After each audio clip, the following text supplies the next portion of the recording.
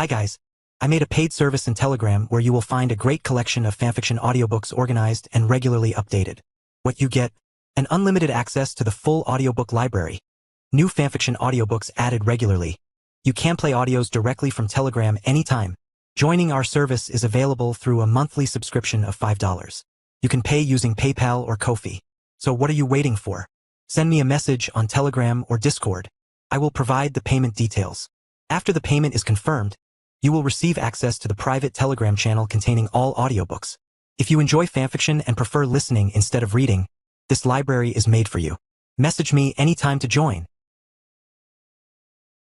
Chapter 1 Bamboo Cutter, Hyaga. Chapter 1 Bamboo Cutter, Hyaga, tired, so tired, her body felt as heavy as a stone, her eyelids seemed to have been sewn shut, and the girl, covered in blood, lay on the ground struggling to open her eyes, her small chest heaving with heavy breathing. Under the cover of night, the dim, yellow crescent moon was lackluster, exuding a sense of listlessness and despondency. The pervasive fog seemed to solidify, and with just a normal breath, the strong smell of rust mixed in with the fog filled the alveoli, bringing a terrifying feeling of drowning. Where is this? The unfamiliar setting quickly brought the girl to her senses. Lower your head. As far as the eye could see, it was all black and red. Blood. So much blood. On the land that had been plowed by the giant beast, red blood and black mud mingled together. Countless mangled corpses lay scattered on the ground. Congealed black blood mixed with the scattered body parts, forming a heap, with limbs and fragments indistinguishable from one another. Shattered skulls, stark white, and internal organs, red and green, lay in pools of blood like peeled and chopped fruit flesh in jelly. As the girl gradually regained consciousness, a chill ran down her spine. The scene, resembling a human slaughterhouse, was truly terrifying. She had worked overtime until 5 a.m. the previous night, and upon returning to her cramped rented room, she collapsed onto the bed, disoriented. When I woke up again, this was the scene before me. Am I dead? Is this hell? Ugh, my head hurts so much. A sudden, searing pain shot through his brain. Clutching his head, Wheelie rolled around in the pile of corpses. It felt as if his skull had been drilled through, his brain matter churning, fragments of memory appearing and disappearing in his mind. Until I opened my eyes again. The milky white pupils reflected specks of gray light. A long time. As the excruciating pain subsided, Wheelie finally managed to sort through the memories in her mind and discovered an absurd reality. She traveled through time, or rather, she was reincarnated. The body's name is Take-Torai Harry. Female, 6 years old. The shared bloodline of the Take-Torai clan of Kirigakur in the land of water and the Hyaga clan of Konoha in the land of fire. Her mother was a member of the Hyaga main clan. During the Third Shinobi World War, she was captured by Ao, a ninja from Kirigakur, causing her to lose her Byakugan bloodline limit. She was later rescued by Take-Torai Harry's father, and the two fell in love and had a daughter. Because she inherited her mother's Byakugan, but her pupil had a faint grayish tinge, she was named Take-Torai Harry. Hyaga, Take-Torai, is this the Hokage? So the current timeline is, the massacre of the Take-Torai clan. Looking at her childish little hands covered in blood, Wheelie couldn't believe her suspicions. It's ridiculous. The memories flooding her mind made Wheelie feel as if her worldview from the past 30 years had completely collapsed. Her arms trembled as she supported her body, her muscles aching and tearing as if she had been in the gym for a year. She stood up unsteadily, the headless corpses scattered around her and the overwhelming bloodstains making her feel both dizzy and familiar. The scene from my childhood, which should have been blurry, reappeared as if time had reversed. Suppressing the churning in his stomach, he reached inside the corpse's blood-stained clothes and quickly pulled out a small white medicine bottle from the inner pocket. The medicine bottle felt cold to the touch. The surface is printed with a red circle, with 2 red dots on either side of the central axis inside the circle, basically coinciding with the circumference. In Wheelie's memory, this is a unique symbol belonging to the Bamboo clan. The 2 dots on either side of the circle symbolize authority and balance. With practiced ease, he pried open the bottle, and a brown pill the size of a thumb rolled smoothly into his palm. Gum. Without the energy to count how many pills there were, he dumped them all into his mouth. The pills were dry and hard in his mouth, and his mouth struggled to produce saliva to help him swallow. Even after half a bottle of soldier's ration pills had been down his throat, he still couldn't taste anything. The stomach and intestines worked together to grind the pills, and soon the power surged back into the body, warming the somewhat stiff and cold body. Soldier's ration pills. In the Naruto world, compressed biscuits are rich in nutrients and can replenish a ninja's chakra. Clan rations are limited in quantity, distributed to adult clan members to maximize their fighting power. The existence of this bottle of pills further confirmed Gray's belief in the reality of the world. Stepping on the blood-stained ground, while waiting for the soldiers' rations to be digested, Wheelie silently sorted out her current situation. Based on memory. Last night, the Take-Torai clan fought a fierce battle with the Kirigakur Anbu who were surrounding their territory. The original owner, who possessed the Byakugan bloodline limit,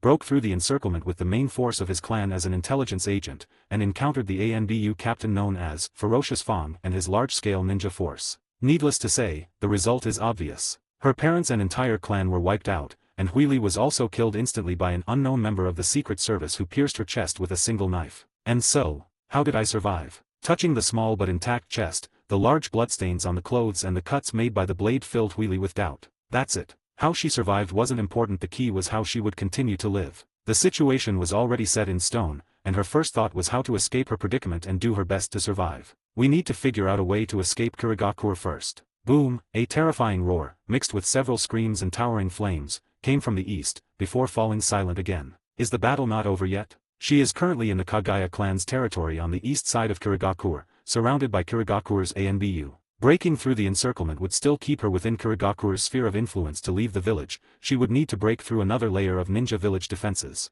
The enemy is Kirigakure, one of the 5 great nations of the ninja world, and what do I have? Huili silently calculated her own capital. In this life, she was considered a minor genius among the bamboo-collecting clan. He extracted chakra at the age of 3 and successfully awakened his Byakugan at the age of 5 under his mother's guidance. Now 6 years old, his chakra reserves were comparable to those of a Chunin. He was proficient in basic gentle fist, and all that remained was the E-rank 3 body technique that every ninja possessed, as well as these corpses scattered all over the ground. Arrange your own capital in descending order. The ration pills in his stomach completely dissolved and digested, and a large amount of bodily energy gathered from his limbs and bones to his dantian, bursting forth along the meridians towards his heart. Invisible spiritual energy converged at the sea of consciousness between his eyebrows and descended. Nothingness and existence, the two gathered and transformed at the chakra seed in his heart, and the pale blue chakra rose within him like the morning sun illuminating the heavens and earth. The heart pumps in tandem with the chakra seed. The power flows throughout the body along with the blood. With her weakness subsiding, Huili didn't rush to escape. Without breaking through the encirclement and blockade of the hidden mist division, any attempt to escape will be futile.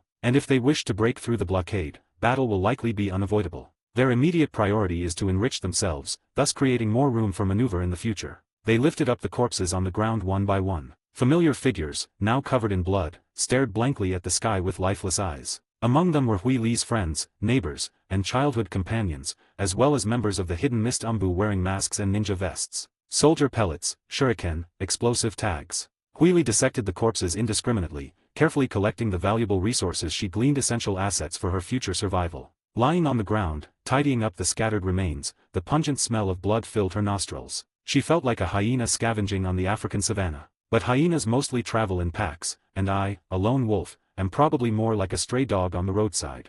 Seemingly amused by her own lame joke, Huili chuckled and solemnly folded up the few explosive tags she had left, stuffing them into her pocket. After a major battle, these resources were either completely exhausted or soaked in water and blood, leaving very few usable. Organize your personal belongings. Look up again. Ahead lay another corpse of an ANBU member, its legs twisted and wearing a mask with a misty raindrop-shaped mark on its forehead. Huili walked over with delight, her small hand eagerly reaching into the ninja tool pouch at the lower back of the body. Based on her experience of looting corpses, these secret agents would have slightly better equipment than the Take-Torai clan. A small hand reached into the backpack. It was warm to the touch, but completely empty inside. And many more. How can a body that has been dead for a long time be warm? As the thought flashed through her mind, Huili's body suddenly stiffened, because she touched a warm, large hand in her ninja tool pouch. Suddenly, a large hand suddenly grabbed Huili's wrist and dragged her over. Huili's deathly gray pupils contracted to the size of pinholes due to tension. She instinctively shook her hands and struggled, but the enemy's large hands gripped her wrists like steel clamps,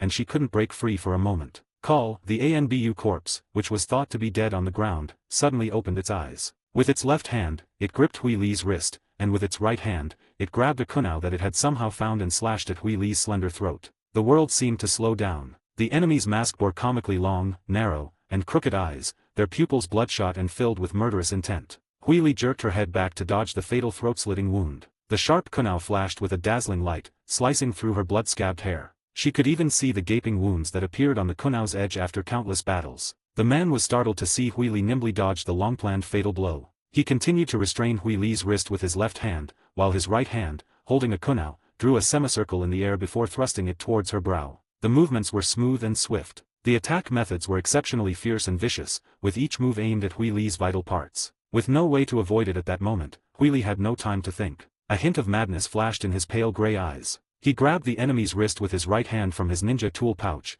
and with his left hand, he also picked up a kunai and stabbed it towards the enemy's head and face. Beneath the blood mist, on the battlefield strewn with corpses, 2 lucky survivors, struggling to their feet amidst the corpses of their companions, held hands and fought desperately with kunai. Laugh, the sharp tip of the kunai pierced between his eyebrows, and crimson blood flowed down from his brow bone, as if a red paintbrush had divided his face in two. Hui Li's eyes widened, her arms stretched out forward with all her might, the tip of her kunai weakly tugging at the other's clothes but unable to go any further. End of this chapter. Chapter 2 Corpse Bone Pulse. What does it feel like to get shot in the head by a sniper rifle? At this moment, Hui Li knew a little bit about it. The sharp, cold iron object pierced her brow bone with an eerie heat. Her brain secreted a large amount of adrenaline to suppress the pain. Memories of her past and present lives flashed by like a noisy, complex, and overwhelming slideshow, leaving her somewhat dazed. But soon, as the adrenaline subsided, intense pain swept through every inch of his body. A burning, constricting pain shot through his brow, like red-hot iron wreaking havoc inside him, especially the skull injury, which was even more severe and prolonged, feeling as if he were being roasted on fire. Is this the end? Is this how my life of over 30 years is going to end? The intense pain between her eyebrows and the strong impact on her brain made Hui Li's consciousness somewhat dazed. The constantly flowing blood stained his eyes red. Don't want to die. I don't want to die. The intense unwillingness seemed to completely awaken Hui Li's will to survive. His deathly gray eyes suddenly gleamed, and the veins around his eyes bulged, like tree roots taking root in his flesh and blood to continuously draw nutrients. The world before my eyes suddenly became clear and transparent. Countless memories and thoughts coalesced into a single idea. The will to survive grew wildly like a mighty iron thorn. The brain was activated by intense pain amidst a buzzing roar. It was as if a switch within the body had been suddenly flipped. Infinite power surged from every part of the body. The bones and muscles seemed to awaken self-awareness, fully activating. Squeak, squeak. Strange squeezing sounds emanated from the skull, like the soles of shoes rubbing against snow and ice crystals, or like a terrifying beast chewing its prey with sharp teeth. Before him were the girl's eerie gray eyes, and in his ears came strange noises emanating from inside her head. The ANBU member, whose legs had been crippled, instantly sensed something was wrong. His muscles tensed, and he forcefully plunged the kunai in his hand into the brow of the strange girl in front of him. But, it can't be inserted. Seeing the enemy's eyes widen suddenly, Hui Li, with a kunai stuck in his forehead and his face covered in blood, smirked. His smile was ferocious and terrifying. Chakra suddenly surged into his brow bone. Squeak, squeak, the kunai let out a miserable scream, overwhelmed by the burden. The hard steel twisted and deformed, and then, to the horrified gaze of the hidden mist members, the steel kunai was snapped in two by grey glass using his brow bone. Clang! The broken kunai fell to the ground with a crisp sound. Monster! A monster! The Dark Division member braced himself on the ground and retreated in fear, but unfortunately, with his legs crippled, he was unable to create any distance. They could only watch in terror as the monster in human skin stood up straight again. Under the moonlight, the girl stretched out her right hand and held it in front of her face, her lifeless pupils between her fingers appearing even more sinister. The tips of the 5 fingers protrude from the stark white bones, tapering and narrowing to a long, slender blade. Its thin layer resembles the world's sharpest scalpel, dazzling to behold at a single glance. The bone blades were fully formed, and the 5 bone blades transformed the girl's delicate, fair hands into the claws of a wild beast. Claws tear the air apart. The secret agents instinctively looked up to avoid it. His gray eyes locked on the enemy, completely seeing through their actions. With almost no pause, the claws swiftly changed direction, anticipating the sweeping motion and precisely intercepting the moving head. Amidst screams, the mask bearing the mist shadow mark shattered instantly, and below, an unidentified handsome young man with his head and face torn to pieces collapsed helplessly to the ground, the red and white substances staining the soil, adding another layer of bloody mud to the scene. Nightfall. The clouds and mist dissipated. A large expanse of moonlight spilled onto the ground, draping the young man before them in a silvery cloak. Whoosh! Retract the bone claw. Having survived the ordeal, Hui Li collapsed to the ground, panting. Her heart was pounding, as if a mad deer was pounding against her chest. He carefully pulled out the broken blade, which was bent between his eyebrows, and strangely, no blood flowed out. Chakra surged to the center of the brow and was rapidly consumed, like gasoline burning intensely in the fuel tank of a speeding sports car. Osteocytes rapidly divided and multiplied, repairing and filling the gap above the brow bone. The damaged skin wriggled and gathered towards the center, and the skin, flesh, and blood vessels automatically glued together, emitting steam like vapor. In the blink of an eye, the vertical eye between his brows vanished without a trace, as if the terrifying injury he had just suffered was merely a terrifying illusion. Hui Li was not surprised by the abnormality in her body. Corpse bone vein. The limits of blood succession of the Take-Torai clan. The ability to freely manipulate all the bones in the body for defense or attack. Anything related to bones, such as osteoblasts, osteoclasts, and calcium concentration, can be manipulated without restriction, allowing for bone formation, decomposition, or hardening. Because bones pierce tendons and skin when pulled from the body, the corpse bone vein also possesses a self-healing ability to rapidly heal external injuries. However, this is only a superficial introduction to the corpse bone pulse in the original work. As a true member of the Bamboo clan, Harry has a more detailed and comprehensive understanding of her clan's bloodline limit. In my memory, the Kagaya clan called the ability of the Shikatsumayaku, corpse bone pulse, to manipulate bones, complete awakening, also known as second stage awakening. Healing injuries and simply manipulating flesh and blood is first stage awakening, or half awakening. The Kagaya clan was able to dominate a region and become famous throughout the ninja world simply by relying on their taijutsu. It doesn't rely on the rare second-tier awakening that only appears once every few decades, but rather on the semi-awakened state that most adult members of the Bamboo clan can possess. The so-called semi-awakened state of the corpse bone vein. With hard bones and well-developed tendons, it can unleash superhuman strength beyond human limits, regardless of injury. It possesses a powerful self-healing ability that allows it to rapidly recover from non-fatal wounds. Its body automatically sutures wounds to prevent excessive blood loss, maximizing its stamina in prolonged battles. Finally, it has an unstoppable adrenaline rush, becoming increasingly excited with each battle, and possesses a powerful fighting instinct that allows it to continue fighting the enemy even when unconscious, relying solely on muscle memory. It can be said that every semi-awakened member of the Bamboo Cutter clan is an absolute berserker, a corpse demon who is unafraid of pain and death. That is why this battlefield was so brutal. Under the vast moonlight, most of the corpses of the Bamboo Grove members were in tattered state, making it difficult to even identify them.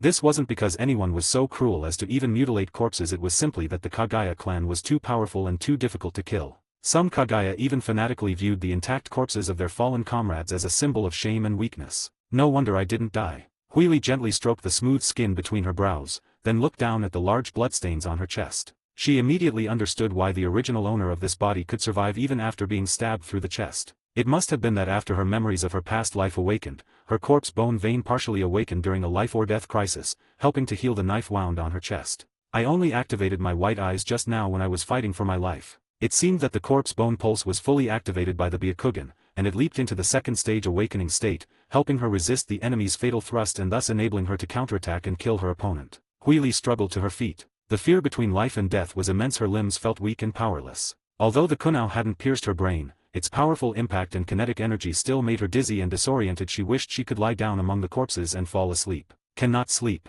She slapped herself hard, the stinging pain forcing her to pull herself together. The undigested ration pills in his stomach quickly dissolved, and his depleted chakra reserves were used to provide energy for his actions. She had just rolled her eyes at everyone. The battle was nearing its end. The massive encirclement of the Hidden Mist Division contracted towards the center, with countless squads of the division roaming and moving across the battlefield. Only the eastern side was breached. Chakra was infused into the Byakugan, and the pale gray pupils gradually darkened in color. The forest receded rapidly, and the world became more transparent. In the extreme distance of the white eye, the corpses of the Mist Shadow members, cloaked and wearing white masks, were piled up like mountains. Groups of pythons as thick as buckets left countless pits in the ground, and colorful, highly venomous snakes slithered and crawled, like the loose threads of a knitted sweater densely covering the surface of the corpse pile. There's no need to say more about who the murderer is. Orochimaru rescued Kaimamaro and they broke out from the east. If she wants to escape the encirclement of Kirigakure, this may be the only way out. Sudden, numerous chakra reactions appeared in my field of vision.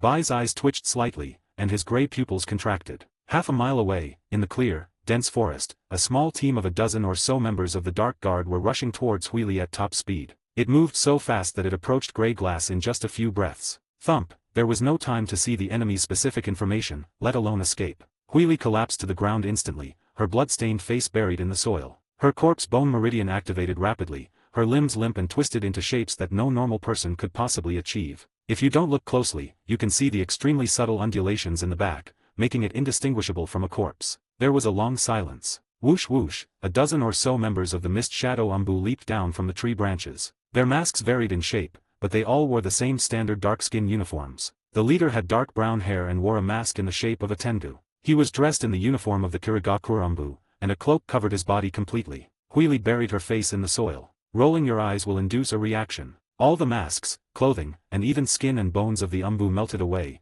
and a large amount of chakra in the meridians came into view. 1 elite jonin, 3 special jonin, and the rest were chunin. The difference in strength between the enemy and ourselves was too great, and we could not fight them. Huili held her breath, daring not to move an inch except for her eyes. Mist Raven, Dark Fox, Bloodhound, the 3 of you stay here to clean up the battlefield. Kill any remaining members of the Bamboo Cutter clan on the spot. The rest of you, come with me.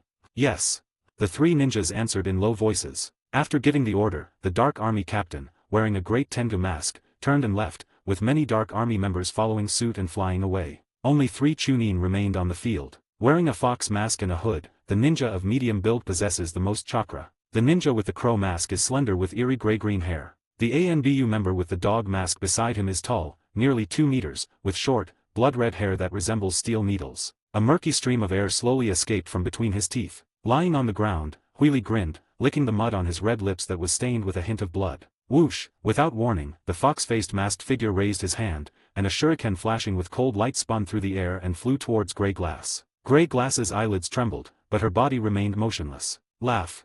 The shuriken pierced precisely into the chest of a corpse next to Huili. The distance was so close that she seemed to be able to clearly feel the tremor as the shuriken entered the flesh. What's wrong, Nether Fox? It's nothing, I think I just heard some noise over there. The ninja with the fox face mask nodded to the raven-faced ninja in the middle, indicating that there was no need to be nervous, and walked straight towards Huili. The monsters that pluck bamboo are very stubborn, so be careful.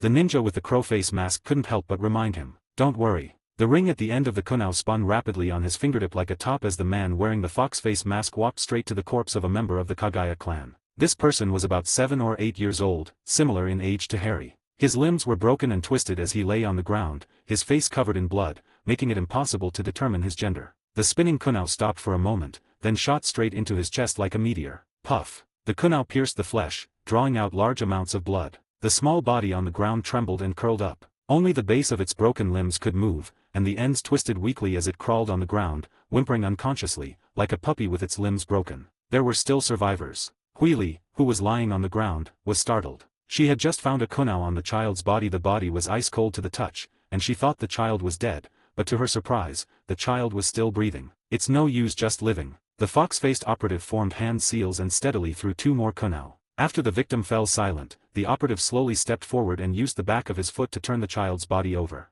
The kunao pierced the heart, extinguishing all life. Then, he reached into the child's clothing and searched inside. Seeing that nothing unexpected had happened, the other 2 ninjas also went to other corpses and stabbed them one by one in the heart with kunao. Watching the ruthless assassin plunge a sharp weapon into the chest of the corpse, Huili's face darkened, her fingers gripping the soil tightly. Having barely survived, and even managed to kill a Kirigakure ANBU member using the corpse bone pulse technique, I never expected to fall into another crisis in an instant. Damn it, the medical department's mortuary disposal team should be handling the corpses, not ANBU ninjas. What are they looking for? As the 3 men rummaged through the corpses' pockets, Huili's mind raced, trying to find a glimmer of hope in this desperate situation. Time passed by minute. There weren't many intact corpses on the battlefield, and given that Grey Glass was very close to the corpse from before, the fox-faced ANBU quickly turned his attention to Grey Glass, and walked towards him with a kunao covered in sticky black blood in his hand. The enemy was getting closer and closer. Huili lay on the ground, her body tensing up instantly. Her stiff body, which had been still for a long time, trembled slightly.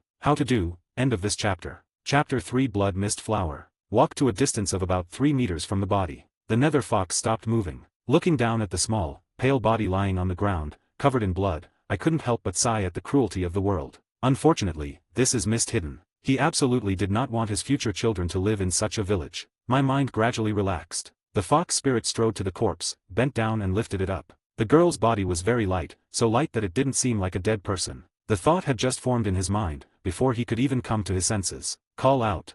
Like a silenced pistol being fired, a pale, blood-streaked finger bone instantly pierced his throat. The excruciating pain in his throat made Mingyu's eyes widen in agony, his mouth opening and closing weakly but unable to utter a sound. He looked in horror at the girl who lay quietly on the ground, her fingers barely moving as she slowly sat up, her face covered in blood. His gray eyes were filled with murderous intent, and the veins around his eyes made him look like a demon. That's the white eye, how can it be? He covered the bloody hole in his chin with both hands, his body trembled a few times, and finally collapsed to the ground with a thud.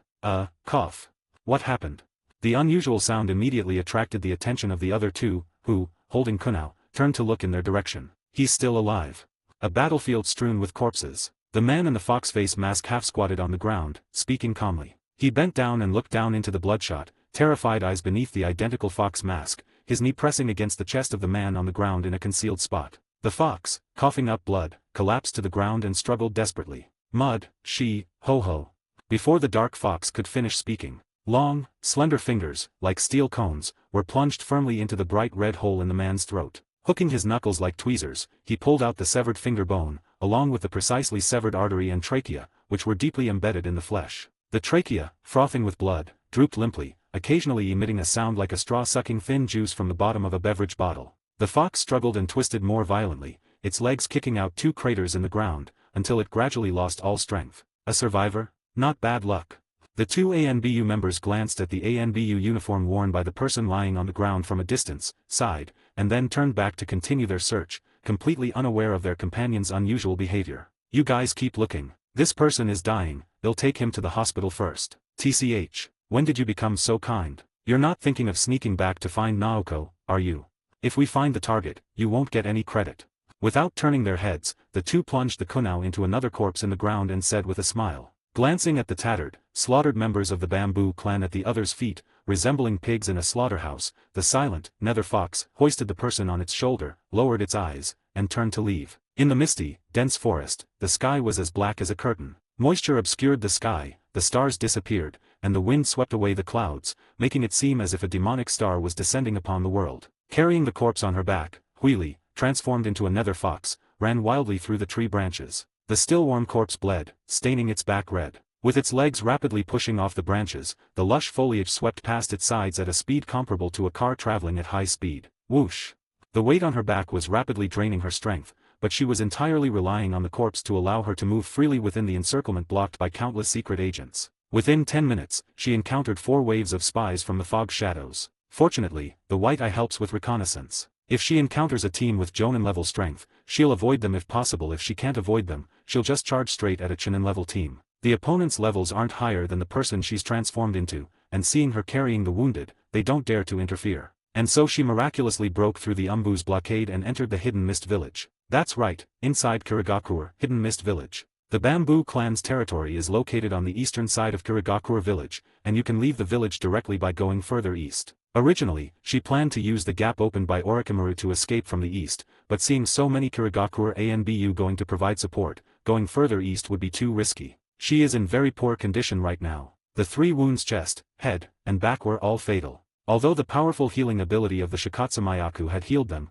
the chakra consumption was real. Right now, she's struggling to maintain her transformation technique and be a Kugan with her current chakra. If it weren't for the soldier's ration pills in her stomach, she would have already run out of ammunition and food. Rather than going east to fight the Umbu head-on, it would be better to do the opposite, think in reverse, go west into the central area of Kirigakure, find a place to stay until dawn, and then figure out a way to leave the village. This would be less risky and more appropriate. Huili glanced back at the gradually cooling shadows on her back. This person is very cautious. Even when faced with a seemingly dead corpse, he would first throw a shuriken to test the waters before daring to get close. If it weren't for her special ability to manipulate flesh through her bone veins, stimulating the body to secrete adrenaline to shield against pain, and contracting muscles and blood vessels to control blood flow, she probably wouldn't have been able to harm him. Are all the ANBU members of Kirigakure of this caliber? This is really bad news. They ran for a while. The injury on my back has been fully healed. The bone inside my index finger is growing, causing a tingling, itchy sensation similar to a mosquito bite. Corpse bone veins 10 fingers penetrate bullets. Using chakra, he shoots out the finger bones with great speed and power.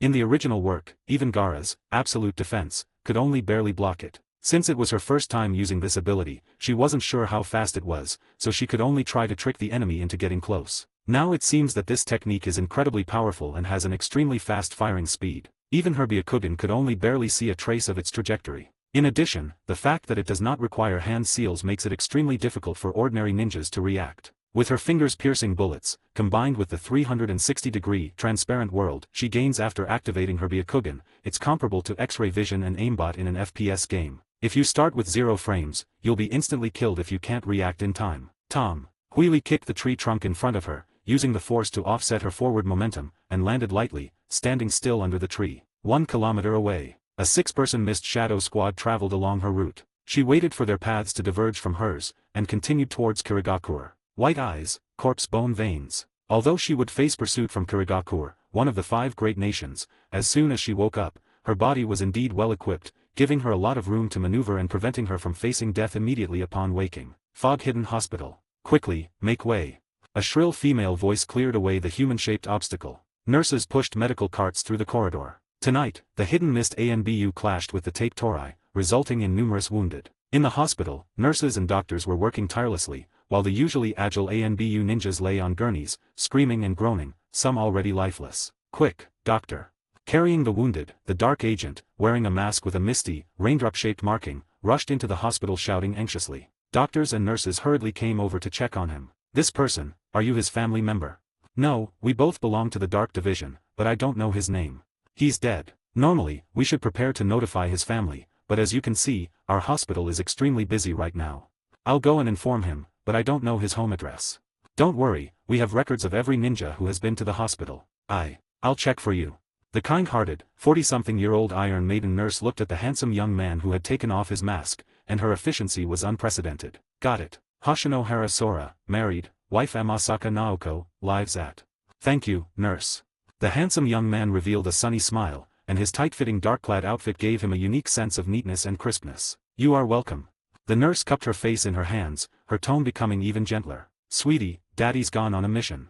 Naoko Amasaka leaned against the sofa in the living room, her long black hair cascading down her cheeks, adding to her gentle and graceful appearance. Stroking her round belly, a faint worry appeared on her slightly fleshy, happy face. She's been married to Hoshino Sora for almost a year, and she's about to become a mother. The ANBU missions are fraught with danger, and every time Hoshino goes on a mission, she worries and can't sleep. Missions in the shadows are dangerous, but the rewards are substantial. He always said he wanted to leave Kirigakure, leave the land of water, and move to a bigger house to live a better life. But Naoko Amasaka didn't care about any of that. In her view, it's enough as long as the family can live happily together every day. Yuan Kong has saved up a lot of money over the years. Maybe I should persuade him again in a few days to retire from the UMBU and become a teacher at the Ninja Academy. The income may not be much, but it's safe and stable, and I won't have to live in constant fear. We can't let him have his way anymore. Even if it means having a huge fight with him, we have to make him quit his job in the Dark Division. Naoko Amasaka secretly made up her mind. Dong dong dong. A sudden knock on the door interrupted her thoughts. Hoshino's back. How come so soon? Naoko Amasaka got up in confusion, her pregnant belly protruding, and walked warily to the door. "Who is it?" "Naoko, it's me." A familiar, deep male voice came from outside the door, and Naoko Amasaka's beautiful face immediately relaxed, blossoming into a bright smile. Click. The door opens. Hoshino, exuding a bloody aura and dressed in ANBU attire, stood in front of the door. His deep, cold features were somewhat stiff, and his eyes were fixed on Amasaka Naoko. "Why are you staring at me like that? It's kind of scary." Naoko Amasaka gave a coquettish laugh, her husband's undisguised gaze making her a little shy. Hoshinohara Sora didn't say anything, but closed and locked the door, and pulled Amasaka Naoko into her arms. "Ugh, you're covered in blood. It's just one mission, how cheesy." Faced with her lover's embrace, Naoko Amasaka feigned disgust, but a radiant smile appeared on her face. She nestled happily in Hoshino's arms, resting her chin on the man's broad shoulders, her arms tightly wrapped around Hoshino's waist as if afraid he would escape. The same was true for Hoshino, whose back was covered in blood. Puff. A happy smile froze on his face. Naoko Amasaka lowered her head, trembling, her bewildered face contorted in pain. The jagged bone spurs pierced her body like flower stamens, and blood splattered out, staining her dark blue nightgown a brick reddish brown. The excruciating pain in her chest and abdomen felt as if her entire body had been torn in two. Naoko Amasaka looked blankly at her lover's expressionless, resolute face with her chestnut-colored eyes. You're not."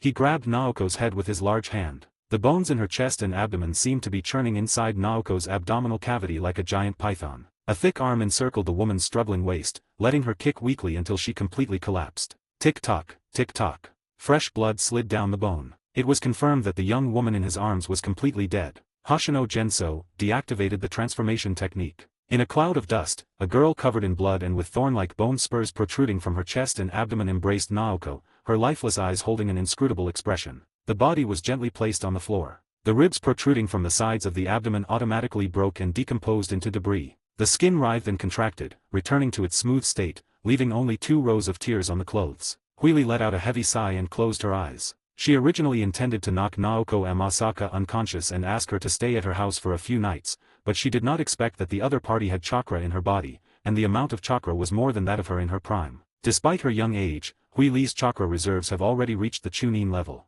This woman possesses even greater chakra reserves than her in terms of chakra alone, she may have already reached the threshold of Jonin. Given her current state, unless she transforms into an acquaintance and decisively launches a sneak attack, the outcome is uncertain. Living room. Bright lights. Blood gushed out like lava, staining the brown carpet. Huili looked down at her own body. Large patches of blood were on his hair, face, and clothes. The dried blood had congealed into layers of scabs that clung to his body, giving off the stench he had long been accustomed to. Huili rubbed her forehead in frustration. The texture was slippery and sticky, which made her feel irritated. She wasn't a psychopathic killer. She killed 3 people in one go after transmigrating, including a pregnant woman. The impact on her, both mentally and physically, was considerable. But all she wanted was to survive. The hidden mist encirclement and slaughter of Bamboo Cutter cannot distinguish between children and women. Naoko Amasaka's body was dragged from the living room to the bathroom, where blood dripped onto the cold floor, where it was crushed and left long marks. The group of ANBU members were probably looking for something, and with Orochimaru interfering,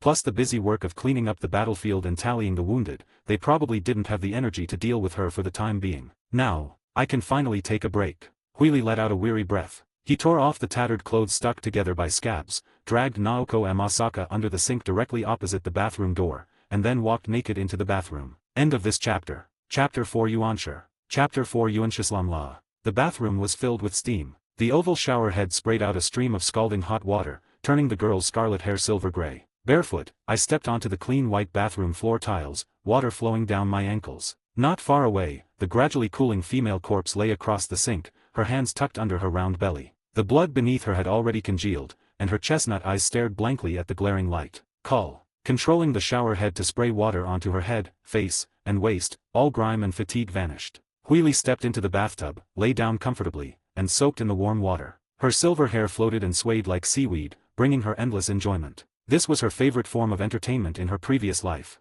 After a long day at work, she is exhausted. When she gets home, has dinner, takes a nice hot bath, and gets a good night's sleep, that is the happiest time of her day. The warm water cleansed her soul, and her body became increasingly relaxed and supple. Gray Glass's consciousness gradually dissipated, and she sank into darkness. Meanwhile, on the eastern side of the outskirts of Kirigakure, the once bustling clan territory of the Kagaya clan, renowned throughout the ninja world for their Shikatsumayaku corpse bone pulse, is now a ruin. The house collapsed, and the ancestral tablets were overturned and trampled on like bricks. More than 20 secret agents spread out, bending over and searching inch by inch. The very center of the clan's territory. The ANBU member, dressed in a gray-black cloak over a standard bodysuit and ninja armor, stood with his arms crossed, watching his respectful subordinate wearing a Tengu mask. He wasn't wearing the standard mask for the dark guard. He had blue eyes, brown hair, a high and broad nose, and a cold and stern expression. This man was the dark guard's captain, codenamed Ferocious Fang.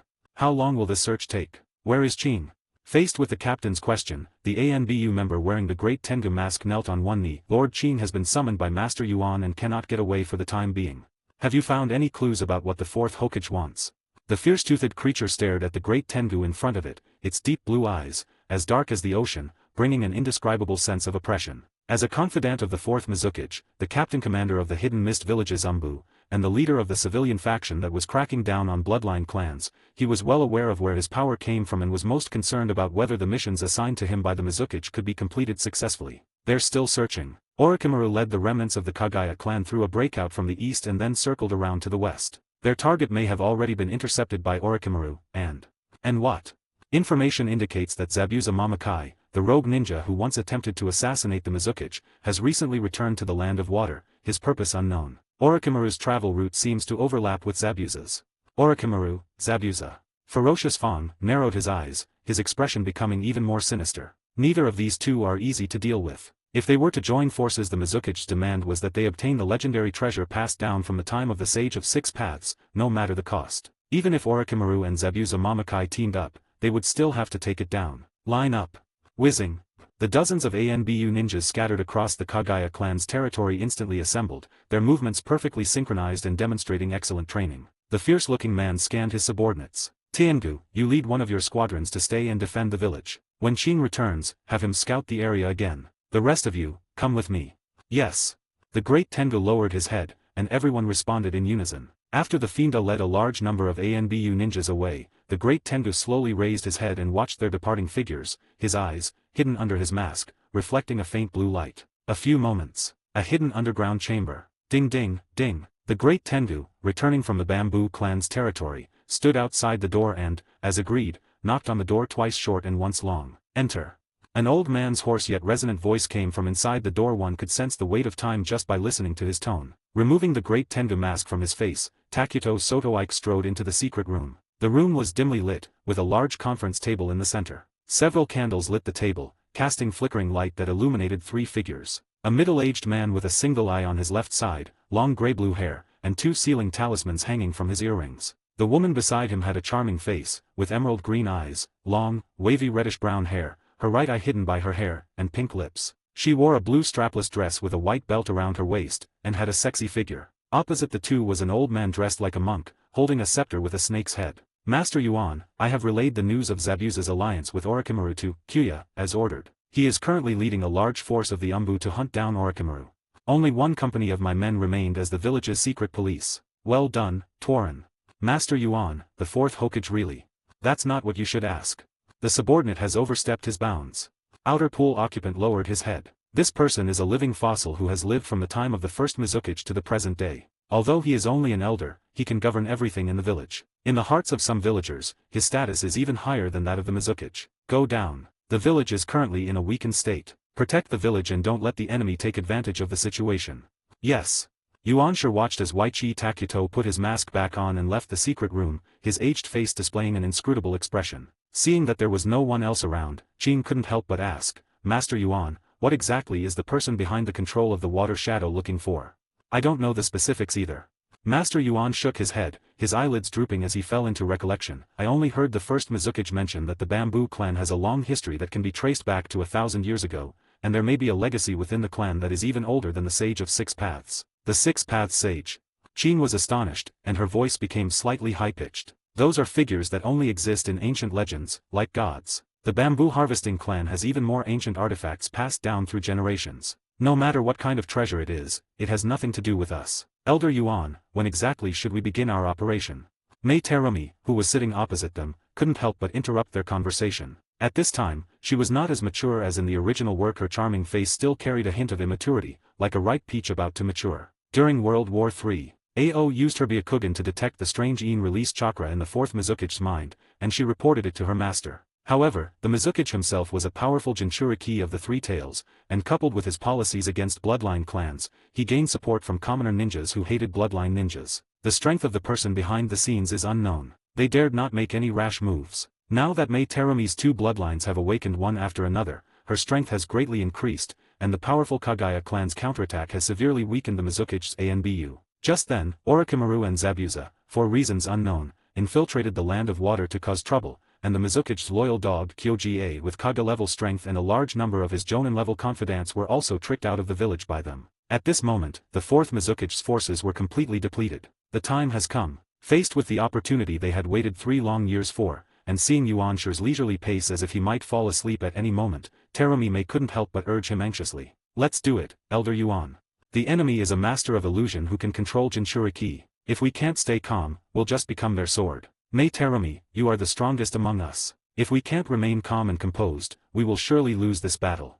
The master's cloudy eyes stared at Terumi Mei as he spoke slowly. There was not a trace of blame in his tone, nor any air of superiority from someone in a high position, only earnest instruction to pass on his experience to the younger generation. Faced with Elder Yuan's earnest teachings, the slightly immature Terumi Mei nodded guiltily, and the anxiety in her heart gradually subsided. Looking at Mei Terumi, who had regained her composure, AO sighed inwardly. He truly lives up to his reputation as Master Yuan. End of this chapter. Chapter 5 Blind Girl. Chapter 5 Blind Girl Earthquake. Run.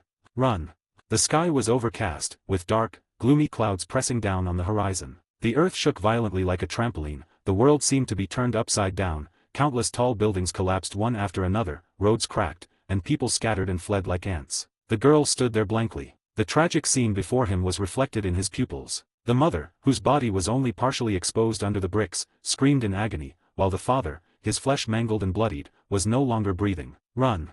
Amidst the cacophony, the crying girl was pushed and shoved by the surging crowd as she ran toward a narrow, distant light. Look back. Rumble, the earth is shaking and the mountains are shaking. The building collapsed with a crash, leaving only endless darkness before us. Wow. Bathroom. A silver-haired girl burst out of the water, splashing water everywhere. Cough cough.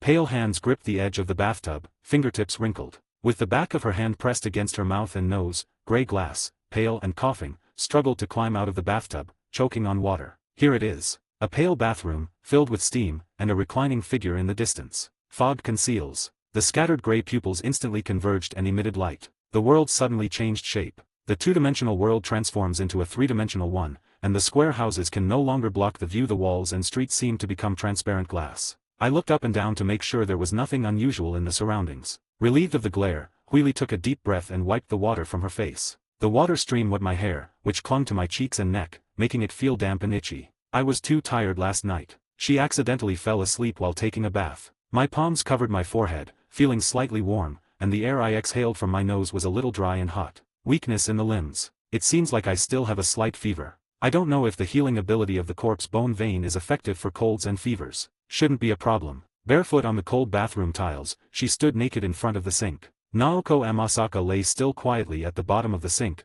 her chestnut eyes unfocused, her beautiful face slightly bluish from excessive blood loss. Life is so fragile. Huili stood in front of the corpse, took down the towel hanging above the sink, and rubbed it around her wet hair. Looking at the woman's bruised face at her feet, she couldn't help but recall the devastating disaster of her childhood. It was a horrific earthquake that left her orphaned, having lost her parents, relatives, and the home she depended on for survival. Her once kind neighbors had beaten her down for a bite to eat. The image of her parents' tragic deaths is a nightmare she can never escape for the rest of her life. She doesn't want to become like that. She wanted to live better than anyone else. She looked up and saw that the mirror above the sink was fogged up, only reflecting a faint outline of her face. Holding a tissue to wipe the mirror, a faint gray mark was immediately left on the clean white paper. A silver-haired girl, completely naked, appeared in the mirror. The girl had delicate, well-defined features and fair skin though not yet fully grown. Her beauty was undeniable. Her long hair cascaded down her shoulders, covering her chest, and the silver-gray strands shimmered with a metallic sheen under the light. Its irises were milky white, but the pupils in the center were an unusually dull gray, a color that seemed to be deeper than I remembered.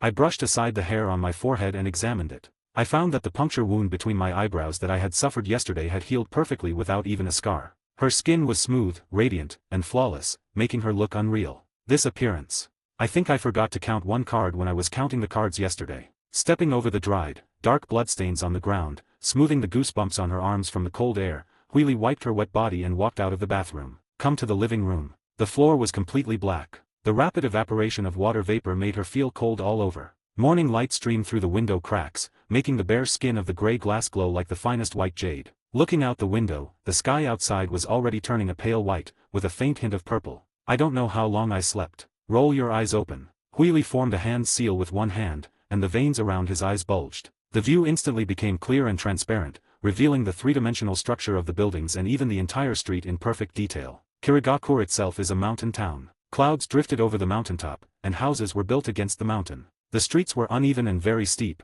with a large bulge in the middle of the road, like a giant basketball buried underground. The houses on both sides were single-story, some with woods and mounds behind them. Climbing up led to another street, somewhat like a magical city from a previous life. He withdrew his gaze and rolled his eyes, surveying the surroundings inch by inch from top to bottom. Huili's brows furrowed slightly. She turned back to the bathroom, opened the drain, and cleaned out the long, silver-gray hair that was tangled up at the very back. Looking at Naoko Amasaka at the bottom of the sink and her clenched fist hidden in her lower abdomen, chakra surged. Base, terrifying blade sprang from the deformed finger joints, protruding from the flesh. The sharp bone blade of the Mori white extends and thins, forming a shape like a scalpel, making the already exceptionally sharp edge even faster. Sizzle. His fists were clenched into a ball, and his fingers were stiff as wood. Huili wielded the bone blade and severed Naoko's fingers one by one, revealing the blood-red character bone on her palm. Even though marriage and children had diminished her former sharpness, she was still able to leave clues when she was on the verge of death. They truly deserve the name of the Blood Mist Ninja.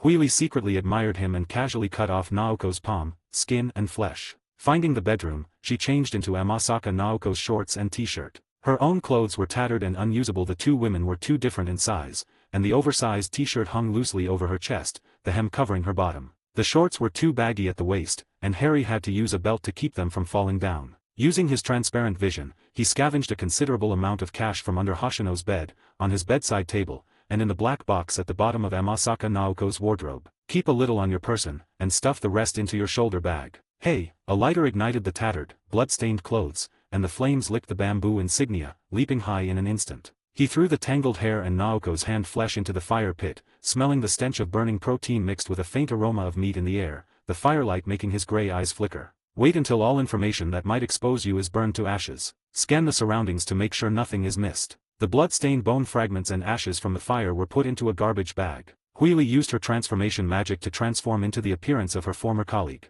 Carrying a wallet and the garbage, she walked out of the house, looking like a corporate slave rushing to work in the early morning. 3 hours later, somewhere underground in Wuyan village. Captain, we've found the Dark Fox.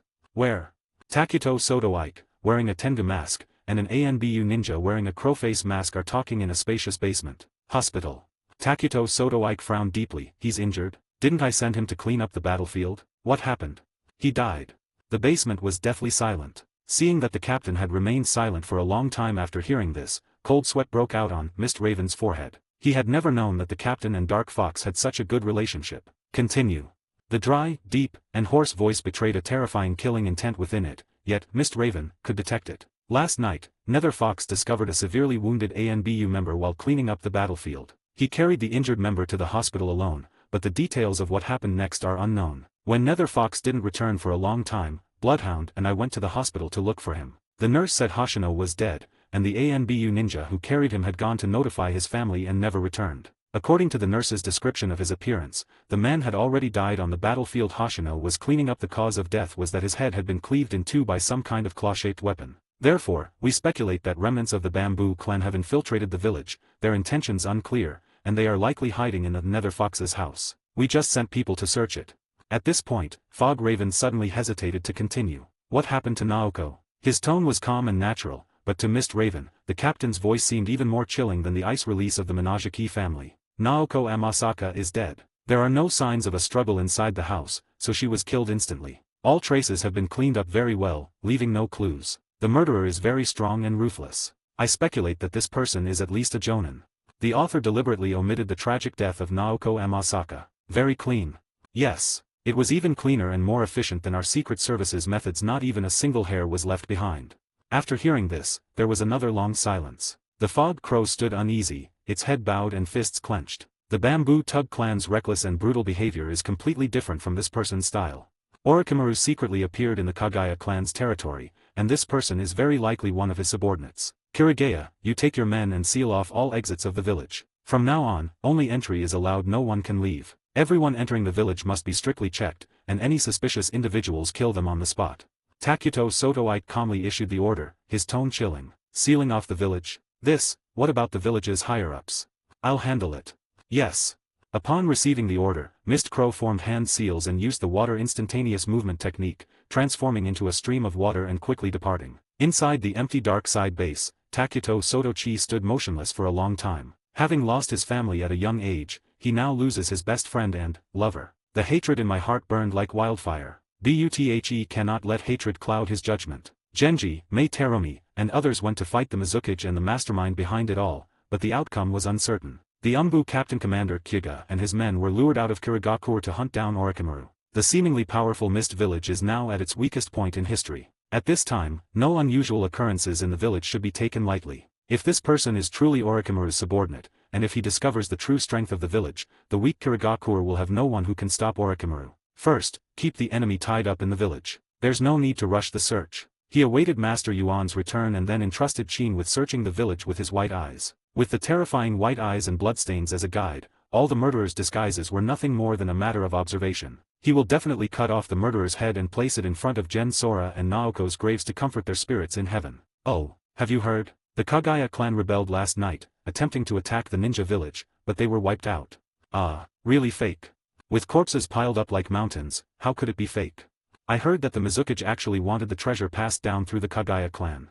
Hey, brother, watch your words. Central Avenue is shrouded in mist. Familiar passers-by gathered in twos and threes, whispering among themselves. They couldn't help but be careless. The central street is located at the very top of the mountain city, and no matter where you are in Kirigakure, it takes a long uphill climb to get there. If you look down from the sky, the crisscrossing streets look like a giant crosshair carved on the surface of a bullet, and at the very center of the crosshair stands the Mizukage building. The main subject of their discussion was at the very top of the building. Boom boom boom, as the group was talking, a strange noise suddenly came from the street intersection. The man narrating the story looked alertly in the direction of the sound. A silver-haired girl, holding a long wooden staff, walked slowly down the gentle slope of the road. The girl carried a military green pack on her back, held a brown wooden cane, and wore a small white cloak that reached past her calves. A hood covered her head, and a black cloth blindfolded her delicate face. Her silver-gray hair curled from both sides of her face, falling to her chest and shimmering with a unique metallic sheen in the sunlight. What a beautiful blind woman. Upon realizing the source of the unusual sound, the group inwardly exclaimed in admiration,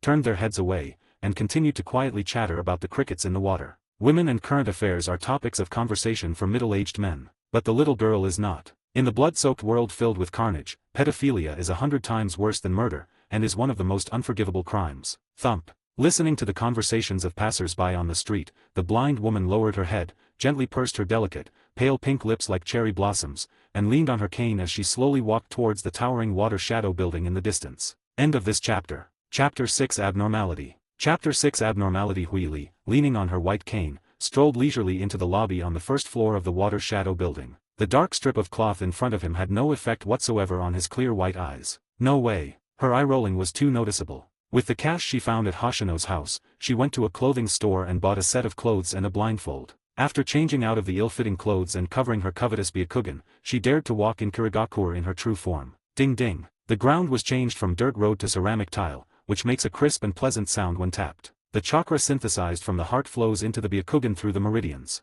Under the blindfold, the pupils contract forcefully. The Byakugan, which is capable of seeing through everything within a kilometer, is greatly limited in the Mizukage building. Within sight, countless chakra-infused barriers and seals protected the Mizukage's building layer by layer. Chains formed from a different type of chakra strangled the building like giant serpents seizing their prey. It's impossible to see through it. Especially the water shadow office at the very top, which is almost isolated from the building by sealing techniques and an unknown, strangely colored barrier. Its tight security made it look less like the office of a village shadow and more like a secret prison where death row inmates were held. Has Obito Uchiha been discovered? Uncertain in her mind, Huili, leaning on her cane, followed the staff to the front desk in the lobby on the first floor. Little sister, what's the matter? The female ninja, sitting on a stool behind the stage, crossed her legs and trimmed her nails, her eyes scanning the blind woman in front of her. I want to post a task. Putting down her work, the female ninja took out a mission sheet and a set of paper and pen for formulaic note-taking. Escort me to the Fire Country's Tanabata Street. The pen paused on the paper. The reason? Huili frowned. What she really wanted to go to was Konoha village. I just couldn't say it directly, so I randomly picked a place name that I was familiar with from a comic book in my past life. Konoha is located in the Land of Fire, the most prosperous of the 5 great nations, with abundant land and a pleasant climate. Having watched the anime, Huili is most familiar with the situation there, and can take full advantage of her knowledge of the original plot. Although Konoha faces many crises, in Hai Li's view, crises are not scary. What is scary is the unknown. No matter what kind of crisis it is, as long as you know about it in advance, you can avoid it with ease. Most importantly, the Hyaga clan of Konoha is her maternal clan. Going there to obtain the protection of the Hyaga and Konoha can help her escape the pursuit of the hidden mist Umbu. Moreover, she is different from ordinary Hyaga clan members. Her mother was from the Hyaga main family. As the eldest daughter of the main branch of the Hyaga clan, she was naturally a true member of the main branch, and the Hyaga clan's most disgusting, caged bird, cursed seal had no effect on her. If she successfully reaches Konoha, she can return to the Hyaga clan as the main branch's daughter. At that time, she will possess 2 of the top-tier bloodline limits and inheritances in the ninja world, and will have Konoha and the Hyaga clan as her backing, providing her with resources and protection. Before Shippuden began, she had almost no need to worry about her life being threatened. This was the best choice she made after careful consideration. As for why she needed a hidden mist ninja to escort her, the reason was simple: she didn't know the way to the Land of Fire. The ninja world is not Earth. There's no convenient high-speed rail here, no Baidu maps, and certainly no smooth roads. In this life, Huili is only 6 years old and has never even left Kirigakure. The journey from Kirigakure to Konoha spanned countless kilometers across the ocean. She didn't even know where to buy a ticket to the Land of Fire. Thoughts swirled in my mind. Seeing that Huili hadn't replied for a while, the female ninja assumed she didn't want to reveal her privacy. She paused for a moment, then patiently explained, missions are classified into 5 levels from highest to lowest, S, A, B, C, and D. If the danger level of a mission cannot be determined, it can easily lead to unnecessary casualties and mission failure. Therefore, we must know the reason for the mission before dispatching ninjas to carry it out. Reasonable. Grey Glass nodded and made up something on the spot. My dad has been missing for 2 months. Before he left home, he said he was going to Tanabata Street in the Land of Fire and would be back soon, but he hasn't returned yet. I'm very worried and want to go find him. The female ninja remained unmoved by Huili's story, diligently taking notes while talking non-stop. Due to the long distance, this mission is tentatively designated as a sea-level escort mission, with a commission of 10,000 taels. Please pay half of the commission fee as a deposit first, and the remaining commission fee will be paid upon completion of the mission. If it is discovered during the mission that you have concealed anything or that the difficulty of the mission far exceeds the assessment level, the escort ninja has the right to refuse to perform the mission, and the deposit will not be refunded. The female ninja spoke at a rapid pace and with clear enunciation, like a rapid-fire monologue. Huili took off the package on her back and counted out several large silver notes to pay. Okay, please leave your address. We will notify you as soon as a ninja accepts a mission. Although she was a little surprised that Huili, who was blindfolded, could count out exactly 5,000 silver notes, the female ninja did not ask any questions out of curiosity. When it comes to work, it's better to avoid trouble. Having worked in this line of work, she'd seen all sorts of people. She'd met all sorts of strange individuals and heard all sorts of tragic stories. Her compassion and curiosity had long been exhausted by the endless stream of missions and assignments. Misty Inn, Room 304. Within one business day, a ninja will notify you to stay in the hotel and not wander around.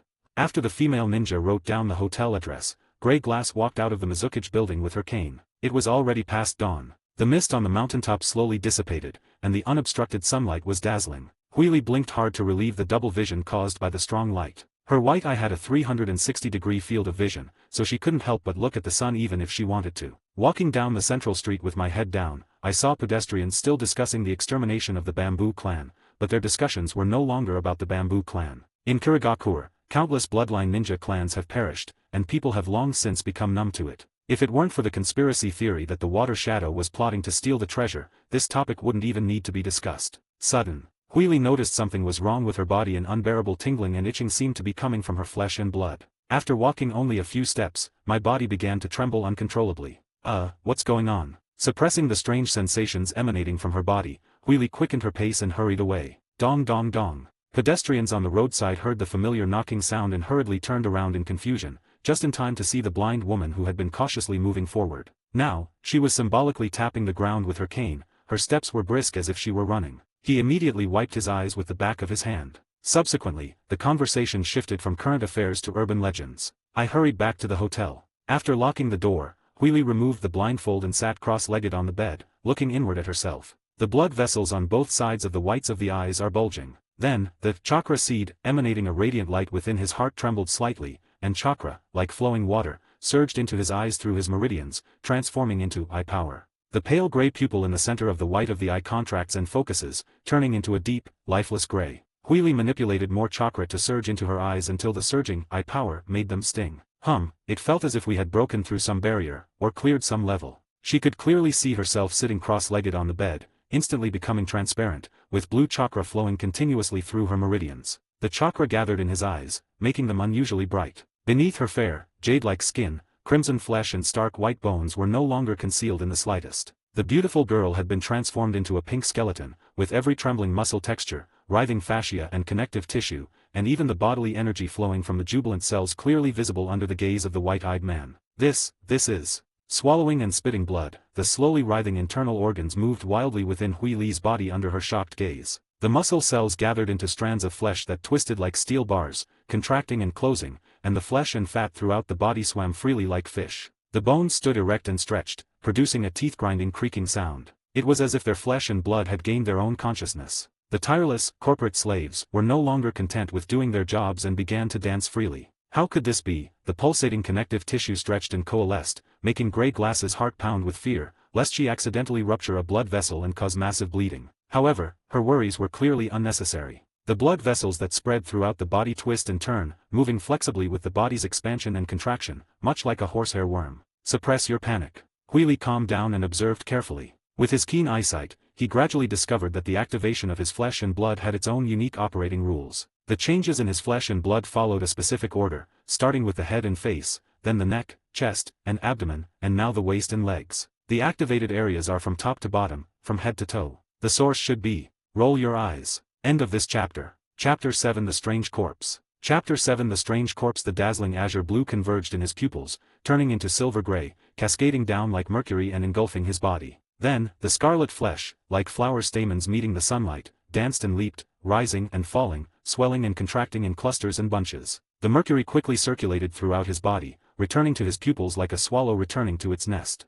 Without the enhancement of his pupil power, his revitalized flesh and blood slowly subsided again. These living flesh and blood did not die, they were simply sleeping quietly, conserving their strength, waiting for their master's summons. Huili had a sudden thought. A slender, pale index finger's skin automatically split open, revealing a section of stark white finger bone that wriggled out from the red flesh and fell into the palm. Controlling the small opening on the index finger's skin to close, tiny granulation tissue grew beneath the skin, so fine it was difficult to detect even with the whites of the eyes. Intertwining, mending, filling, gluing. The empty, somewhat limp knuckles were filled with newly grown bones, and eventually the flesh and bone became one. Huili clenched her fist. There was no further abnormality in his hands, and he consumed very little chakra. Pinch your finger bones with 2 fingers. The surface of the bones shimmers with a matte, metallic sheen. Even Kunao cannot pierce the bones of those who have awakened the corpse bone pulse. Theoretically speaking, Grey Glass, who only knows the 3 body techniques, would have no way to deal with this material that is 3 times harder than steel. But, Hui Li's eyes narrowed.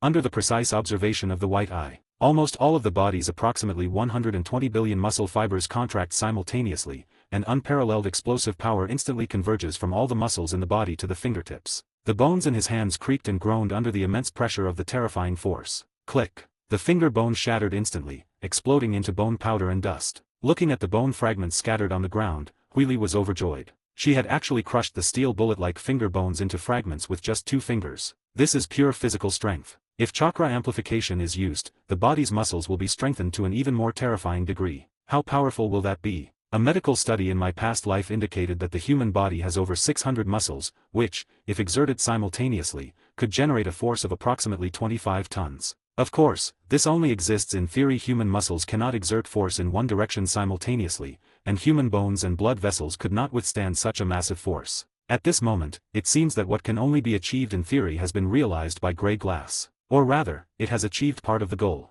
During use, the alien bones can pierce tendons and skin, causing injury to the user. The original work explains this by stating that those who awaken the corpse bone pulse possess powerful self-healing abilities, allowing them to recover quickly from injuries. But this doesn't explain why someone can still move freely even after the bone has pierced the tendon. Anyone with even a little bit of basic biology knowledge knows this. The human body is a complex and unified system. Although bones, tendons, blood vessels, fascia, and other tissues are located in different anatomical positions, that is in relation to a dead person. In a normal, healthy living person, each of their organs exists in an isolated manner. The 9 major systems of the human body. The musculoskeletal system, composed of bones, joints, and skeletal muscles, accounts for 60% of the body's weight. One small change can affect the whole situation. Not to mention the bones, which are of paramount importance to humans. It's impossible for bones to deform at will while other parts remain the same as those of an ordinary person. In her previous life, Huili only watched anime for entertainment and didn't delve into it. Now, fantasy has become reality. The seemingly mysterious and unbelievable corpse bone vein possesses a terrifying power that lies not in its indestructible bones, but in its freely manipulated, living flesh. Muscles and skin can grow and crack as bones deform. The internal organs can move freely within the abdominal cavity to prevent being pierced by their own alien skeleton. Fascia and blood vessels can also detach from the bones at any time. Only this corpse-like body could bear this steel-like skeleton that could deform at any moment. The so-called corpse bone lineage should have corpse preceding bone.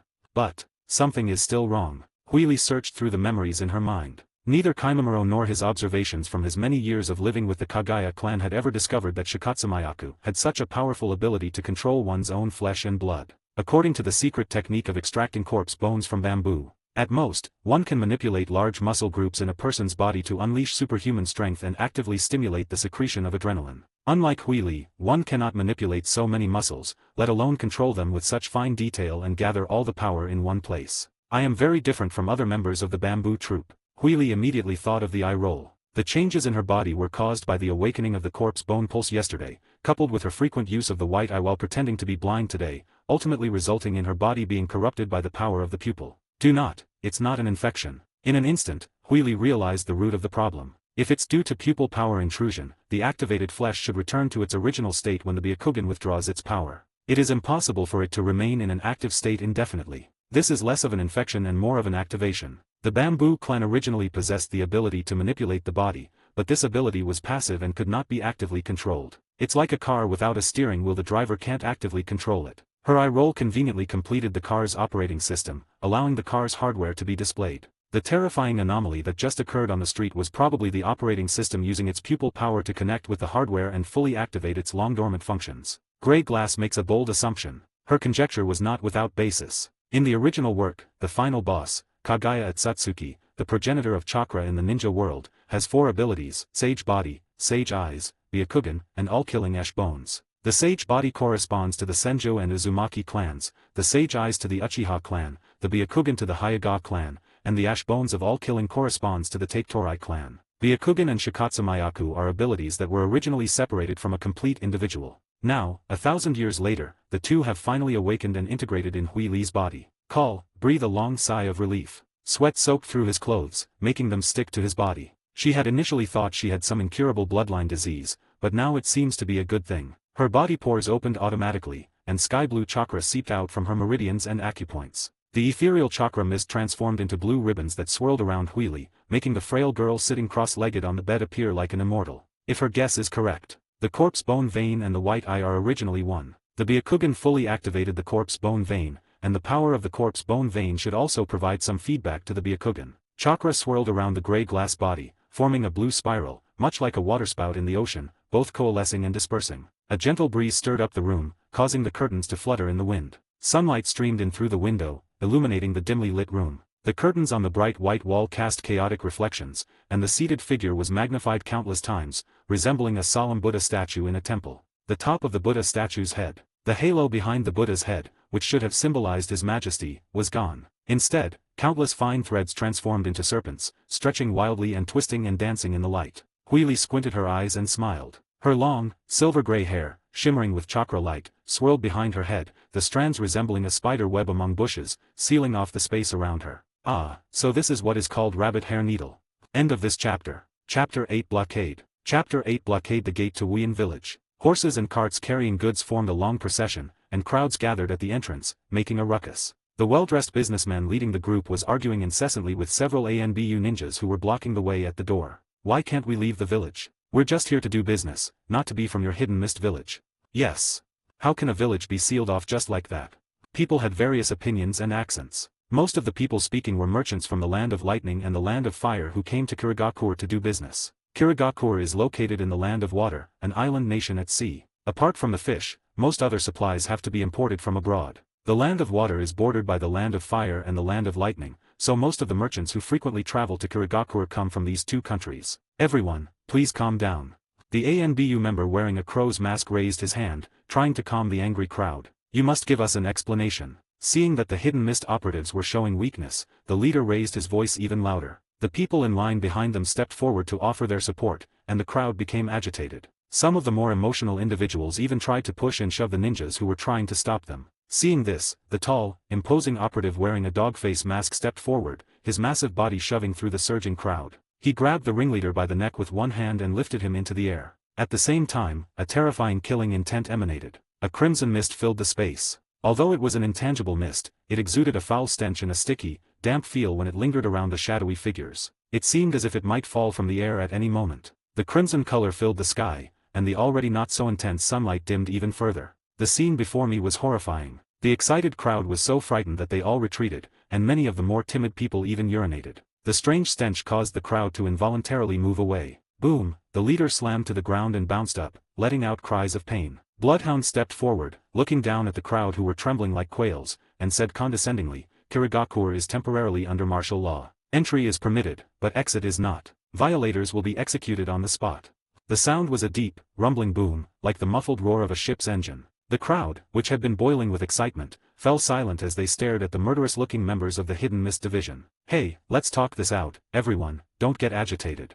Mist Raven slowly released the handprint hidden in his sleeve, smiling as he reassured the crowd. Bloodhound retreated in coordination, and the tense atmosphere seemed to ease for a moment. However, no one dared to mention the word village again. Behind the crowd, the silver-haired blind woman, draped in a white cloak and wearing a hood, silently left, leaning on her cane. Beneath the large blindfold, a faint deathly gray hue shone from the center of the strange white eyes, completely dispelling the blood-red hue in the air. Immune to illusion. One of the special abilities of the Byakugan. The essence of all ninjutsu is chakra. The Byakugan can see through invisible chakra with the naked eye, so genjutsu is naturally difficult to confuse users of the Byakugan. Of course, the illusion immunity also has its limits. Even the Byakugan can hardly withstand overpowered illusions like Kota Amatsukami and Tsukuyomi. Walking against the flow of people. The white cane thumped against the ground, and people who heard the sound stepped aside to make way for him. Today is the second day that Huili is pretending to be blind, and also the third day that she has traveled to Wuyan. Yesterday, she spent the entire day at the inn waiting for notification from Wuyan about the mission,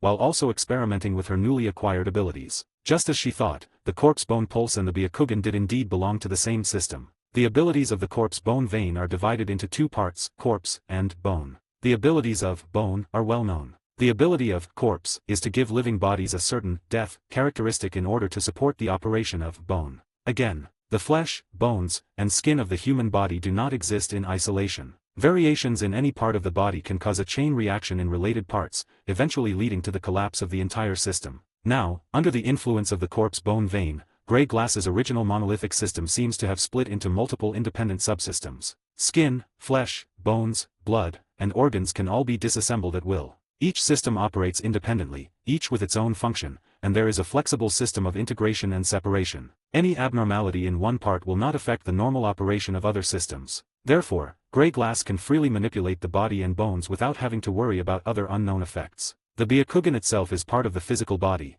and the death state of the Shikatsumayaku corpse bone pulse also affects the Byakugan. Previously, activating the Byakugan required hand seals, but now it only requires a thought to automatically activate it. At the same time, the White Eye's vision becomes more free. She can even make the White Eye's X-ray vision only penetrate the blindfold and not other objects. In this situation, the chakra consumed by maintaining her Byakugan is negligible, and it wouldn't be a burden even if she did it all day. The Byakugan, which originally could only enhance chakra manipulation, can now also finely manipulate flesh, bones, and even hair. She can concentrate all the strength of her muscles into a single point with the slightest thought, and even a light flick of her finger can unleash an explosive force like a full-force punch. However, tests have shown that explosive muscle power also has many drawbacks. For example, it is impossible to gather all strength multiple times in a short period of time, which consumes a lot of physical strength, and blood vessels and bones are under pressure every time strength is gathered. Each time you unleash your full power, you have to wait for a cooldown period of 3 to 6 seconds. However, there are many areas where this ability can be developed. Muscle strength is just one aspect of it. Hair, body hair, skin, hormones, nerve signals, heartbeat, and even the synthesis of chakra are all more fluid. How to say? Hui Li's body seemed to have turned into clay, which could be molded however one pleased. She even felt that the Byakugan originally had the power to control the body, but the accompanying Shikatsumayaku was removed by Take-Torai, so ordinary people's fragile bodies simply couldn't control it at will. That's why the Hyuga clan took the path of specializing in chakra manipulation. Hui Li calls the new ability that appeared in the Byakugan body domination. This ability has great potential and can be developed to achieve a wide range of effects. It took Hui Li a whole day to familiarize herself with the operation rules of body control. During this time, she did not receive any news of Kirigakure ninjas accepting missions. She only found out this morning when she went to the Water Shadow building to ask. Kirigakure has been under a curfew since yesterday, prohibiting entry and exit. Her mission has to be temporarily put on hold until the curfew is lifted before she can be assigned ninjas. It's not like a few secret agents died. Surely it's not worth such a huge fuss.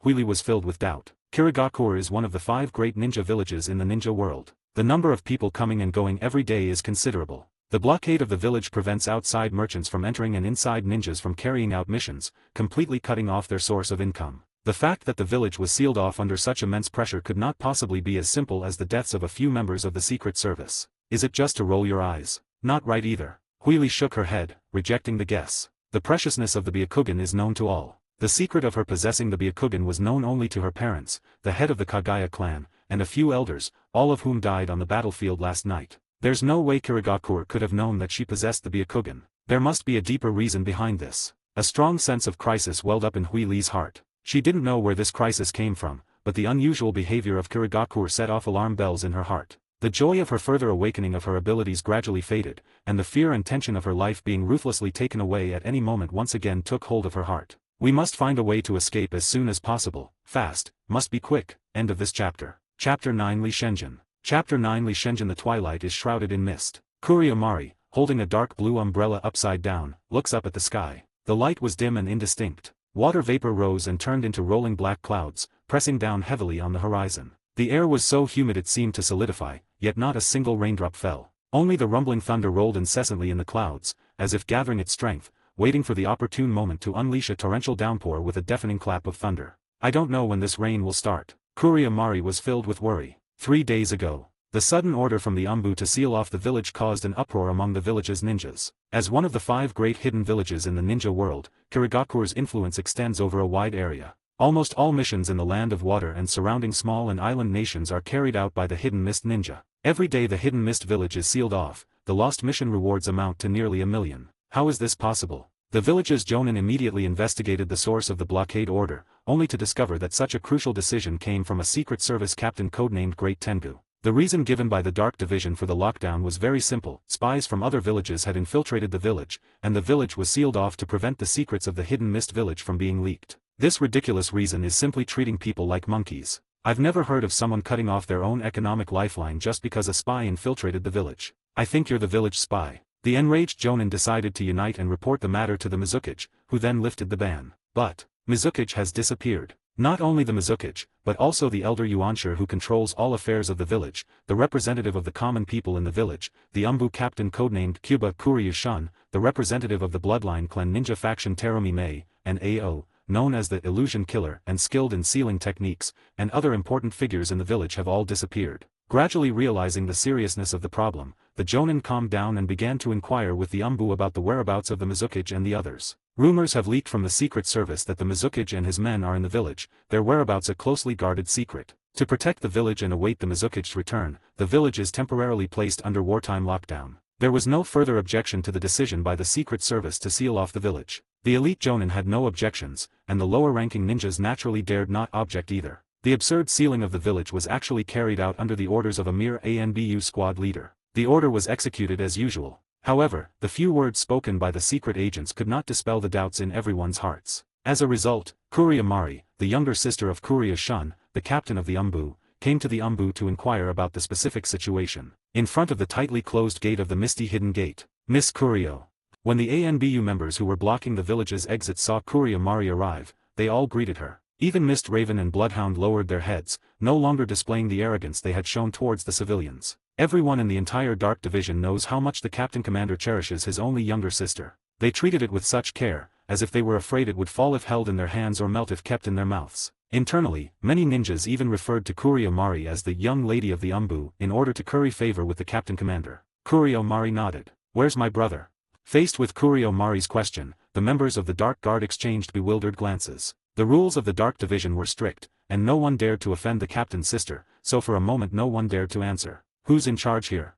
Kurio Mari calmly scanned the area. The members of the ANBU exchanged glances, and their eyes finally settled on one of them who was wearing a raven face mask. The ANBU member with the crow's face looked left and right, then shrugged helplessly and stepped forward. "Hello, Ms. Kuryu, I am Captain Tengu's subordinate, codename Mist Crow." Kurio Mari's azure eyes sized up the so-called Mist Raven's ANBU member, her expression grim. "I don't care who you are, answer my question, where is my brother?" "The captain, he's left the village," Mist Raven answered truthfully after a second's hesitation. "Reason? I don't know either." "Then have your captain come over." "I'm sorry, Ms. Kurio. Due to the busy nature of the Umbu headquarters, the captain is unable to meet with you." Kurio Mari looked at the seemingly earnest, head bowed, her beautiful face ashen. She didn't recognize any of these secret agents. Having grown up playing in the Secret Service base, she knew her brother's subordinates, if not intimately, but at least by name. She had never even seen the ninjas who were now sealing the gate before, let alone recognized them. This shows that these people were not the brother's subordinates at all. The water lily has disappeared, her brother has disappeared, and even her brother's loyal subordinates seem to have disappeared as well. Kurio Mari's mood worsened. An ominous premonition loomed over me. "Is your captain too busy to get away?" "Yes." Kurio Mari stared intently at the narrow eyes beneath the Mist Raven mask, her sharp gaze seemingly piercing through it. "If I were to leave the village now, would he appear?" "The village is currently under lockdown. You dare to stop me?" Kurio Mari's tone suddenly rose, and she questioned him, enunciating each word clearly. Mist Raven slowly raised her head and met Kurio Mari's gaze, while the numerous ANBU behind her tensed up. Bloodhound's breathing was slightly heavy, his chest heaving, and his short, blood-red hair stood on end like steel needles. The atmosphere suddenly became tense. Moment. He reached out and pinned down the restless Bloodhound behind him. The raven face mask covered his features, making it impossible to see his expression. "Miss Kuryu is the Captain Commander's younger sister. We sealed off the village only to capture spies, and it has nothing to do with you. If you wish to leave the village, we can open the gate at any time. If you wish to see the captain, you need his permission. I am merely an ordinary member of the Dark Guard and cannot make such a decision. As for the whereabouts of the Mizukage and your brother, I know absolutely nothing about them." The Fog Crow slowly shook its head. Staring at the stubborn Mist Crow in front of her, Kurio Mari felt a sudden toothache. The attitude was impeccable. They knew nothing about the news. The task is issued by the team leader. Leaving the village will not be hindered. The captain could not make a decision. She's a complete tough nut to crack, a seasoned veteran in the workplace. Mari Kuria couldn't really storm into the dark side base to confront Tengu. If Tengu was focused on hiding, she wouldn't be able to find him anyway. Dealing with this kind of person is like a dog trying to bite a hedgehog. It's impossible to know where to begin. Seeing that she couldn't get any answers from him, Kurio Mari gave up on using her brother's authority to act tough any longer. Under the watchful eyes of the other ANBU members, she snorted coldly and turned to leave. We had just left the gate of the ninja village. Tick-tock. Raindrops fell from the sky, leaving wet marks on the ground. It's raining. Someone was shouting, and pedestrians on the roadside covered their heads and scattered. Kuriyamari calmly opened her umbrella, about to continue walking, when a soft, timid voice came from her side. "Hello, has the ban been lifted?" Her voice was soft and melodious, causing Kuriyamari to involuntarily stop and tilt her head to look at her. Pedestrians scattered to avoid the rain, and the street corner was somewhat chaotic, except for one person who sat quietly on the side of the street. The girl sat timidly under the eaves, holding onto her white cane with both hands. A wide black cloth covered her eyes, and her high nose bridge and delicate features made her look like a large porcelain doll. Her long, gray-silver hair cascaded down her shoulders, and her skin was fair and translucent. A white cloak, stained with dust, covered her small body, making the girl look petite and adorable, like a kitten. What a beautiful blind woman. Kuriyamari was momentarily stunned by his beauty and began to scrutinize him closely before realizing that he was speaking to her. Little sister, are you talking to me?" As if afraid of disturbing the cat-like girl in front of her, Kuriyamari's voice involuntarily rose as well. End of this chapter. Chapter 10 Crisis. Chapter 10 Crisis. Little sister, are you talking to me?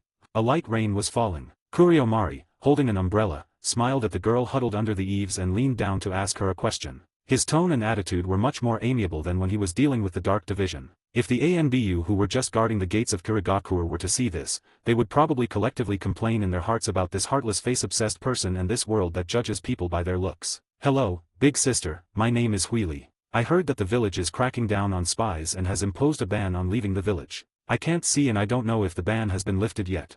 When talking about her eyes, the girl's clear voice became somewhat low, as if she was ashamed of her disability. Kuriyamari glanced at the girl's delicate face, which was covered by a blindfold, with pity, and her attitude became even gentler and kinder. "The ban hasn't been lifted yet, it might take a few more days." "I understand, thank you, sister."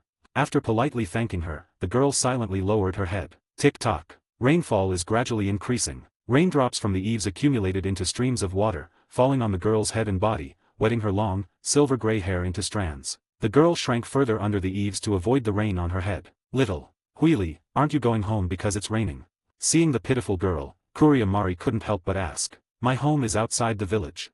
The girl's voice grew even lower as she spoke. Kuriyamari silently watched the lonely blind girl huddled under the eaves. The girl, whose home is outside the village, is now homeless due to the ban imposed by the Hidden Mist village. Having understood why the girl was hiding here waiting for the ban to be lifted, Kuriyamari felt a heavy weight in her heart. Memories of the past kept flashing before her eyes, vividly recalling the murder of her family when she was a child. If it weren't for her brother's protection, she might have ended up alone and helpless like him. Now that her brother, with whom she has depended on since childhood, has disappeared, she herself is also homeless. For a moment, Kuriyamari's feelings seemed to resonate completely with Harry's. "Little gray glass, don't be afraid. Where is your home? Shall I take you home?"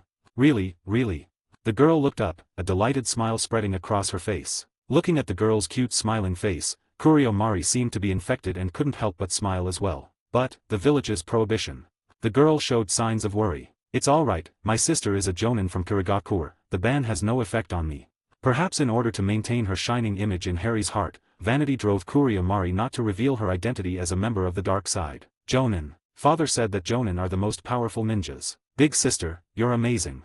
The girl exclaimed in surprise. Kuriyamari couldn't help but smile. Growing up under her brother's wing, Kuriyamari heard mostly about her brother, and people would only say that she was Kuriya-shun's sister. The girl's surprised praise completely hit Kuriyamari's sweet spot, and her bad mood due to her brother's mysterious disappearance improved somewhat. "It's not that powerful. So, Huili, where do you live? I'll take you back now." "Thank you, big sister. My home is in Tanabata Street in the Land of Fire."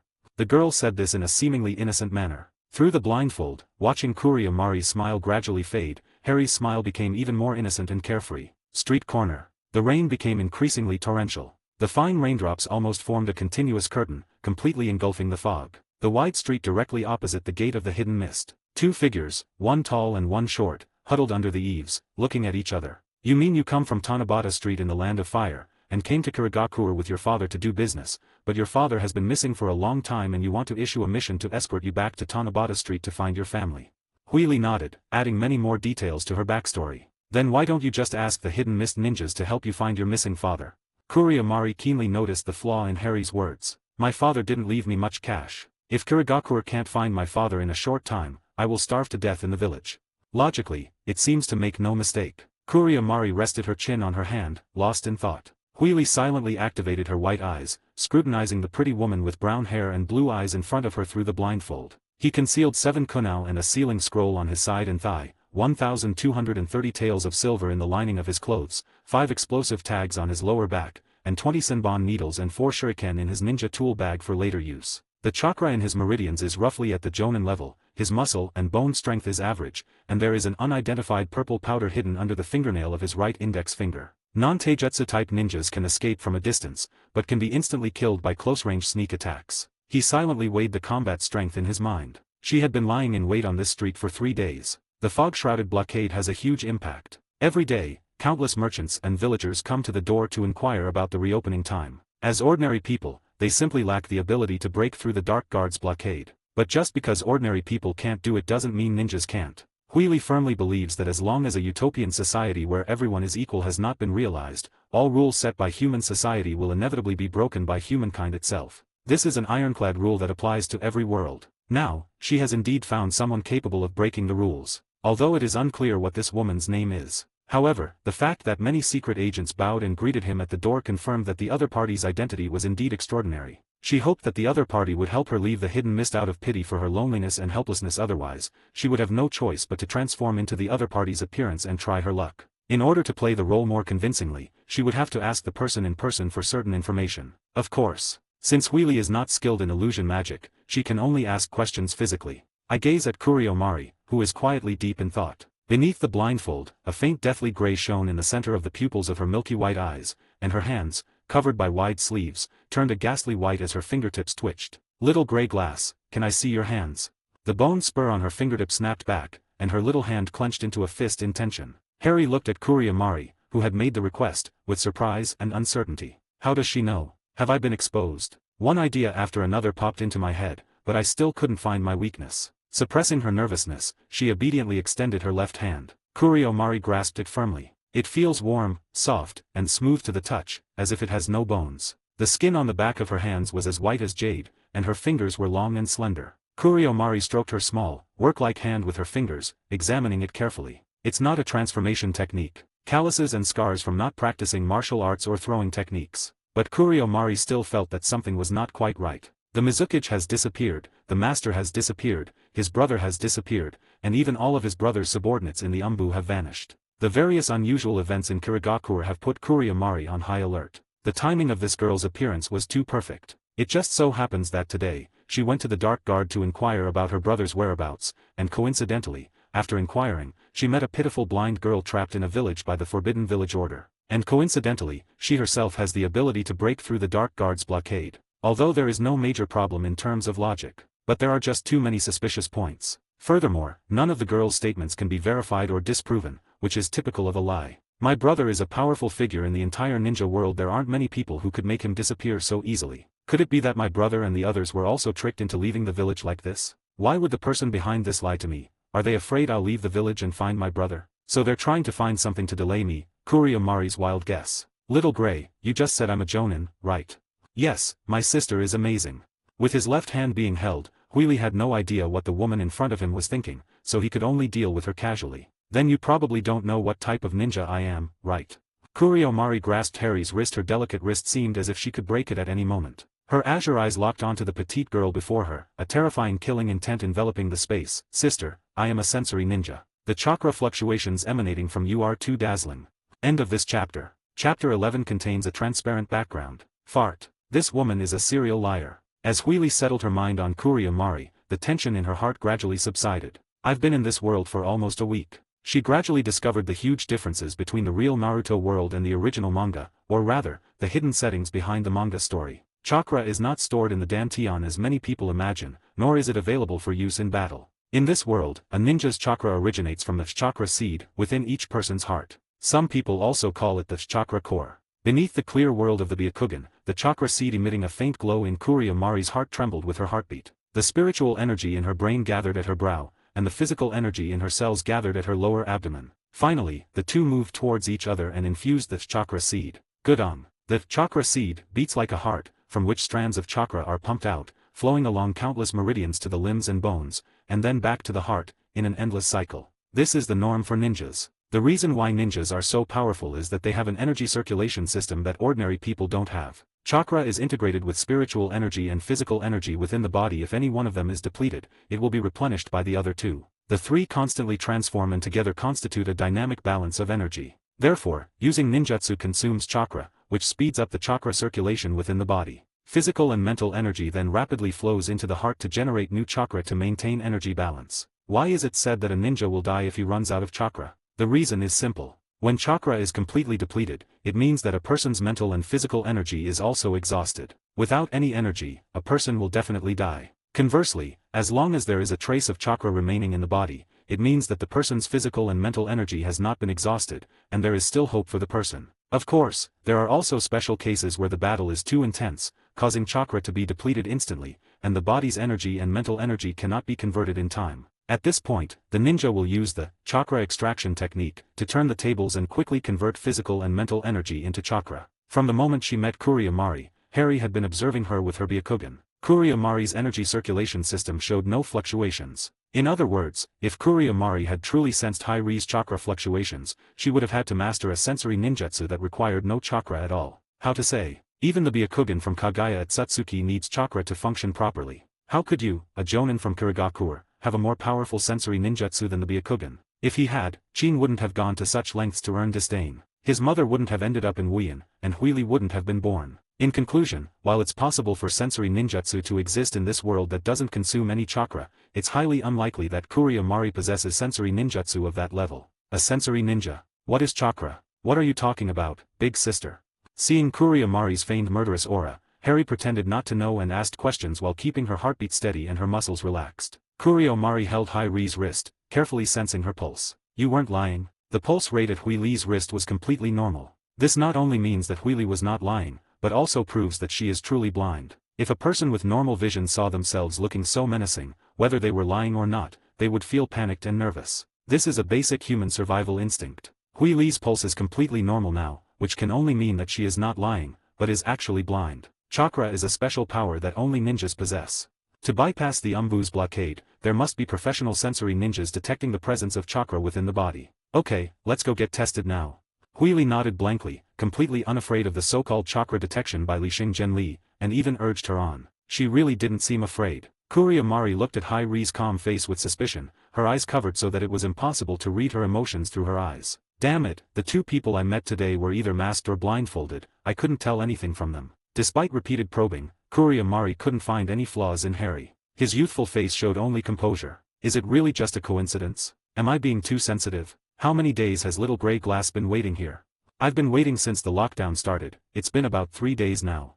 Kuriyamari nodded. Her decision to come here was impromptu. They didn't hide their tracks along the way, so it's possible that the encounter was deliberately arranged by someone. They could have come when she left home, or they could have come while she was talking to the Secret Service. It's absolutely impossible that they came here to ambush her 3 days in advance. Most importantly, Grey Glass's statement can be verified or disproven. A blind woman with such distinctive physical features, who stayed by the roadside for 3 days, couldn't possibly have gone unnoticed. Whether it's true or a lie, a little investigation will tell. Although the investigation has not yet begun, Kuriyamari's doubts have already melted away like ice and snow. In the blink of an eye, the streets were deserted. The sound of rain blended into one, and it seemed as if only Harry and Kuriyamari remained in the world. Looking towards the gate of the hidden mist, there was only the tightly closed gate, and none of the many secret guards were to be seen. Kuriyamari, holding an umbrella, huddled under the eaves with Harry to avoid the rain. Looking at the exceptionally beautiful blind woman in front of him, Kuriyamari was filled with a myriad of thoughts. Do you want to help her? She knew about Tansaku Street.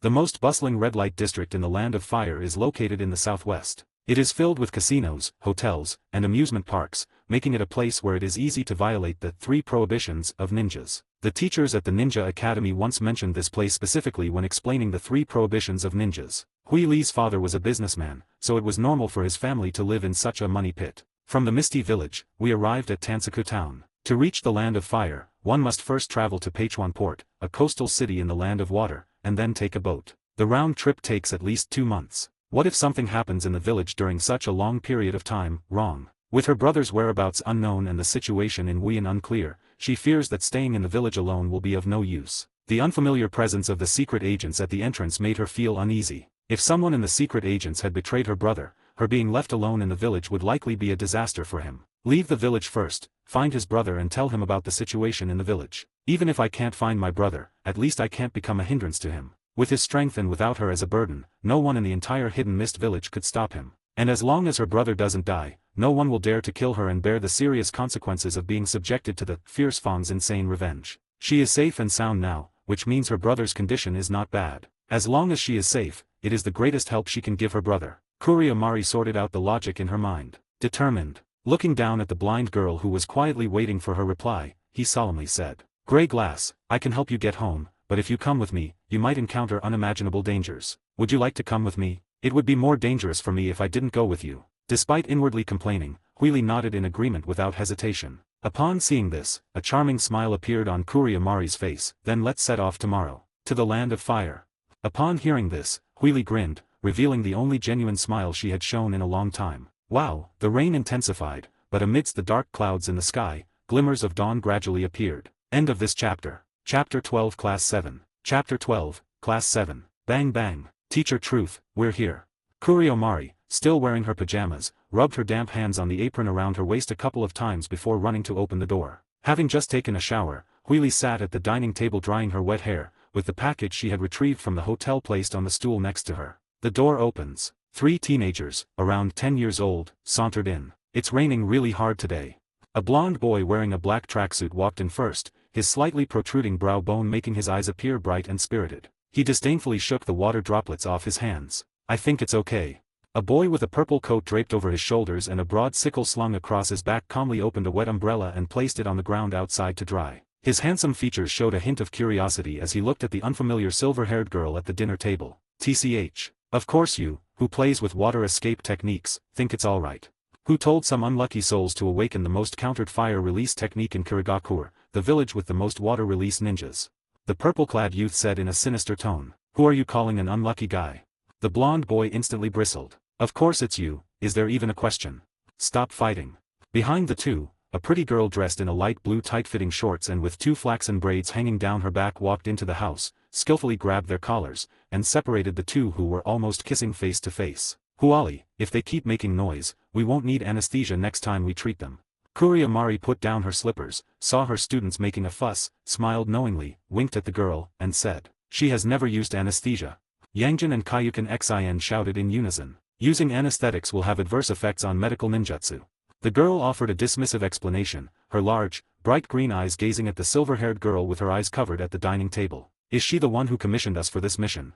"Yes, her name is Harry. Our mission is to escort her to Tanabata Street in the Land of Fire. The mission difficulty is sea level," Kuriyamari said without turning her head as she flipped a spatula while wearing an apron. "My name is Tongshan Huali, nice to meet you." Tongshan Huali greeted Huali with a polite smile as she approached. 2 boys stepped forward and introduced themselves. Through their explanation, Huili finally understood the relationship between them. The blonde boy was named Shin Okamura, the boy he argued with was named Oma, and along with Karen Tayama, the 3 were good friends from the Ninja Academy. After graduating and becoming genin, they were assigned to the same ninja team under Mari Kuryu, forming Team 7. The ninja villages of the 5 great nations have clear regulations. Any ninja who wants to leave the village, except to carry out a mission, must explain the reason and obtain approval. Leaving the village without permission will be treated as a rogue ninja. Mari Kuryu secretly left the village despite the secret police's blockade. Although it was against the rules, it could also be said that she was worried about her family and was looking for her brother. No one would take it seriously. However, without a suitable reason, it would be a big deal for a jonin from Kirigakure to secretly go to the Land of Fire.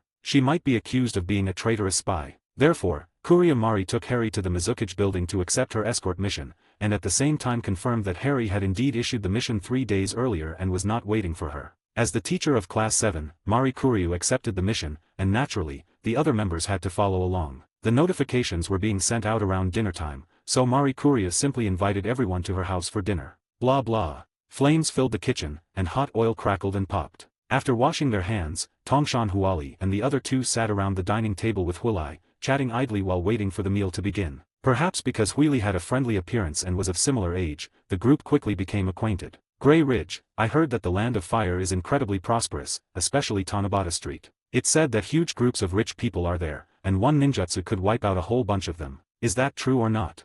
Chio Kungzen, with his fiery and restless personality, couldn't sit still and immediately started a conversation. "Are you an idiot?" The sharp-tongued Yangjin pointed to her eyes as a reminder. Unfortunately, Chiyo Kungsan didn't understand, and his angry glare made him look like he was about to explode. I'm sorry, brother Kaiyukin Xin. Due to a congenital physical condition, I rarely go out, so I don't know much about the situation there. Huili, her delicate face upturned behind the blindfold, spoke in a calm voice. Sometimes she was incredibly grateful for her decision to pretend to be blind, otherwise, she wouldn't know how to cover up some of her lies. Meanwhile, Huili inwardly applauded her brilliant decision, but at this moment, Chiyo Kungsan felt that he deserved to die. No, I'm sorry. Chiyo Kungsan opened his mouth but didn't know what to say, so he could only apologize with guilt. Contrary to his usual behavior, Yangjin did not continue to mock his bad friend, but instead offered a reasonable suggestion. Why don't you let Huali take a look? She is one of the few medical ninjas in the ninja world. Maybe she can help. Impossible. Tongshan Huali shook her head and rejected Yangjin's suggestion. Even a medical ninja cannot cure congenital disabilities. Her optic nerve may have already died. Karen. Oma interrupted Karen's long-winded speech, turning to Harry with an awkward smile. Sorry, that's just how she is when it comes to medical ninjutsu. She always takes medical ninjutsu so seriously, and as her teammate, he's long been used to it. However, upon first meeting Huili, Sayama Mari's self-absorbed speech was quite rude. It's alright. I'm already very grateful that you can help me get home. Faced with Hui Li's sincere gratitude, the three waved their hands repeatedly. Seeing that Tongshan Huali had realized what was happening and was now silent, Hui Li felt a little sorry. She was still quite eager to hear more about how medical ninjutsu worked in this world. Bearing the mysterious and eerie bloodstains of the corpse bone pulse, and having awakened them at the young age of 6, she doesn't know if she will contract the same bloodstain disease as Kaimamaro in the original story. Take precautions before they happen. Whether you're training on your own or seeking out a master, it's essential to learn as much as possible about medical ninjutsu. At this moment, Tongshan Huali realized that she had been too serious and quickly tried to make amends. Maybe it's because I'm not skilled enough. Maybe Tsunade, who is known as a medical expert, could have a solution. Tsunade Heim. Huang Mao, Chiyo Kungsan, looked up in surprise, his gaze towards Tongshan Huali filled with an indescribable strangeness. You know Tsunade too. Karen Tongshan's tone instantly became excited, like a fanatic fan hearing someone mention their idol. The medical master, the strongest medical ninja in the ninja world, one of the legendary Sannin of Konoha, the granddaughter of the god of shinobi, the founder and promoter of medical ninjas in the ninja world, and the princess of the land of fire. You, a guy whose head is full of fire-style techniques, actually know about her. The Tongshan rosewood tree looked quite proud of itself. I don't know. Chiyo Kungsan scratched the back of his head. I thought you were talking about that blonde cow from the novel. A blonde cow? As Huili listened to Chiyo Kungsan's description, images from her past life's comics flooded her mind, and she couldn't help but blurt out, the novel that brother Chiyo Cun is talking about, could it be, Make Out Paradise? Hey, how did you know? Chiyo Kungsan froze on the spot as if his secret had been discovered. What is Intimacy Paradise? When Tongshan Huali heard about the character with the same name as her idol, she couldn't help but ask curiously. I've heard the adults in my family mention it. It seems to be a pornographic book. Huili said calmly. Pornographic material? Immediately, Yangjin and Tongshan Huali glanced at Kaiyukin Xin with disdain in their eyes. That's not pornography, that's art. Don't you understand art? Faced with the contempt of the crowd, Chiyo Kungsan, his face red and neck thick with anger, loudly retorted as if he were about to explode at any moment. Then came an even stronger sense of contempt. Looking at the three people interacting at the table, gray glass petal-like lips curled up, and she slowly took a sip of the barley tea on the table. The kitchen was filled with the aroma of food, the clatter of spatulas, and the noise of the crowd, a cacophony that seemed to transport me back to the joyful times of childhood spent with friends. If only that disaster hadn't happened. End of this chapter. Chapter 13 Departure. Chapter 13 Departure. Early morning. A hazy cloud shrouded the misty mountain peaks. Walking along the misty streets, Huili felt as if she were living in the clouds, her vision blurred and unclear, as if a layer of frost had been added to her already mild glasses. The heavy rain last night didn't stop until the early hours of the morning, but when I went out this morning, I found that the water on the streets wasn't deep, with only a little rainwater in the uneven puddles. The white cane tapped on the pavement, occasionally making a splashing sound. Grayish-brown boots, resembling deer feet, trod on the loose paving stones, and murky rainwater rippled from the cracks between the stones. Knock knock, duh. The white cane stopped. Huili stood in front of the gate of Wien, holding a white cane in her right hand and being supported by Tongshan Huali with her left hand. Behind him were two bodyguards, Shin Okamura and Oma. Far away, through the mist, Mari Kuryu is negotiating with the secret agents guarding the gate. Do you know who teacher Lijhen's brother is? Tongshan Huali helped Huili up while whispering to her. The feelings between girls can be quite mysterious sometimes. They might only meet once, yet they can hold hands and go to the bathroom together as if they've known each other for years. Of course, when things turn sour, even a trivial matter can turn them into mortal enemies. Who is it? It's Li Shengshun, the head of the Dark Division, known as Fierce Fang. Unable to contain himself, Shin Okamura raised his hands. Rayleigh probably doesn't know how important the captain commander of the Umbu is. He is the highest leader of the Umbu, responsible only to the Mizukage. You could say he is second only to the Mizukage and above all others.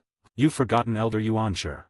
Yangjin followed behind, subtly arguing, which earned her a furious glare from Kayukin Xian. It turned out to be the case. It turns out that Kuriamari is Cuba's younger sister. No wonder the ANBU members are so polite to Kuriamari. You can hear their greetings even from a distance. However, the name, Ferocious Fang, sounds familiar. It's like I've heard it somewhere before. Huili pondered silently for a moment, and soon retrieved the relevant memories from her mind. Dark night. A dense forest like a meat grinder, where blood and mist mingled. The brown-haired, blue-eyed captain of the Dark Guard, exuding a terrifying aura, led a large number of Dark Guards in a charge. Wielding twin swords, he cleaved the man dressed in clothing bearing the emblem of the Bamboo clan in two with a single blow. That person seemed to be called Ferocious Fang. The man whose body he severed, with his thick silver hair and cold face, was none other than Hui Li's biological father. Okay.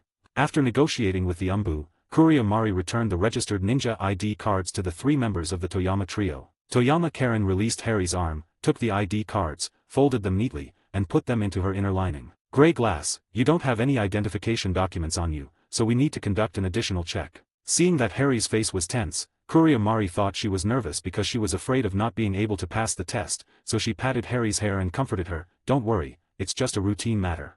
Ah.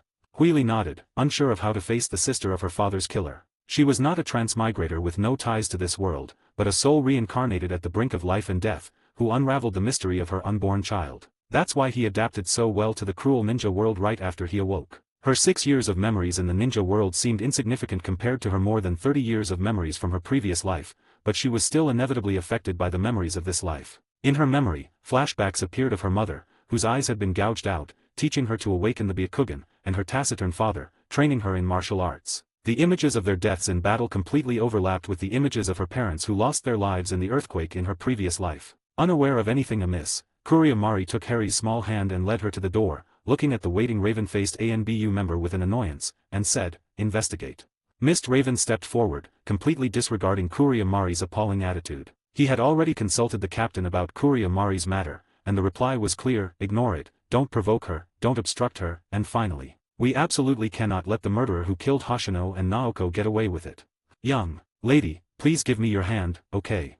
Although Mist Raven's voice sounded somewhat muffled due to the mask, Grey Glass could still easily detect the flippancy in his words. I don't know anything more. Now everything was pitch black in front of her. In the original story, Konoha has a barrier that can detect chakra. It's unknown whether Kirigakure has one as well. To prevent any accidents, she quietly stopped the chakra circulation system in her meridians while she was standing at the door waiting for Kuriamari, forcibly confining her physical and mental energy to her upper and lower dantian to prevent them from merging, thus avoiding possible chakra detection. This is a unique skill that can only be mastered by those with the micromanagement skills of the Byakugan and the physical control of the Shikatsumayaku. Raise your hand. The sword flashed. Huili felt a chill on her fingers, which then turned into a stinging pain. Hiss. Huili quickly withdrew her fingers as if she had been burned. Although she had no chakra in her body, the passive effect of the Shikatsumayaku, corpse bone pulse, was still present. She clearly sensed a small cut on the pad of her index finger that was rapidly healing itself. What are you doing? Kuriamari reached out and shielded Harry behind her, coldly staring at Mist Crow holding a bloodstained kunao. Don't be nervous, it's just a routine checkup. As the conflict erupted, the three from Tongshan quickly ran over, forming a triangular formation to protect Huili in the middle and confront the Dark Division. Yangjin and Kayukin Shinjo stood on either side of Huili, while Tongshan Huali carefully supported Huili's left wrist and took out medicine from her ninja tool bag to stop the bleeding. Everyone, please calm down, Fog Raven said, pressing his hands together to soothe them. The ninja world is full of unpredictable secret techniques, and the methods of spies from various villages are diverse. There are transformation techniques that are indistinguishable from real people, and chakra suppression techniques that can lock chakra fluctuations with sealing techniques. How can ordinary detection methods defend against them? The Bloodhound chimed in, even the most powerful transformation technique is essentially constructed from chakra. As long as this construction is destroyed, it can manifest its original form.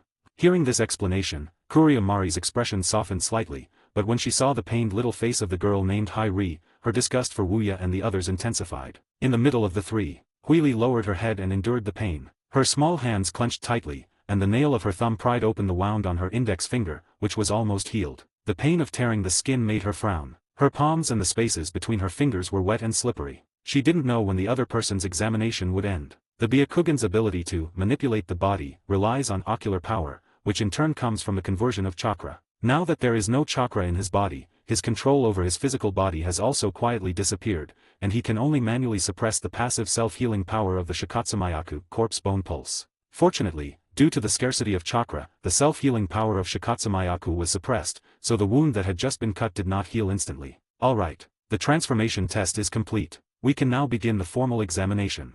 Mist Raven casually handed the bloodstained kunao to the bloodhound beside him, made a hand seal, and bypassed Kuria Mari's protection to arrive in front of Grey. Beneath the comical crow-face mask, the crow's voice remained flippant, but its eyes, hidden behind the mask's holes, were as sharp as knives. I'm a very sensitive person.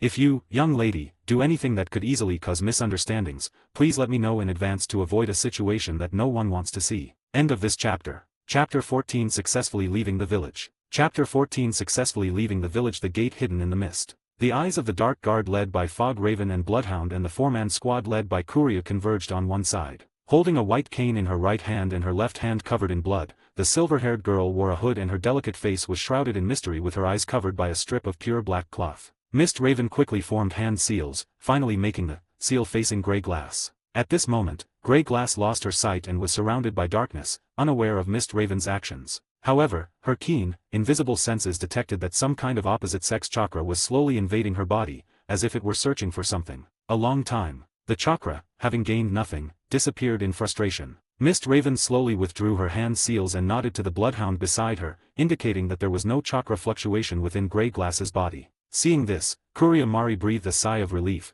and all her doubts about Harry were completely dispelled. That's it. Say that, then you're about to leave with Harry, Kuria said. No, Miss Kurio, please don't be impatient. There's one last checkup. Fog Raven reached out to stop him, his gaze sharpening as he looked at Grey Glass, who wore a blindfold and appeared particularly mysterious. Miss, please take off the blindfold from your face. Huili paused for a moment. Almost impossible to detect, yet precisely captured by the mist crow that had been observing Grey Glass all along, making the vague guess in his heart even more certain there's something wrong with this blind woman. Hasn't our chakra already been tested? Why do we need to check our eyes again? Kuria Mari asked, puzzled. There was no need to have your eyes checked. Ignoring Kuria Mari, Kirigakur stared intently at Carrie's blindfolded eyes, as if trying to pierce them through the black cloth. Such a beautiful blind woman has stayed in the hidden mist for so long, and yet she is still safe and sound. Miss, I'm not targeting you. I just don't know when the security in our hidden mist village became so good.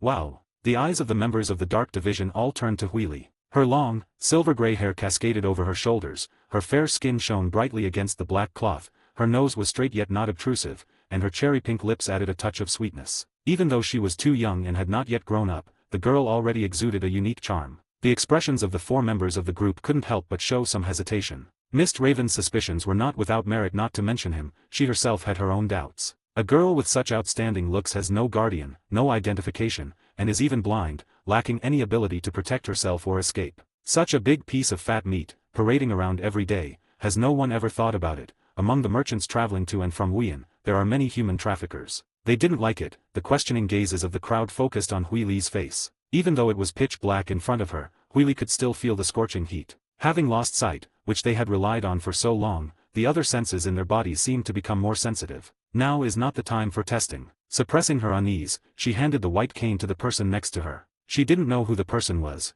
but could tell from their heavy breathing that they were probably not Tongshan Huali. If I really am blind, can I leave the village? Huili raised her face and asked. Of course. That's what Fog Crow answered decisively. The members of the Umbu and Kurio Mari, who were watching from the side, nodded inwardly. A spy can lack chakra, be unable to use ninjutsu, and can even be a child. But there is only one thing. A spy absolutely cannot be blind or deaf. No fool would send a truly blind person as a spy. If Huili is indeed blind, that would be the best proof of her identity. Lower your head. Huili slowly removed the blindfold, then opened her eyes to face the crowd. The onlookers suddenly felt a tightness in their chests. Within the Grey Glass's eye sockets were two crystal-like eyeballs. His eyes were not like the bright and clear eyes of ordinary people, but were a strange rocky gray. There was not even a pure pupil in the middle of his eyes, as if they were two round and stubborn rocks. With her exceptionally delicate features, she didn't resemble a real person, but rather a doll meticulously crafted by an artisan. Mist Raven never expected that the eyes hidden under the Grey Glass blindfold would look like this. No further checks are needed. There was no need to examine these eyes any further, they were dull and lifeless, more like stone than any dead object. Is this all right, ninja master? Huili raised her face and unabashedly showed everyone her strange eyes. I wish you a speedy recovery, young lady. Please allow me to pass. Thank you. Huili put the blindfold back on. The fog crow waved its hand. The ninja guarding the gate opened the tightly closed gate of Kirigakure. Here you go, gray glass. Chio Kungzan put the white cane back into Huili's hand, his tone slightly apologetic, as if he regretted doubting Huili's thoughts earlier. Huili nodded indifferently. The dusty door creaked open, bringing with it a bit of smoke and dust. They lingered for a long time in front of the hidden mist gate. The morning mist had quietly dissipated, and the warm sunlight shone on gray glass, leaving sharp shadows on the ground. Thump, thump, thump. The white cane tapped the ground rhythmically as gray glass and the courier squad, watched by the Umbu, successfully passed through the gate of mist. Outside the village, Huili and the others walked along a forest path. The brilliant chakra illuminated his internal organs again, and light, figures, and everything around him gradually appeared in his dark vision. The sky was bright. The chirping of birds and cicadas in the woods didn't feel noisy, and the humid air felt even fresher. Perhaps it's because of freedom. Huili sighed inwardly. Having finally escaped the prison called Mist-Forbidden City, their bleak lives seemed to brighten a little. The inspection of the dark areas was carried out with great care. Huili was fully aware of her own weaknesses, so she had already formed a layer of periosteum on the surface of her eyeball. The cloudy periosteum covered the pure white eyes with gray pupils. This not only concealed her white eyes but also protected them to some extent,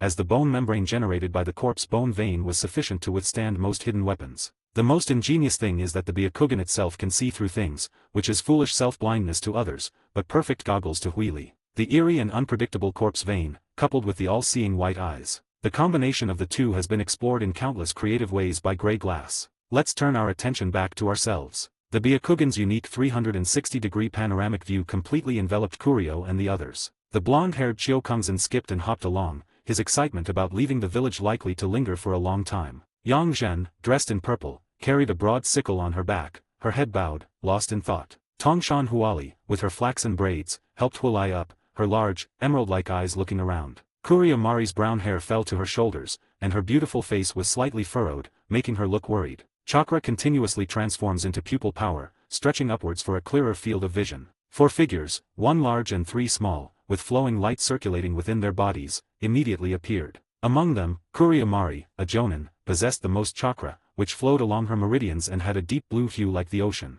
Ajin's chakra was similar to that of Copper Mountain Karen, appearing as a light blue color. However, his arm muscles and bones were much more robust, clearly indicating that he belonged to the Taijutsu-type ninja. Surprisingly, among the 3, Okamura Shin had the largest amount of chakra, and the flow rate was extremely fast. Although his chakra was light blue, it had an active quality that seemed ready to explode at any moment. Of course, large is only relative. The combined chakra of the 3 of them is roughly equal to that of Hai-Ri, and even if the combined chakra of the 4 of them were doubled, it still wouldn't equal the amount of chakra of Kurio Mari. Special Jonin. By weighing Kurio Mari's chakra and physical strength against those of the Umbu, Huili determined the opponent's ninja rank. Don't be fooled by the fact that the so-called Jonin in the original work are just SOSO. In reality, Jonin are already the leadership of their respective villages and can participate in the election and voting of the village Kage, the level that truly holds power. A special Jonin is someone who has reached the level of a Jonin in a certain aspect, but is still somewhat lacking in other aspects, so they can only be rated as a special Jonin.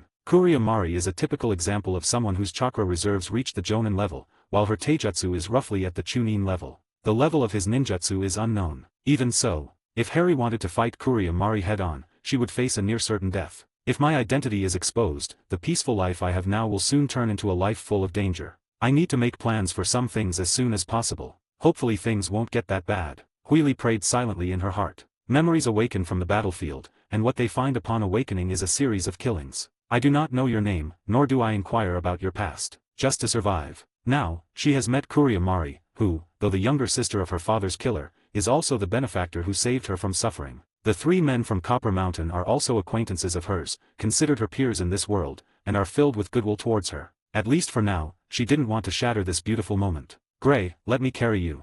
Kurio Mari said, looking at Gray who was slowly walking with her cane, as if she had made a decision. Upon hearing this, Huili, who was silently observing with a disdainful look, was taken aback. No need, Sister Genli, I can walk by myself. No, Harry. Kurio Mari stopped and turned around, and the 3 little ones stopped as well. Besides helping you get home, Huili, I also have my own mission to complete this trip out of the village. At our current pace, it will take us a long time to reach the land of fire. Kuriyomari looked at Harry with utmost sincerity. I know you're embarrassed to trouble me, but please do it for my sake.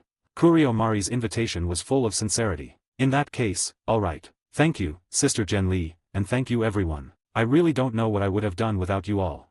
Faced with Hui Li's sincere gratitude, the 4 members of Li Xing smiled at the same time. No need to be so polite. Tongshan Huali carefully helped Hualai up and let her lean on Kuriyomari's back, while Kayukan Xin and Yangjin carried Hualai's package and cane respectively. Hold on tight. Ah. Hui Li's slender arms gently encircled Kuriyomari's neck, her face resting on his shoulder, and an unknown fragrance wafting from the strands of hair around her nose. Then let's go. Yes, for as. Kuriyomari listened to the soft, gentle voice in her ear, her back felt light and soft as if boneless, and her azure eyes narrowed into slits. Little gray glass is so cute, hey, a laugh as sweet as that of Lady Ishii echoed in Kuriyomari's heart. End of this chapter. Chapter 15 The Price of Excellence. Captain, Kuriyomari has left the village. Where did you go? She took on an escort mission to the Land of Fire, and went with her client and her 3 students. Tengu leaned back in his chair, gently pounding his chest as he listened to his subordinate, Mist Crow, report. What client? Such a tall little girl, and she's blind. Crow raised his left hand and placed it on his waist and abdomen. According to Kuriyomari, this girl's father was a merchant from the Land of Fire. He came to Kirigakure to do business but disappeared unexpectedly. Blind girl.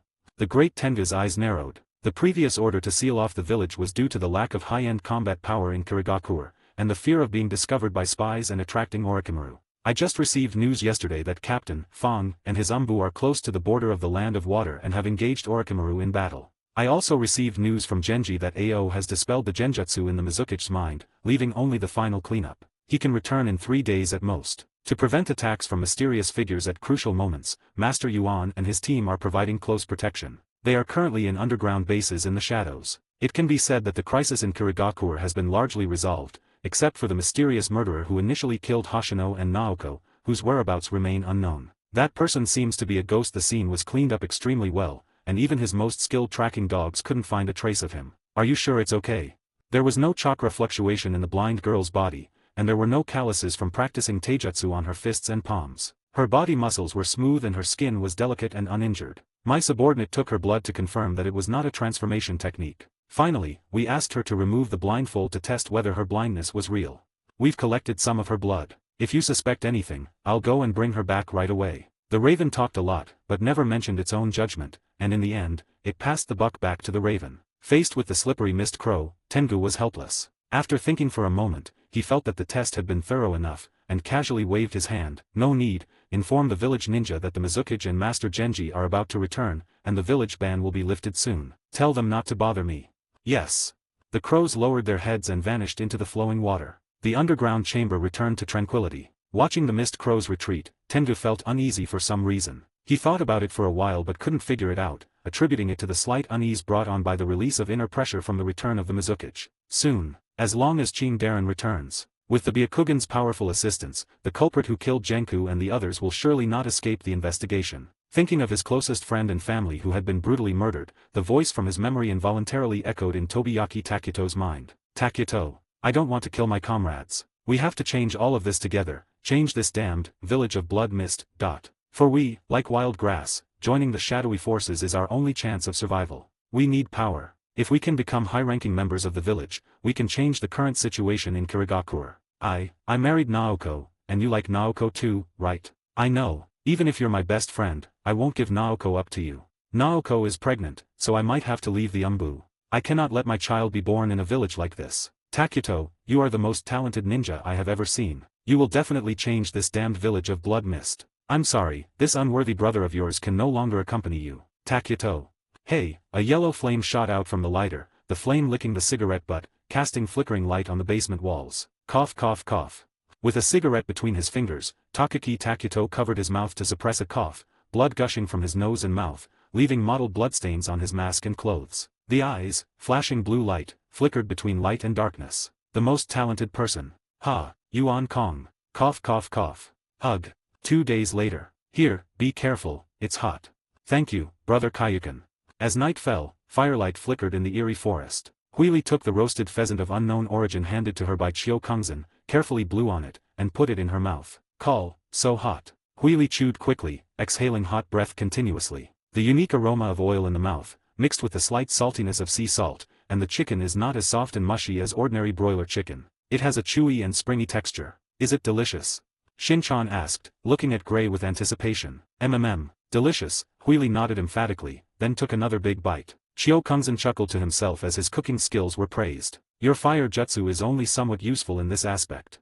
Yangjin tore off a piece of chicken to check if it was cooked through, glanced at Kaiyukin Xin's smug look, and couldn't help but say something to tease him. Xiao Yang, come out with some water magic later, I need to wash my feet, Chio Kungsan quickly retorted. Before Yangjin could say anything, Tongshan Huali and Lisheng Mari, who were eating with him, glared at him with disdain while chewing on roast chicken. Seeing that Shinichi Okamura, who had angered the two women, dared not utter a word, Oma chuckled to herself and was about to lower her head to eat. Tear. The savory meat juices splattered everywhere. Huili had finished the whole roast chicken without anyone noticing, and casually pulled a chicken leg off his roast chicken. Hey, gray glass is mine. Yang Zhen looked completely bewildered. Huili finished the chicken leg she had snatched in a few bites, then held up her hands, lightly licking the juices from the corners of her mouth. Her delicate face, covered by a blindfold, was full of innocence. I'm sorry, Yangjin Ge, I can't see.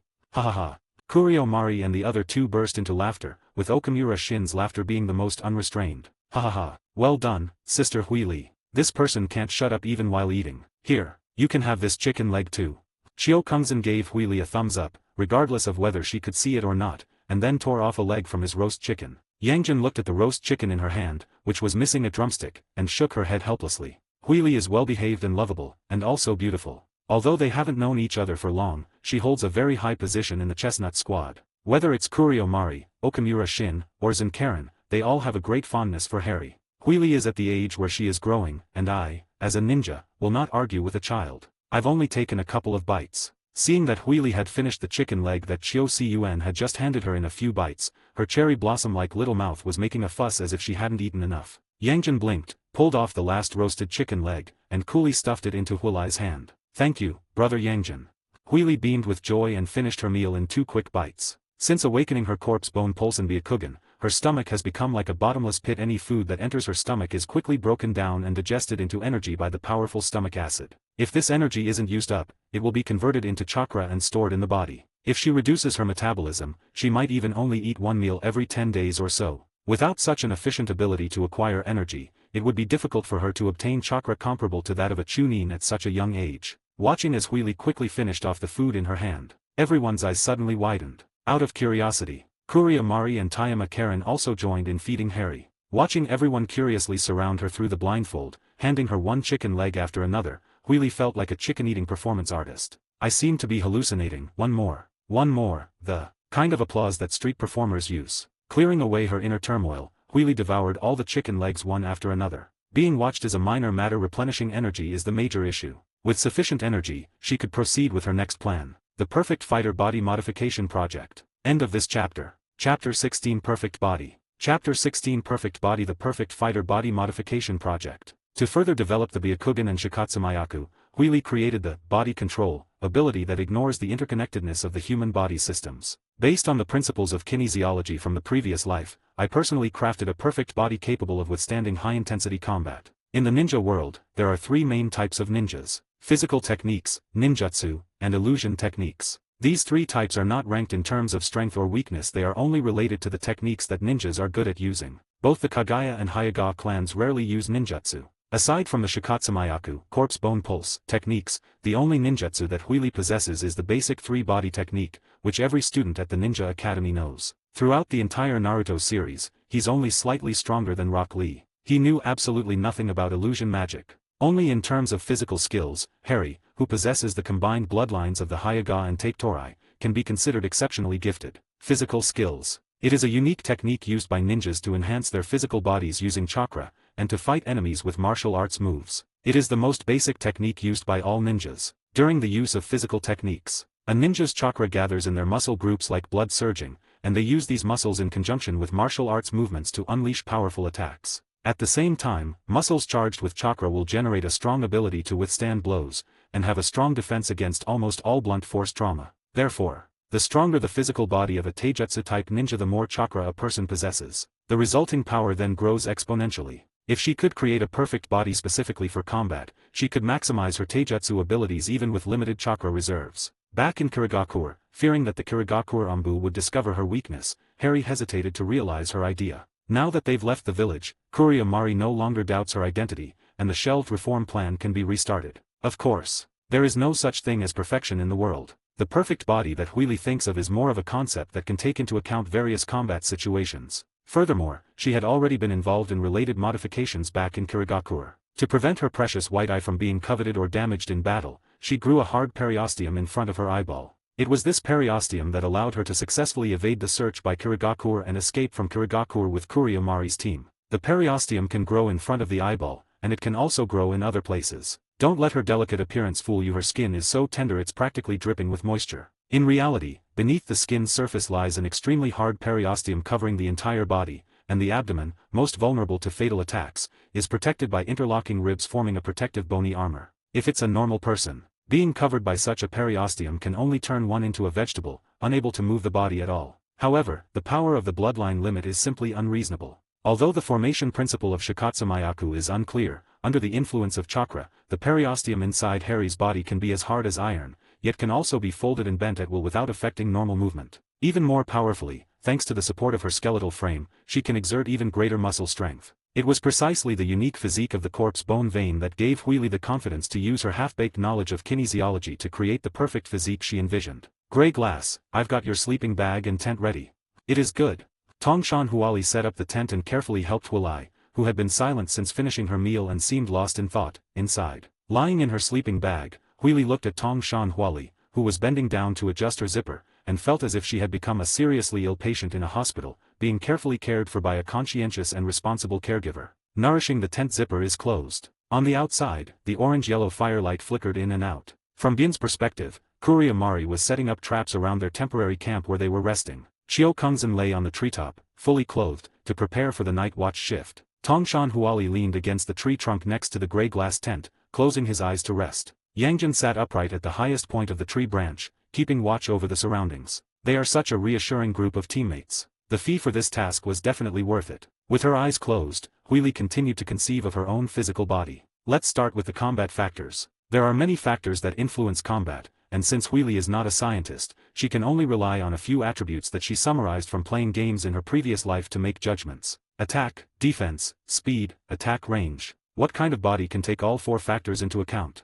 With the assistance of the corpse bone pulse, her defensive and offensive ranges don't require much intervention. Attack and speed are the areas she most needs to improve right now. Huili struggled to recall her past life's memories, combining them with fighting games and rudimentary knowledge of kinesiology to painstakingly summarize her findings. Attacks include strength, attack speed, and weapon. In terms of weapons, nothing is more useful to Huili than her own bones, as power offers the greatest control. Many people have deep misunderstandings about power. They believe that the bigger the muscles, the stronger the strength. This idea itself isn't wrong, but it reflects a very superficial understanding of strength. There are several important factors that influence strength. First, the total cross-sectional area of the muscle fibers recruited by the nerve. The thicker the muscle fibers, the larger their cross-sectional area, and the more force they can generate. This is the basis for the common belief that large muscles equate to great strength. This idea itself is very inaccurate. Muscles themselves also contain sarcoplasm that does not participate in the exertion of force, and sarcoplasm accounts for a large proportion of the muscle.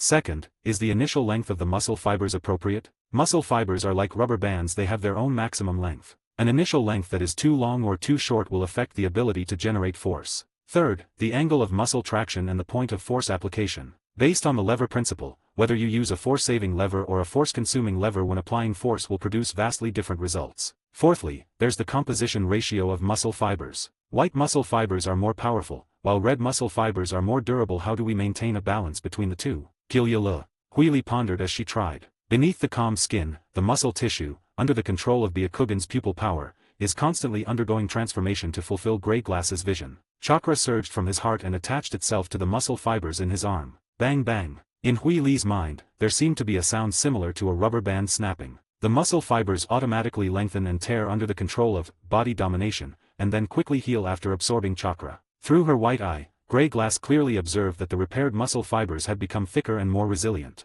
The most terrifying thing is that the whole process was completely under Grey Glass's control, and she successfully suppressed the sarcoplasmic hypertrophy caused by muscle fiber growth. The sarcoplasm itself does not generate force for muscle contraction, it is an energy-supplying environment. The ninja's energy system relies entirely on chakra, and the role of sarcoplasm can be replaced. Inhibiting sarcoplasm means something terrifying. A muscle fiber of the same thickness can generate far more force than others. Pulling her arms out of the sleeping bag, Huili moved them back and forth to feel the torque while adjusting the ratio of white to red muscles. Muscle fibers thicken, then thicken again, and their length extends and then contracts on its own. Through continuous experimentation, Grey Glass's muscle form gradually approached perfection.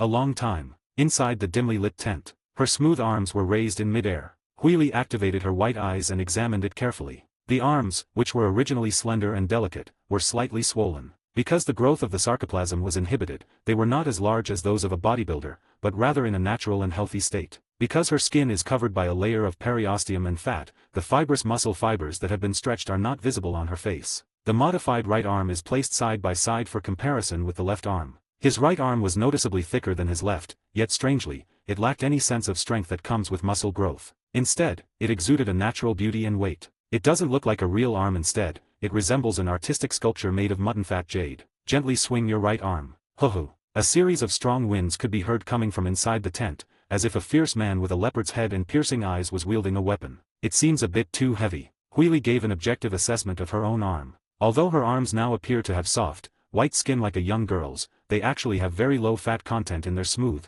plump shape. Beneath the thin layer of fat on the skin lies a hard periosteal armor, a thick layer that completely covers the arm. Further down are hard, bulging muscle tissues that resemble steel bars, and finally two arm bones that are harder and denser than steel. The outer layer of skin is used to confuse the enemy. The middle periosteum protects against sharp objects. The lower muscle layer acts as a buffer against blunt force trauma. The innermost arm bone provides support, ensuring the integrity of the body. Okay, how come I accidentally maxed out my defense when I was just trying to enhance my attack power? So, the best defense is offense. Is that what it means? Huili thought to herself. A high-quality body can resist external impacts and enhance the impact of attacks. However, extremely high mass can lead to slower startup speed, and the huge inertia makes it difficult to change direction when moving, affecting flexibility. If the entire body were modified in this direction, it would likely severely impact agility. This level of modification is merely an extreme example, far from perfect. The saying goes, the thickest armor you wear will bring the worst beating. While maintaining a constant body size, there must be a golden ratio between speed, strength, and mass. We still need to make a choice. Inside the tent, looking at the two arms that were completely different in thickness, Huili fell into deep thought. End of this chapter. Chapter 17 Chance Encounter. Chapter 17 Chance Encounter. Early morning. Sunlight filters through the leaves, casting rainbow-like halos. The lingering mist filling the forest echoes the rainbow lights, creating a mesmerizing, otherworldly scene. Shin-chan, Ayane, and the others had finished washing up and getting ready, while Karen Tongshan was helping Karen tidy up the tent. Aha!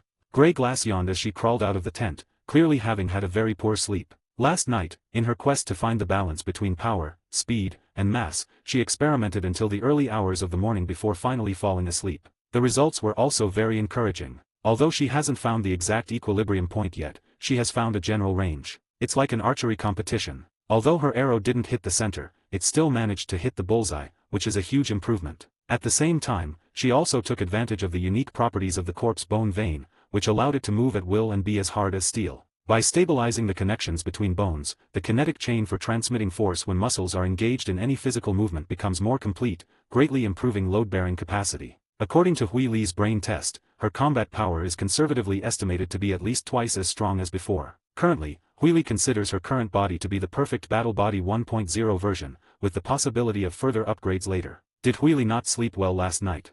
Tongshan Huali rolled up the tent and carried it on her back. Seeing Huili yawning repeatedly, she couldn't help but ask. In the ninja world, there is no such thing as men doing manual labor and women enjoying pleasure. As the medical ninja with the lowest combat strength in the team, it is only natural for Copper Mountain Karen to protect the safety of her clients and bear some of the burden to lighten the load for the combatants. Yeah, it's alright. Maybe I'm just excited because I'm going home soon. Hee. We still have 2 days' journey to Peichuan Port, and from there it will take another 7 or 8 days to take a boat to the port of the Land of Fire, and then it will be a long time before we reach Tansaku Street. Shin Okamura counted on his fingers, his excitement at the imminent arrival in the Land of Fire palpable. I also long for the rosewood from Tongshan. What is the Land of Fire, the most powerful and prosperous ninja country in the world, like? Will I happen to meet my idol, Lady Tsunade, in the Land of Fire? Don't dream about it, Karen. Tanabata is a famous red light district and a gambling den. How could your medical expert possibly go there? Yes. Oma and Shin Okamura reached an agreement, a rare occurrence. With the flame in her heart ruthlessly extinguished, Karen lowered her head, her 2 long flaxen braids hanging limply. Huili remained silent in the face of the crowd's discussion. If Karen Tongshan knew that the Tsunade-sama she admired was a gambling addict, she would be even more heartbroken than she is now. I really hope she never sees Tsunade in her life. By the way, where is teacher Li Zhen? Tongshan Huali's emotions came and went quickly. She raised her head to seek the truth. She went to retrieve the traps she set last night.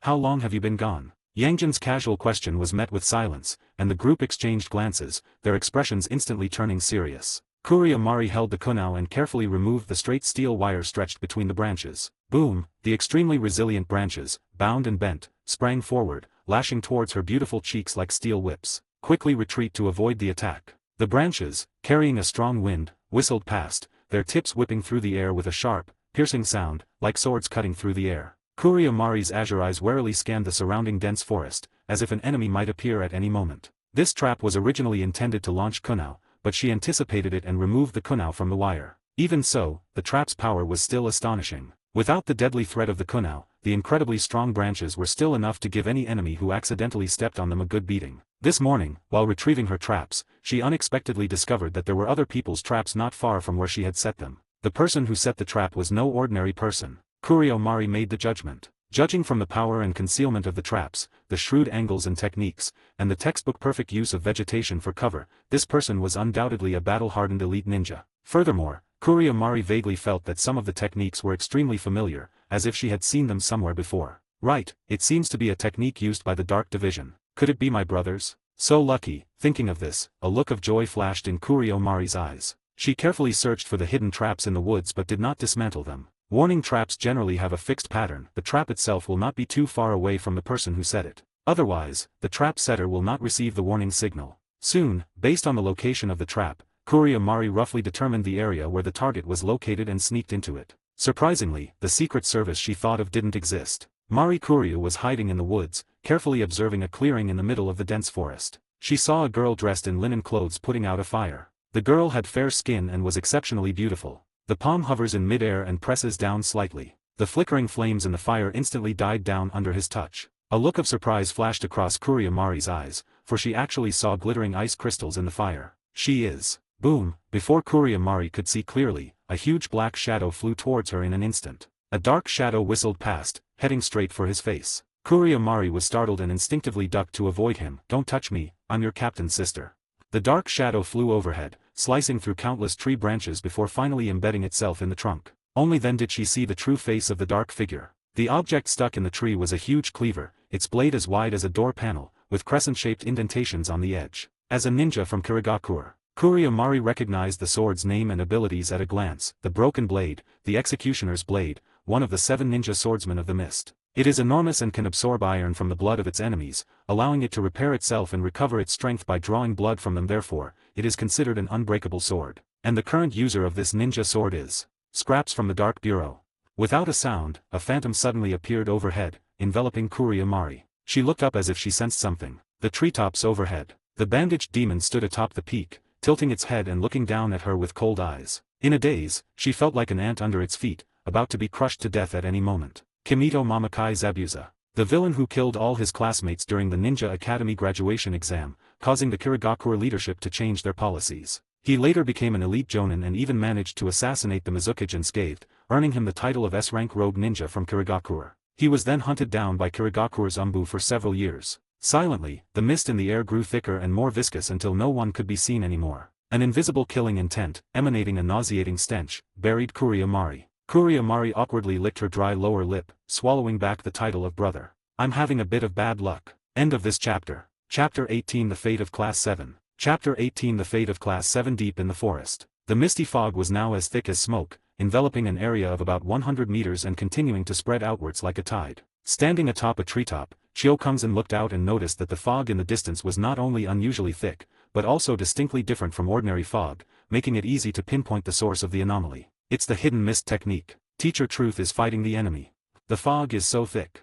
Yangjin also stood on the treetop, looking around with a gloomy expression. As an outstanding graduate of the Ninja Academy and a self-proclaimed master of the silent assassination technique, even 10 of him couldn't execute such a high-quality mist concealment technique given the density and breadth of the fog here. The enemy is very strong. Teacher Truth is in danger, we have to go help her. Tongshan Huali threw the tent on her back to the ground and pulled out a kunao from her ninja tool bag. Yijin, among the three of us, you are the most proficient in the hidden mist technique. What is its weakness? Weakness.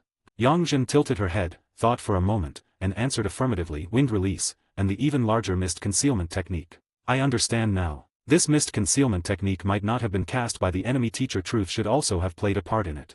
It turned out to be the case. Tongshan Huali understood immediately, and her expression softened. The essence of the hidden mist technique is to obscure vision with mist while simultaneously using chakra-filled mist to lock onto the enemy. By keeping the enemy in the light while keeping oneself in the dark, the power of this silent killing technique is maximized. The simplest way to break this technique is to use wind release to disperse the mist, or you can use the same mist concealment technique. In this way, you can't see the enemy, and the enemy can't see you either. This explains why the enemy was able to unleash such a large-scale mist concealment technique. Yangjin breathed a sigh of relief. Meanwhile, Tongshan Huali and the others were still staring at the thick fog and making wild guesses. Hailey, who was standing nearby, had already activated his Byakugan to observe the enemy situation. For the Byakugan, the thick fog in front of him was almost nothing. The clear vision revealed 3 bright chakra reactions that were dazzlingly bright. The opponents are an elite Jonin and a Genin.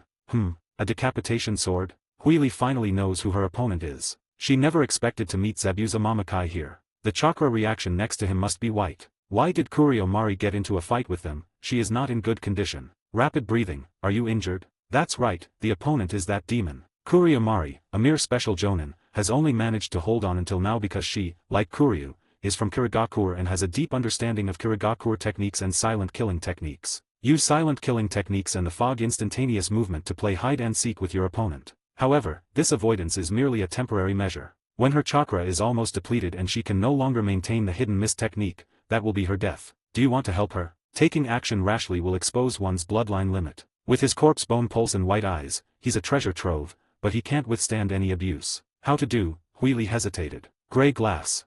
Tongshan Huali suddenly ran over. Teacher Truth is in danger, we must go and save her. You stay here and don't wander off, be a good girl and wait for us to come back. It is good. Here's a kunao for you to use in self-defense. If we don't come back, you'll have to leave on your own. A Kimura Shin shoved a kunao into Huili's hand, and the 3 of them settled Huili aside and showed her the way. Regardless of whether she remembered or not, he left her some dry food and water, then turned and ran into the thick fog. Call. A gentle breeze swept through the fog, and the 3 figures were quickly swallowed up by the thick fog. In the dense forest, Huili sat blankly in place, all alone. Mari Kurio, Karen Tayama, Shin Okamura, and Oma. They were going to die. Looking at Zabuza's vigorous chakra reaction in the mist, and Kurio Mari's nearly depleted chakra and body covered in wounds, Harry made an objective judgment. Her best and safest choice now is to turn around and leave this place of trouble. She has now escaped from the hidden mist. With the help of these people, most of the route to the Land of Fire was completed. If you keep heading west, you will reach Peichuan Port, from where you can take a ship to the Land of Fire. Wide sea diving, sky high the birds to fly. Huili gripped the still warm dagger in her hand, silently making up her mind. A thick fog blanketed the area, so thick that you couldn't see your hand in front of your face. Ding! Kurio Mari, with her left hand protecting her bloodied waist and abdomen, held her right arm across her face and used a kunao to precisely deflect the incoming shuriken. What followed was the terrifying decapitation blade. Call the broad blade swept across, clearing away the thick fog and creating a vacuum. Kurio Mari hurriedly used her kunao to parry the sword, but its immense force sent her and her weapon flying in an instant, crashing into a tree trunk before bouncing back to the ground. Maintaining the hidden mist technique for so long has nearly depleted his chakra. My arms felt as if they were broken, utterly powerless, and a metallic taste kept rising in my throat. Blood was constantly draining from my abdomen, and the wind chilled me to the bone. With trembling hands supporting her heavy body, Kurio Mari watched as the demon wielding a large sword gradually emerged from the mist, despair flashing in her azure eyes. The fog enveloping the space grew thinner and thinner. Without the cover of the thick fog, he would have absolutely no chance of winning against Zabuza Mamakai. The cold, demonic figure moved forward slowly with silent steps, raising its broad slashing blade into the air before bringing it down fiercely on her head. Kurio Mari instinctively closed her eyes. Just as Mamakai Zabuza was about to kill the reckless ninja, he suddenly stopped swinging his sword and instead used his broad blade, which was as thick as a door panel, to block behind him. Ding ding ding ding. A series of Senbon needles were knocked away by the broadsword and disappeared into the grass. Zabuza turned around and looked back. A huge fireball came right in front of them. Boom! The expanding fireball, a scorching orange-yellow, devoured Zabuza the moment it touched him, then flew all the way until it struck a large tree, scorching the thick trunk black with flames. After spewing out a fireball, Shin Okamura didn't even look at his own victory, and he and Karen Thompson rushed straight towards Mari Kurio, who was lying on the ground. On the road where the two were charging forward, Zabuza, who had just been melted by the fireball, appeared at some point beside Shin Okamura and the others, wielding his huge slashing sword and aiming it diagonally at Shin Okamura, who was constantly approaching Mari Kuryu. The enormous cleaver carried wind blades powerful enough to cut through anything, as if it were about to cleave Okamura Shin and Toyama Karen in two. Shio Kungzen seemed oblivious, simply charging forward alongside Tongshan Huali. The blade was about to behead Shio Kungzen. The massive scythe stood between the cleaver and Shin Okamura, taking the fatal blow for him. "You're a bit slow." Akamura helped Kurio Mari up, and a green light shone from the center of Tongshan Karen's palm as he smoothed out the gash in Kurio Mari's abdomen. Cough cough. "What are you all doing? Stop talking nonsense and get going." Yang Jin formed hand seals, and his chakra was suddenly activated. Water release, mist concealment technique. Call. Thick fog once again spread through the space. The game of hide and seek between Class 7 and the demon begins. End of this chapter. Chapter 19 Ghosts and Monsters. Chapter 19 Ghosts and Monsters. Zabuza Mamakai was somewhat annoyed as he looked at the mist that once again obscured the space before him. I originally thought it wouldn't take long to get rid of that woman. They were surprisingly resilient. The hidden mist technique, displayed with chakra comparable to a jonin, even troubled someone skilled in silent assassination. Now we have a few more genin to help us. Although these people appear to be genin, even weak chunin might not be their match. A silent assassination technique and taijutsu similar to his own, a fire-style ninja with astonishing ninjutsu power, and surprisingly, a rare medical ninja in the team. This reasonable configuration, seems like we've caught a big fish. But it doesn't matter. One's whereabouts must not be revealed to the Secret Service. If you can't solve the small problems in front of you, there will only be more big problems in the future. They're just 3 genin and 1 special jonin. Taking them out is only a matter of time. Think for a moment. Zabuza, wielding his great sword, was about to continue his pursuit. Dong dong dong. Strange noises suddenly came from the mist behind them. Zabuza turned around warily. Despite his mastery of silent assassination techniques, he was precisely captured in the mist. "Zabuza Mamakai, can we talk?" A clear female voice accompanied a white figure. A mysterious blind woman, holding a white cane, wearing a white cloak, and with a black blindfold covering her face, suddenly appeared. There was no hesitation. A fierce glint flashed in Zabuza's eyes as he swung his executioner's blade in a black semicircle, producing a whooshing sound like a windmill, as it pierced through the mist and slashed straight at the girl's head. He couldn't care less how the other party pinpointed his location. That one strike severed her completely. Ding! The porcelain-like arm was raised into the air, seemingly slowly but actually quickly, and a single index finger was raised to precisely block the blade of the cleaver carrying terrifying force. The girl's fair flesh collided with the black cleaver, producing a piercing metallic clang. The powerful impact seemed to vanish into thin air, completely swallowed by the girl's small body, without even her fingers trembling slightly. Slender fingers pressed against the sharp blade. Black and white, big and small, the extreme contrast brings a more powerful visual impact. Then, a snap of the fingers. Clang. It sounded like a bell tolling. The massive decapitation blade trembled violently before snapping in two with a crack. The once fierce gaze, now clear, was no longer murderous. Retreat. Creak, creak. The woman's body, completely covered by a cloak, suddenly emitted a strange sound, like a ferocious beast grinding its teeth and sucking blood, vigorously chewing on the shinbone of its prey. Strange fleshy bulges occasionally appeared beneath the small cloak, and the beautiful blind girl gradually lost her human form. Zabuza's expression shifted from cold and hesitant to horrified. Countless twisted, pale white skeletal hands struggled to emerge from the gaps in the girl's cloak, as if a hole leading to hell was hidden beneath the white cloak. Her silvery white hair tangled and twisted like a raging python, yet was as sharp as steel needles. The mysterious girl maintained a completely unchanged expression throughout, her exquisitely beautiful features creating a peculiar uncanny valley effect. "I don't want to kill in this ugly state, please, Zabuza-san." Staring at the bizarre humanoid monster before him. Gum. Zabuza, who had killed countless people, couldn't help but swallow hard and quietly took a half step back. He was known as the Ghost Man. "It's like a ghost story. Teacher Truth, how is it?" Sweat beaded on Yangjin's forehead as he formed hand seals, maintaining the vast-scale mist concealment technique, nearly exhausting his energy. "He's not going to die yet." Kurio Mari leaned on Okamura Shin's shoulder, her beautiful face pale from blood loss. "The bleeding from the abdominal wound has stopped, the shoulder bone is dislocated, and there should be a minor fracture. The rest are just superficial injuries. A little rest will do the trick."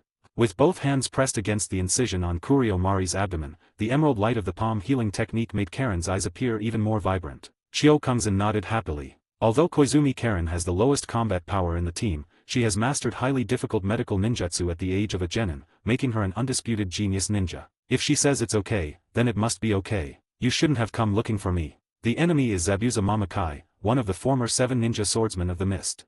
He also has a monster from the Menage-a-Ki family by his side. We have no chance of winning."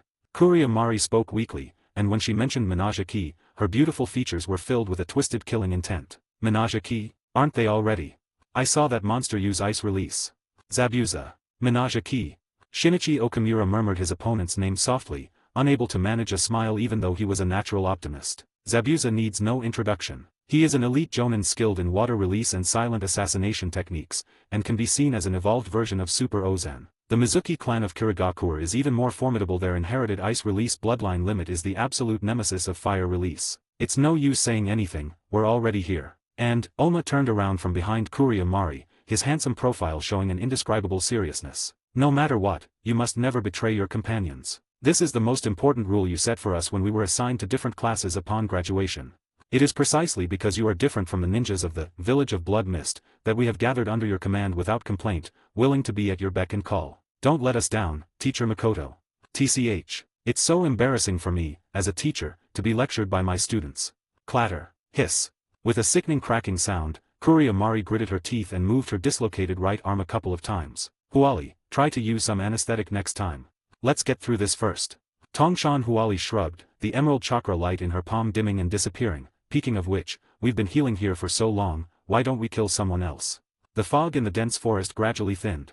Huili reinserted the mutated bones into her body and bent down to pick up the white cane from the ground. After his full-force attack was blocked by a single finger, Zabuza then tentatively attacked Carrie's eyes, which were hidden under a black cloth, with a senbon needle. I saw the steel senbon that had been flung and bent by my eyes. He turned and left, as if he had made some kind of decision. Through the fog, Huili looked at the 4 unharmed people, then returned to the camp with her cane. One life saved another. They helped her escape from the fog, and she reciprocated their kindness. Harry wasn't surprised that Zabuza, an elite jonin, had defeated him with the strength of a chunin. The world of Naruto is not like the fantasy or cultivation world of my previous life. A difference of 1 level can be fatal. Below the Kage level, intelligence and restraint remain the primary factors. The most prominent example is the battle between Narashikamaru and Haiden. Narashikamaru, who only had the strength of a chunin, managed to defeat Haiden, whose abilities seemed unbeatable, thanks to prior intelligence and superb tactics. The courier squad would be slowly killed by Zabuza's silent killing technique. Grey Glass faces the Chestnut squad. Unable to withstand Kuriyamari's water release and Okamura Shin's powerful fire release, coupled with Oma's taijutsu restraint and Koyama Karen's endurance, she was definitely no match for them. However, while Harry couldn't defeat the courier squad, she could still completely defeat Zabuza. Not only was the information transparent, but most importantly, Zabuza and she were incompatible. Her most proficient techniques, silent killing and mist concealment, are completely countered by the Byakugan. Pure physical attacks without any special effects cannot penetrate her steel-like body. The powerful impact of the water-style attack is also a physical attack. As long as her internal organs can withstand it, she can easily withstand it. The only threat she could pose was the water prison technique, which was very slow. Within the Byakugan's 360-degree field of vision, all chakra reactions emitted a blinding light. Complete restraint. There's no logic to it, it's a natural counter. From the very beginning, Zabuza was no match for her, even though Zabuza was much stronger than her. She precisely located Zabuza within the hidden mist technique. When Zabuza used all his muscles to block Zabuza's executioner's blade in a way that seemed easy but wasn't particularly difficult, he also came to understand this objective fact. Grey Glass. Kuriyamari's voice suddenly echoed in the air. I'm here. Seeing Kuriyamari and the other 3 running over quickly, Harry pretended to be delighted and stood up. Sister Genli, are you alright? Don't say anything, let's go. Kuriyamari picked up Hairi directly, but unlike usual, Hairi's unusually heavy weight after the modification caused Kuriyamari to stumble and almost fall. She assumed it was because she was exhausted from her recent injuries and didn't think much of it, carrying Huili away quickly. Tongshan Huali picked up the supplies on the ground, while behind her, Kaiyukan Xin and Yangjin concealed their whereabouts to prevent Zabuza from pursuing them. The 4 members of the Hidden Mist team, along with the unassuming and meritorious Hairi, embark on their journey to the Land of Fire amidst a tense atmosphere. End of this chapter. Chapter 20 Losing Control. Chapter 20 Losing Control. Moon stars are rare. The ancient trees, towering and hidden in the darkness, with their dense and uneven branches, resembled terrifying figures with outstretched arms under the cold moonlight. The moths seemed to be afraid and anxiously flew towards the only light in the dark forest, but before they could get close, they were nailed back to the tree trunk by 1,000 thorns of unknown origin. Kuriyamari plucked 1,000 moths and flicked the moths that were still struggling to kick their legs aside. Shio Kungzan fanned the fire, and the chicken skin, roasted to a light brown color, glistened with a delicate sheen of oil. The dripping oil fell deep into the flames, making an enticing sizzling sound. Harry and the others, who had just had a skirmish with Zabuza, sat around the fire, discussing the day's adventures. Gray glass, let me tell you, that scene was extremely dangerous. If I hadn't used fire release in that critical moment. Shinchan Chio was gesturing wildly as he spoke to Huili. Brother Chio is really amazing. Huili stared at the roasting chicken rolling on the grill, swallowing hard as she offered emotional support to Chio Kungzan. Gray glass, don't listen to his nonsense. Tongshan Huali rolled her eyes at Kaiyukan Xin, who had satisfied his desire to share, and ruthlessly interrupted his unrealistic narration. Seeing that her job had been taken over by Koizumi Karen, Oma turned over the roast chicken and looked at Kuria Mari with a serious expression. What's wrong, Teacher Makoto? Kuria Mari shook her head. It's nothing, I was just wondering why Zabuza let us go. Mari Kurio is still shaken by the crisis that happened this morning. If Zabuza Mamakai hadn't left for some unknown reason, they would probably have perished in the fog long ago. How did Zabuza end up here? Could it be related to the mysterious disappearances of high-ranking officials in the village? Where did that bloodstained ninja with ice-style ninjutsu next to him come from? Why did he suddenly let them go? Did a kind ninja who happened to be passing by save them? The more she thought about it, the more mysteries filled Kuria Mari's mind. Things that seemed completely unrelated were tangled together in Kuria Mari's mind, like a huge ball of yarn. Stop thinking about that. Isn't it the best outcome that no one got hurt? Can we eat now? Hui Li's childish voice interrupted Kuria Mari's thoughts. Looking at the adorable Hui Li rubbing her little hands together, looking like she was possessed by a glutton, Kuria Mari couldn't help but show a doting smile, putting all the questions from the day behind her. We may have to wait a little longer. After examining it, Chio Kungzan was a little unsure. Hui Li nodded. Under his disapproving gaze, the roast chicken was already fully cooked. She didn't know much about Okamura's new fire-style techniques, but his cooking skills were definitely just SOSO. The group chatted idly for a while. Somehow, the conversation turned to the ice-style ninjas around Zabuza. What a pity, we didn't kill that ice escape monster, a Kimura Shin said, slapping his thigh in frustration. No rush, we'll wipe out those monsters sooner or later. When the topic of bloodline ninjas came up, Kuria Mari's azure eyes flashed with a fierce light that was unfamiliar to Hailey. Her beautiful features were twisted with ruthlessness, making no attempt to hide her burning killing intent. What's wrong with bloodline ninjas? Hui Li asked, puzzled. Those were monsters, they weren't human. Teacher Li's family was. Hannah sure. Yangjin gave Karen a wink, and Karen glanced at Kuria Mari's gloomy face, stuck out her tongue in regret, and said no more. Seeing this, Hui Li decided not to press the matter further. Alright. The roast chicken is ready, everyone, let's eat. Shin Okamura deliberately made a loud noise to liven up the atmosphere, using kunao to divide the food for everyone. Here you go, Gray glass.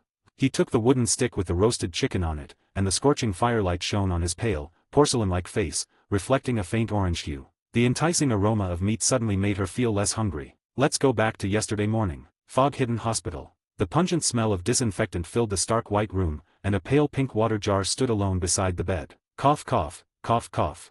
Wearing a striped hospital gown, Takaka Takuto leaned weakly against the headboard, his once strong chest heaving as he gasped for breath. Vomit. Takuto Soto Ike lay slumped over the bed, his head tilted to the side, vomiting blood clots. The blood clots were dark red, splashing and tumbling as they hit the water jar on the floor. The surface blood was washed away, and the pink water turned a deep red. Only then did people see the true nature of the blood clots. They weren't blood at all, but rather chunks of organs with blood vessels still attached. I rolled up my sleeves and looked at my arms. Its arms were an eerie light blue, with smooth skin covered in a thick layer of mucus, resembling some kind of bizarre deep-sea monster. I closed my eyes in disgust. Master Yuan is right. The modification of the three-tailed Isabuse chakra is indeed something that ordinary people cannot withstand. Even a tiny bit of it will cost them their lives. But Takuto Tobiok was willing to do so. Although wild grasses are very resilient, they can only survive by adapting to their environment. If you want to change the environment, you have to ignite it. The Mizuki's illusion was lifted along with the Forbidden Village Order. Master Genji is currently dealing with the backlog of affairs with the Mizuki,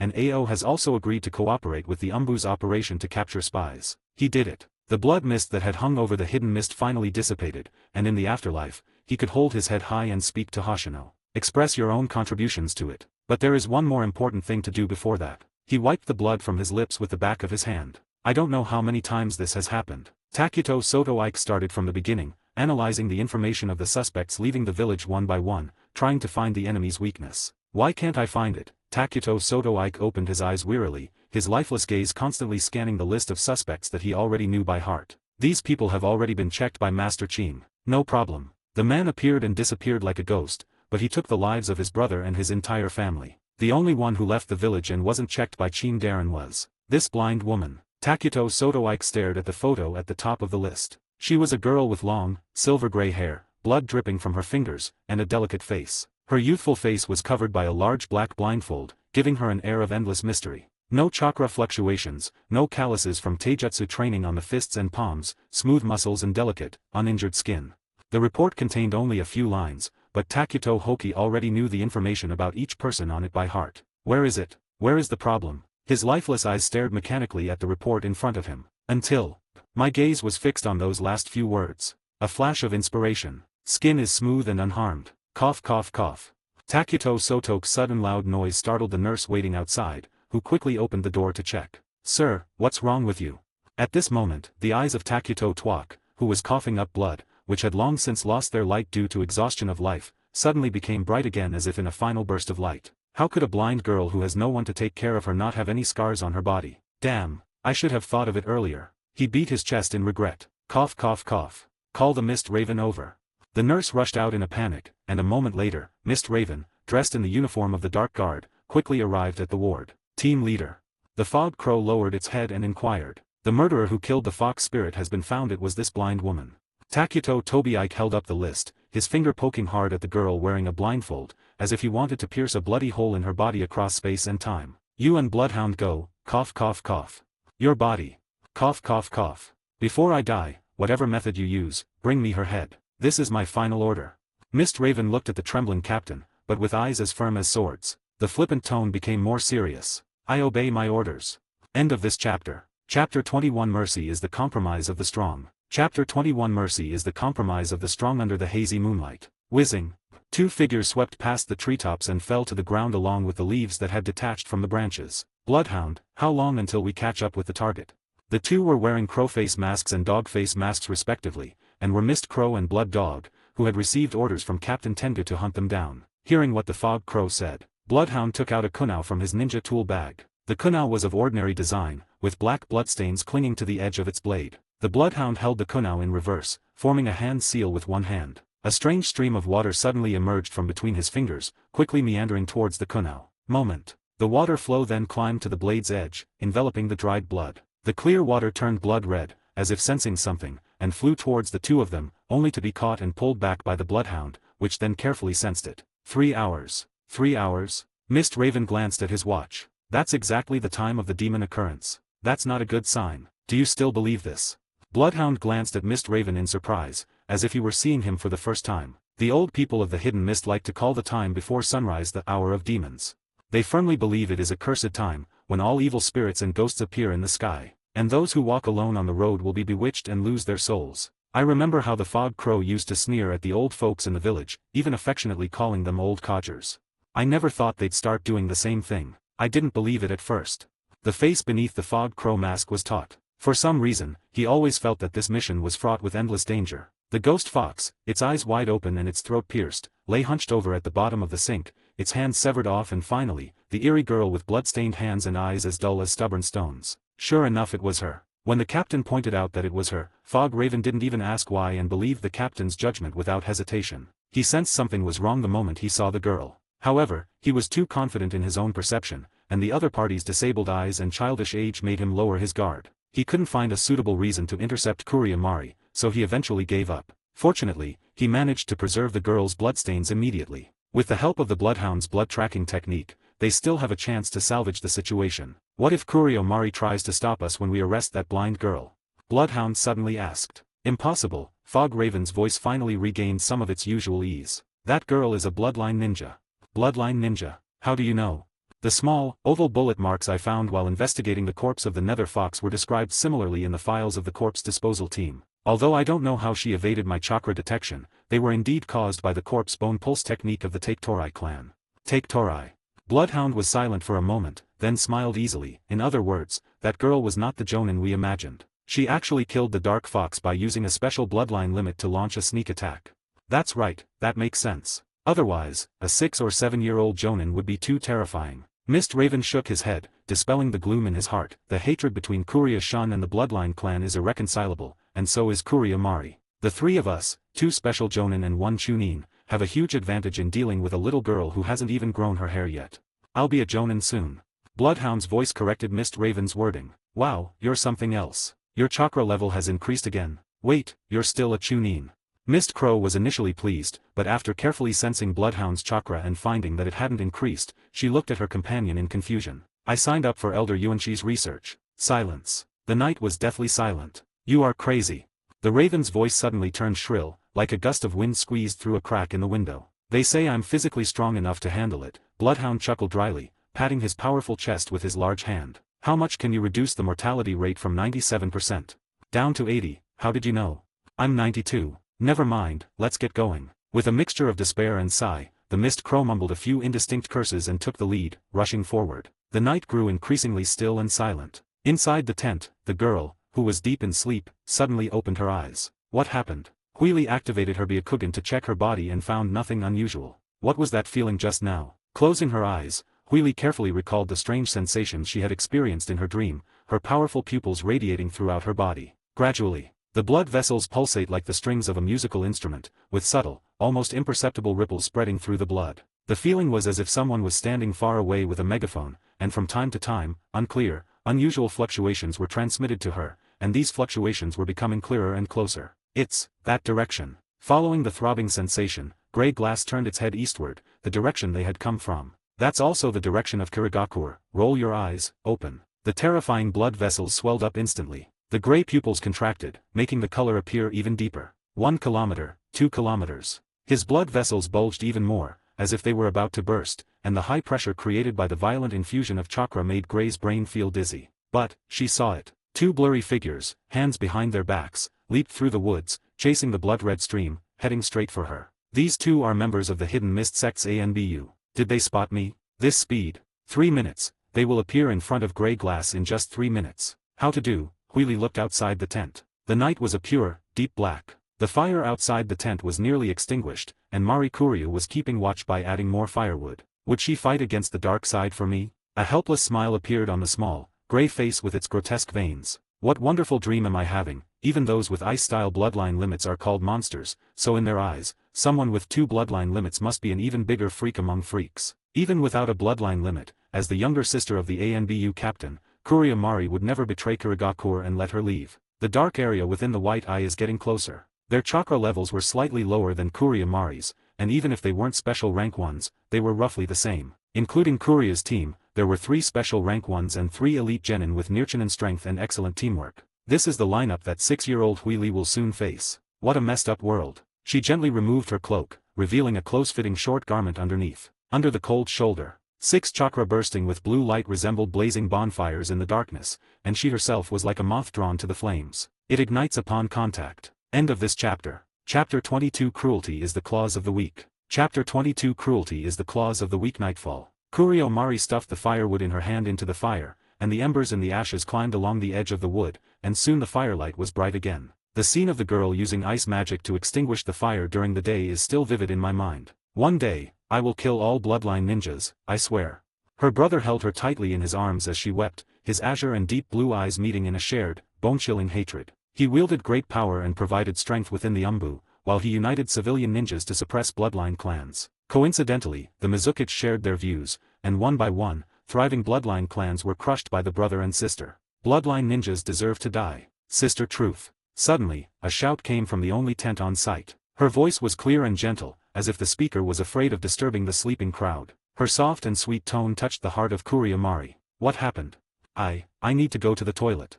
Wearing only a thin undergarment and blindfolded, Huili cautiously peeked out from inside the tent, like a kitten that couldn't find its mother. Be careful, I'll take you there. With a radiant glow of maternal love on her face, Kuryu Mari quickly ran over, took Carrie's soft arm, and helped her walk out of the camp. Kuryu Mari, lost in the allure of Grey Glass beauty, failed to see it. The lovely Grey in her heart was gently stroking Kuryu Mari's fair neck with her palm. Come on. This way, watch out, there are stones here. Base, there was a flash of white light. While talking to Harry, Kuryu Mari suddenly felt a cool sensation in her throat, as if someone were gently stroking it with wet fingers. She casually wiped her hand, puzzled, and found her palm damp and slippery. Look down. His palms were covered in crimson. Ho ho. The ruptured trachea emitted a hissing sound of blood. Kuryu Mari trembled, her eyes wide, staring in disbelief at the silver-haired girl in front of her who was tilting her head slightly. Her delicate face was chillingly cold. The soft, delicate little hands hanging down at the sides of the body had sharp thorns protruding from the fingers, and blood beads flowed down the slender bone thorns, hanging down the tips to form droplets of blood. She is Kuriomari clutched the wound on her neck, trying to get away, but her legs grew increasingly weak. With a thud, he fell to the ground. Oh, Sister Genli, how are you?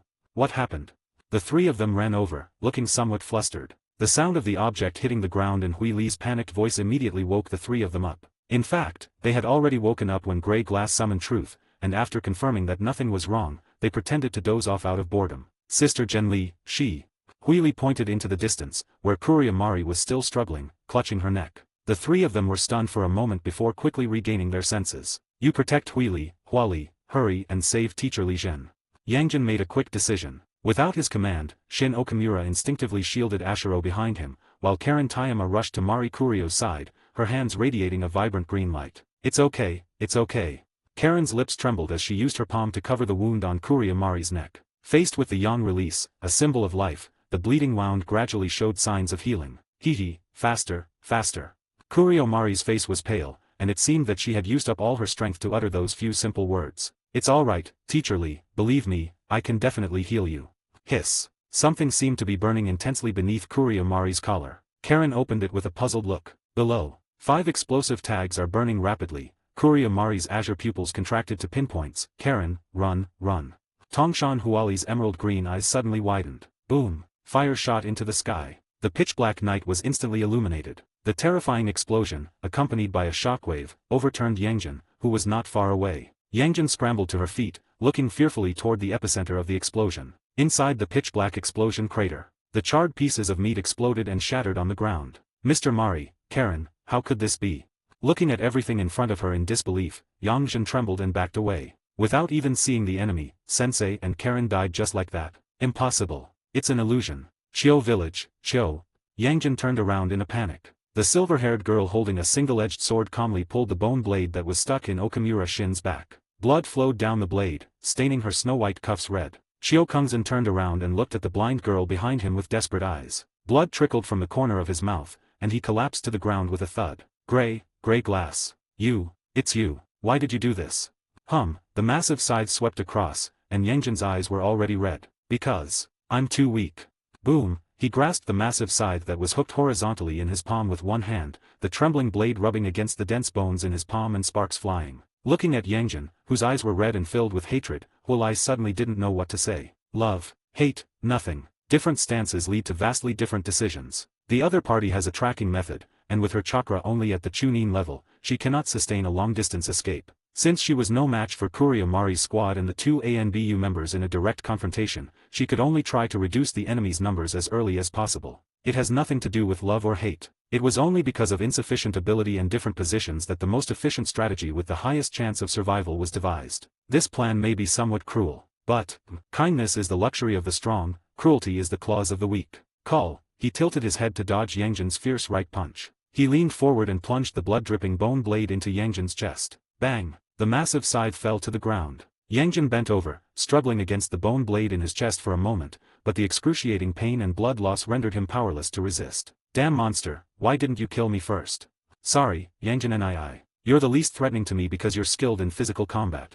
Pfft. The bone blade was pulled from the chest, slicing open the entire chest and abdomen, splattering blood everywhere. Yangjin convulsed twice and then showed no signs of life. Call. A gentle breeze flickered the flames, casting indistinct shadows. Holding a blood-stained bone blade, Hui Li turned her head to look at the dense trees not far away. Pat, pat, 2 figures landed lightly. Looking at the charred limbs scattered on the ground, and the porcelain-white girl standing sideways with a bone blade protruding from her palm, Mist Raven rubbed her hair in annoyance. It seems we're a step too late. There are too many traps set up around here. I'm afraid of alerting the enemy and taking a long detour. Bloodhound stared at the dangerous girl in front of him, his short hair standing on end like steel needles, his body in a defensive posture, making his muscles appear even more bulging. They didn't have to die, you just arrived too early. The bone blade sliced across the ground. It left long, bloody marks on the soil. As Hui Li gazed at the familiar dark division, she couldn't help but recall that bloody night. Mist, battlefield, broken limbs and severed bodies, and a boy crippled like a wild dog. Everything in front of me kept overlapping. After going around in circles, it seemed she had returned to the battlefield where she had just woken up. Takatori Harry, that's my name. Aren't you planning to let us go back alive? Amused by Mist Raven's words, Grey Glee curled her lips, but her face was colder than an iceberg. If the 2 of you get away, Kuryu and the others will probably die with their eyes wide open in disbelief. Young miss, I should be the one saying that. Mist Raven slowly drew his kunao, while Bloodhound raised his long blade. If we don't bring your head back, even more people will die with their eyes wide open in disbelief. Call, a sudden gust of wind swept through the woods, and the flames ignited on the branches and leaves burned fiercely and spread. By the light of the fire, 3 figures stood facing each other from a distance, the space filled with crimson blood mist and murderous intent. End of this chapter. Chapter 23 Crows and Dogs. As the night grew darker, the stars and the moon disappeared, making the flames burning on the treetops appear even brighter. The fire flickered. The raven's eyes suddenly sharpened. Raise your hand. Whoosh, whoosh, 2 cold beams of light flew toward Grey Glass's face. At the same time, the Bloodhound, wielding a blade as tall as a person, roared, channeled chakra into his feet, and stomped his foot hard, sending dust flying backward like arrows. With the help of recoil force, the Bloodhound was already close, its long blade aimed at Grey Glass's abdomen. Its charge was incredibly fast. The blade arrived almost simultaneously with the shuriken. The 2 forces, one above and one below, formed a pincer attack. The kunao was still in the air. Mist Raven, clutching a kunao, flanked Grey Glitter, his eyes fixed on every vital spot on her body. The slightest opening would send his shuriken swiftly to her death. The opponent's escape route was blocked, so retreat was the only option. But as soon as she takes a step back, Bloodhound immediately follows, and with her own pressure from the side, defeat is only a matter of time. This is what his years of experience in the shadows taught him. But everything today is destined to exceed his imagination. Because he was about to face the first person in the ninja world in 1,000 years to possess both the Byakugan and the Shikatsumayaku bloodline. The complementary bloodline limits are destined to shine with endless brilliance in the hands of Huili. Roll your eyes. Grey Glass growled inwardly. The blood vessels around his eyes bulged and spread to both sides of his cheeks. Beneath the blindfold, his grey pupils were as sharp as an eagle's eyes. The world seemed to slow down. He held a shuriken to the side, his eyes like those of a hawk surveying its territory. Holding a long sword, the Bloodhound charged forward, kicking up clouds of dust. The shuriken, gleaming coldly, spun in the air, and she could even see the purple stains painted on the blades of each one. In terms of insight and dynamic vision alone, the Byakugan far surpasses the Sharingan. In the high-speed taijutsu clashes of ninjas, accurately striking the opponent's pressure points is a fundamental skill for every Hyuga ninja. Calmly tilting its head left and right. Hiss. 2 spinning shurikens sliced through the air, whizzing past Grey Glass's ears. The purple blades almost grazed her ears, but didn't hurt her in the slightest, not even cutting a single strand of her silver-gray hair. Extreme accuracy and confidence stem from the terrifying observation from a god's eye view. Both palms split open simultaneously. Laugh. 2 bone blades, each about 1.2 meters long, suddenly appeared in Huili's hands. Clang. Bloodhound's longsword was deflected by Grey Glass's bone spikes. The blade pierced through Grey Glass's body, exiting from his side and rear, yet not a drop of blood was drawn. The other bone blade swept across. It slashed at the Bloodhound's chest. Bloodhound missed its attack and retreated instantly, narrowly dodging Grey Glass's sweeping attack. Pity. Grey Glass watched the Bloodhound retreat rapidly and thought to himself. Clutching the bone blade in his hand, he retracted the blade, which had subtly extended to 1.4 meters during the swing. Step on the ground. All the muscles in his body contracted and tightened at the same time, chakra attached to the muscle groups, and infinite power was transmitted to his feet like a spring. Boom, the immense force stomped a deep pit into the ground. Sighed. The crow's eyes suddenly blurred. The girl wielding the stark white bone blade had already charged into the Bloodhound's sight. What a great speed. Whoosh, whoosh, 2 more shurikens flew out from the blind spot and pierced the back of Grey Glass's head. He didn't even turn his head. Grey Glass continued to charge forward in pursuit of the Bloodhound, casually knocking away shurikens with the bone spikes in her left hand behind her head. The other side. The bone spur on his right hand suddenly transformed into a broad blade, heavy sword as large as a door panel. Call. Wielding a heavy sword, Grey Glass slashed down fiercely at Bloodhound's face. The intense wind pressure seemed to materialize. Even before making contact, Bloodhound knew just how terrifying the power of this attack was. But at that moment, he had no time to dodge. He could only raise his long blade in an attempt to block the strange-looking weapon in the opponent's hand. Clang. The sound of metal clashing echoed in my ears. The heavy, broad blade slammed into the slender blade,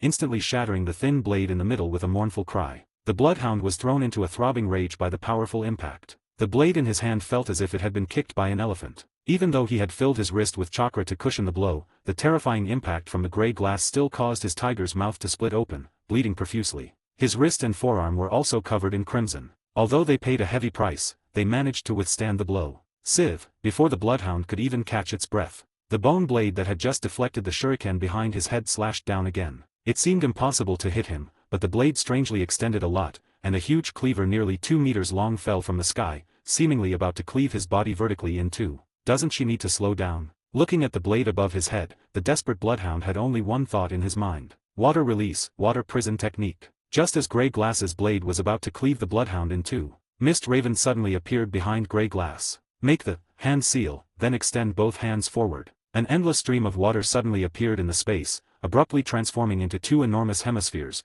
as if a carnivorous plant trapping insects had sandwiched Grey Glass between them, about to close. Now, Huili is caught in a dilemma. If she retreats, the opportunity she has finally seized will slip away. But if she doesn't retreat, she will be trapped in the water prison and die from lack of oxygen after killing the Bloodhound alone. Ignoring everything else, Grey Glass continued to slash downwards, cutting the Bloodhound in two with a single strike. Blood was splattered. The ashen grey in Hui Libai's eyes deepened, and the chakra within his body flowed into his eyes, transforming into boundless pupil power. Boom! The glass suddenly shone through. The water prison, carrying an astonishing force, was about to close in when it suddenly collapsed. The mist crows that had appeared out of nowhere, along with the Bloodhound that had been cleaved in two, vanished without a trace. Is everything okay? Far away. Suddenly, the figure of Mist Raven, who was covering her forehead, appeared, supporting Bloodhound. Bloodhound, who was holding her injured arm, shook his head, and the two looked at the girl in the distance. Bone blade retracts. The slightly damaged heavy sword has been restored to its slender blade shape. Huili, wielding two swords, slowly straightened up. Head turned. The blindfolded eyes mechanically locked onto the two of them. Her fair, jade-like face remained calm and undisturbed. The brief but intense battle seemed to have had no effect on her whatsoever. Minor damage to muscle tissue caused by exertion is rapidly repaired and healed by chakra, making the muscle lines hidden beneath the periosteum more resilient and taut. Pores dilate. Laugh, the visible, scorching steam emanating from within evokes images of giant steamships that frequently traverse the seas. Combined with the girl's innocent and delicate face, and her mysterious eyes covered by a blindfold, the intense inhuman aura brought a substantial sense of oppression. Gum. Far away. Their Adam's apples bobbed simultaneously. Perhaps we shouldn't have taken on this mission. First time. The Bloodhound, its voice hoarse, questioned its usually intelligent companion. Sometimes, those old folks do have a point, Mist Raven said, his face grim as he endured the throbbing pain in his head. The sky grew increasingly dark, with no light visible except for the flames. At this time, the true moment of twilight has arrived. End of this chapter. Chapter 24. The Intelligence War Between Ninjas. His bones are harder than steel and can deform at will. He is powerful in every aspect, including strength, speed, defense, and technique, and has almost no weaknesses in physical combat. The opponent has a kind of perception that doesn't rely on sight, making it difficult to launch a sneak attack. They also have high resistance to illusions. My mirage technique only lasted for less than a second, and other illusions probably won't work either. Bloodhound and Mist Raven quickly exchanged information. The more they talked, the more alarmed they became. They possess immense strength, a body of steel, and a wide variety of weapons, along with unique sensory abilities and resistance to illusions. Bloodhound, skilled in swordsmanship, had his weapon shattered in a single exchange, and his arm was almost crippled. Had it not been for Mist Raven's timely intervention, he would have been killed by now. The Mist Raven, skilled in illusion and assassination, is no less formidable. Launched from a blind spot, the shuriken, coated with deadly poison, was casually swatted away like flies. In order to rescue his teammates, he used the most powerful A-level illusion technique, the magical mirage technique. As a result, he was shattered by an unknown force in less than a second, suffered a backlash from the mental energy, and felt as if his brain had been hit with a blunt object. He has not yet recovered. Looking at Grey Glass's youthful face and seemingly delicate body, Mist Raven felt a sharp pain in his brain, but his strong rationality suppressed the pain and dispelled his panic. Countless pieces of information were gathered into intelligence. She killed Kurio Mari's squad before we arrived, proving that her perception range is very wide, and we can't escape. The opponent is a taijutsu-type ninja, so close combat is not possible. Instead, use ninjutsu to attack from a distance and keep them at bay. She's young, and her chakra reserves and stamina might be her weaknesses. A war of attrition could be effective against her. In just a few words, Fog Raven finalized the subsequent battle strategy. Meanwhile, Huili was not idle either. For ninjas, intelligence gathering is of paramount importance. Regardless of the level of combat, gathering intelligence on the enemy and understanding their weaknesses are the most important basic skills for a ninja. However, Grey Glass has a much simpler way of obtaining information. A unique 360-degree perspective. Fog Raven and Bloodhound seem to have become 3D models in a computer. Clothes, masks, bones, flesh, everything was seen through by the terrifying pupil technique, turning into a series of precise data appearing in Huili's mind. Mist Crow, a Chunin-level chakra user, and a Genjutsu-type special Jonin. He carries a poison pouch filled with powder at his waist, along with 6 kunao, 12 shuriken, and 3 explosive tags. He has a weak muscular structure, is skilled in Genjutsu and sensory ninjutsu, but is not good at direct combat. Bloodhound, chakra level, Chunin rank. He has a robust frame and strong muscles, is skilled in taijutsu and swordsmanship, and possesses considerable strength. He carries several ninja tools, but no poison or explosive tags, making him relatively low threat. His right arm is torn, swollen, and congested with blood, with a minor crack in the wrist bone. His taijutsu is almost completely disabled. The opponent no longer has the resources to fight her head-on. Using ninjutsu to restrain her would consume even more chakra, while she herself consumes very little chakra when using either the Shikatsumayaku or the Byakugan. In a contest of attrition, the ultimate victor will surely be oneself, and her opponent will probably not engage in close combat with her again. She must be careful to deal with any powerful ninjutsu attacks that may occur, and use her own strengths to forcefully break through and attack the enemy's weaknesses. Squeak, squeak. Except for the vital areas, the periosteum in Hui Li's body rapidly thinned, reducing his defenses and causing his weight to drop drastically. Chakra gathers in the thighs. Layers of muscle automatically tear apart and then heal in excess. The muscles in the thighs become more developed and powerful, with clearer lines, like steel bars. The bones struggle to protrude from the soles of the feet, breaking through the shoes and socks, protecting the feet while stabilizing the ankles, forming a more complete and secure kinetic chain. The bone blades opened wide and were placed on either side of the body, like wings. Squat down and lean forward. His whole being was like a bowstring stretched to its limit. The unusual movement on Grey Glass's side immediately caught Mist Raven's attention. The exoskeleton extending from its feet and the slightly strange movement set off alarm bells in its mind. The combat instincts honed through long battles constantly sounded the alarm. It made him tremble all over, as if he were dancing on the edge of a knife. With his energy fully charged, Hui Li suddenly raised his head, his two bone blades spreading out in a straight line. Tom, Bone Shoes stomped wildly on the ground. His body hurtled towards the two of them like a cannonball. Coming. Run away.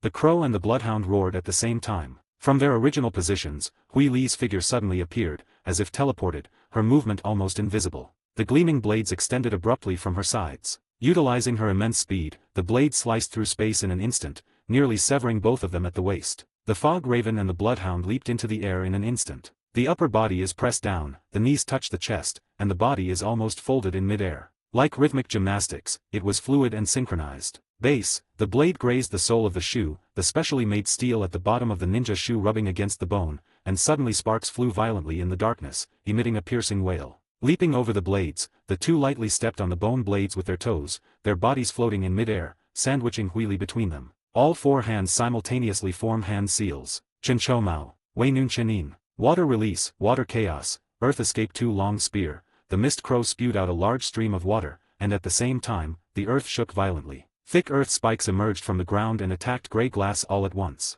The surging water collided with the spikes on the ground. Water droplets scattered. The figure of Hui Li was completely submerged. Fog Raven and Bloodhound tumbled through the air and landed lightly. How about it?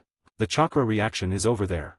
The Crow, its hand forming an unformed seal, suddenly turned around. Call, a strong wind howled, and Grey Glass, with her arms crossed, was pressed against her face. His pupils suddenly contracted to the size of a pinhole. Blood splattered. The blade drew a cross in the air, slicing the Mist Raven's body into 4 pieces, before being smashed to pieces by the Grey Glass's body that followed. Wow! The Raven's fragmented body transformed into clear water, falling to the ground and merging with the turbulent water currents. Not far away. Clutching its chest, the Mist Crow bent over and coughed up blood repeatedly. Such a fast water dash, great teamwork.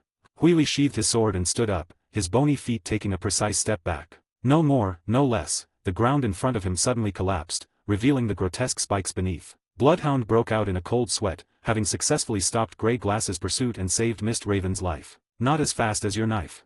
The Mist Raven gritted his teeth, trembling with pain. The cross-shaped knife wound on his chest almost severed his body. Fortunately, he had laid water on the ground beforehand using the water wave technique, giving him space to use water instantaneous body. But, huff. Miss, you always stop for a while after each battle, it's not to give us a chance to catch our breath, is it?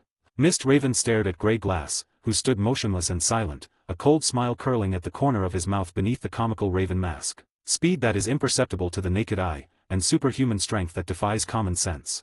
This is something you could never normally possess at your current size. Otherwise, you would have had no reason to kill Kuria Mari and the others before we even arrived. After each burst of power, you have to pause for a while before you can continue fighting, am I right? The scene suddenly became quiet. So what if I know?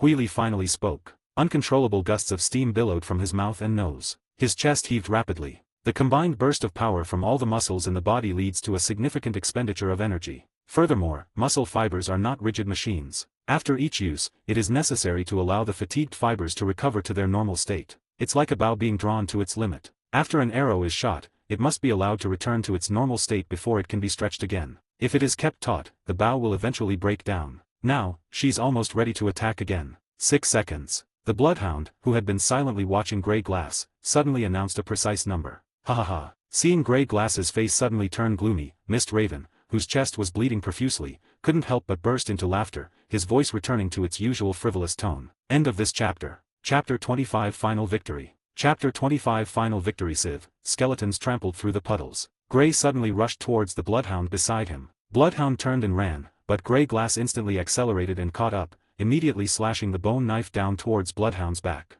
When, the sharp bone blade did not easily cleave the Bloodhound in two as Grey Glass had expected. Instead, it bounced off his back. Hui Li's wrist trembled slightly, and the rebounding force from her wrist made her wonder if she had struck a small mountain. Taking advantage of the opportunity, the Bloodhound escaped instantly. He gave me a disdainful look. The Bloodhound's skin, hidden beneath his robe, was covered with a dense layer of earth release chakra. Hardening spell. Fog Raven's disgusting voice echoed around them. Young lady, what are you going to do?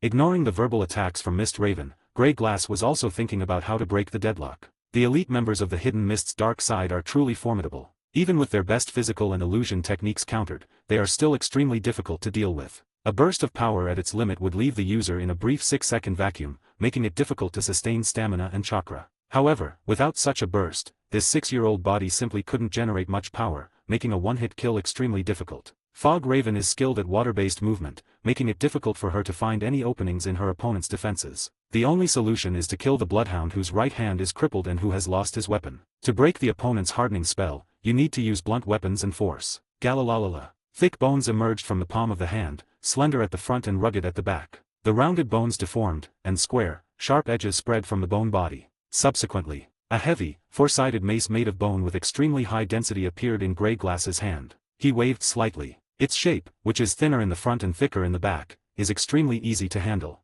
Bloodhound frowned as he looked at the strange-looking weapon, sensing that something was amiss. Call. Grey Glass's body suddenly disappeared and reappeared in front of the Bloodhound. Porcelain-white arms were raised into the air. The heavy, four-sided mace was swung with a strong wind, and the powerful wind pressure generated immense force. Bloodhound's temples throbbed. Maintaining the effects of earth release, hardening technique greatly affected his agility. Faced with this powerful and heavy attack, he could only choose to protect his head with his arms and take the hit head-on. Boom! The heavy mace slammed into the Bloodhound's crossed arms. Even more terrifying than the downward slash of the sword, countless impacts came from both arms. Click! The yellowish-brown, rock-like chakra exploded, scattering violently from the terrifying impact. Bloodhound's towering body was sent spinning and flying, crashing into a tree trunk behind him with a loud bang. Vomit!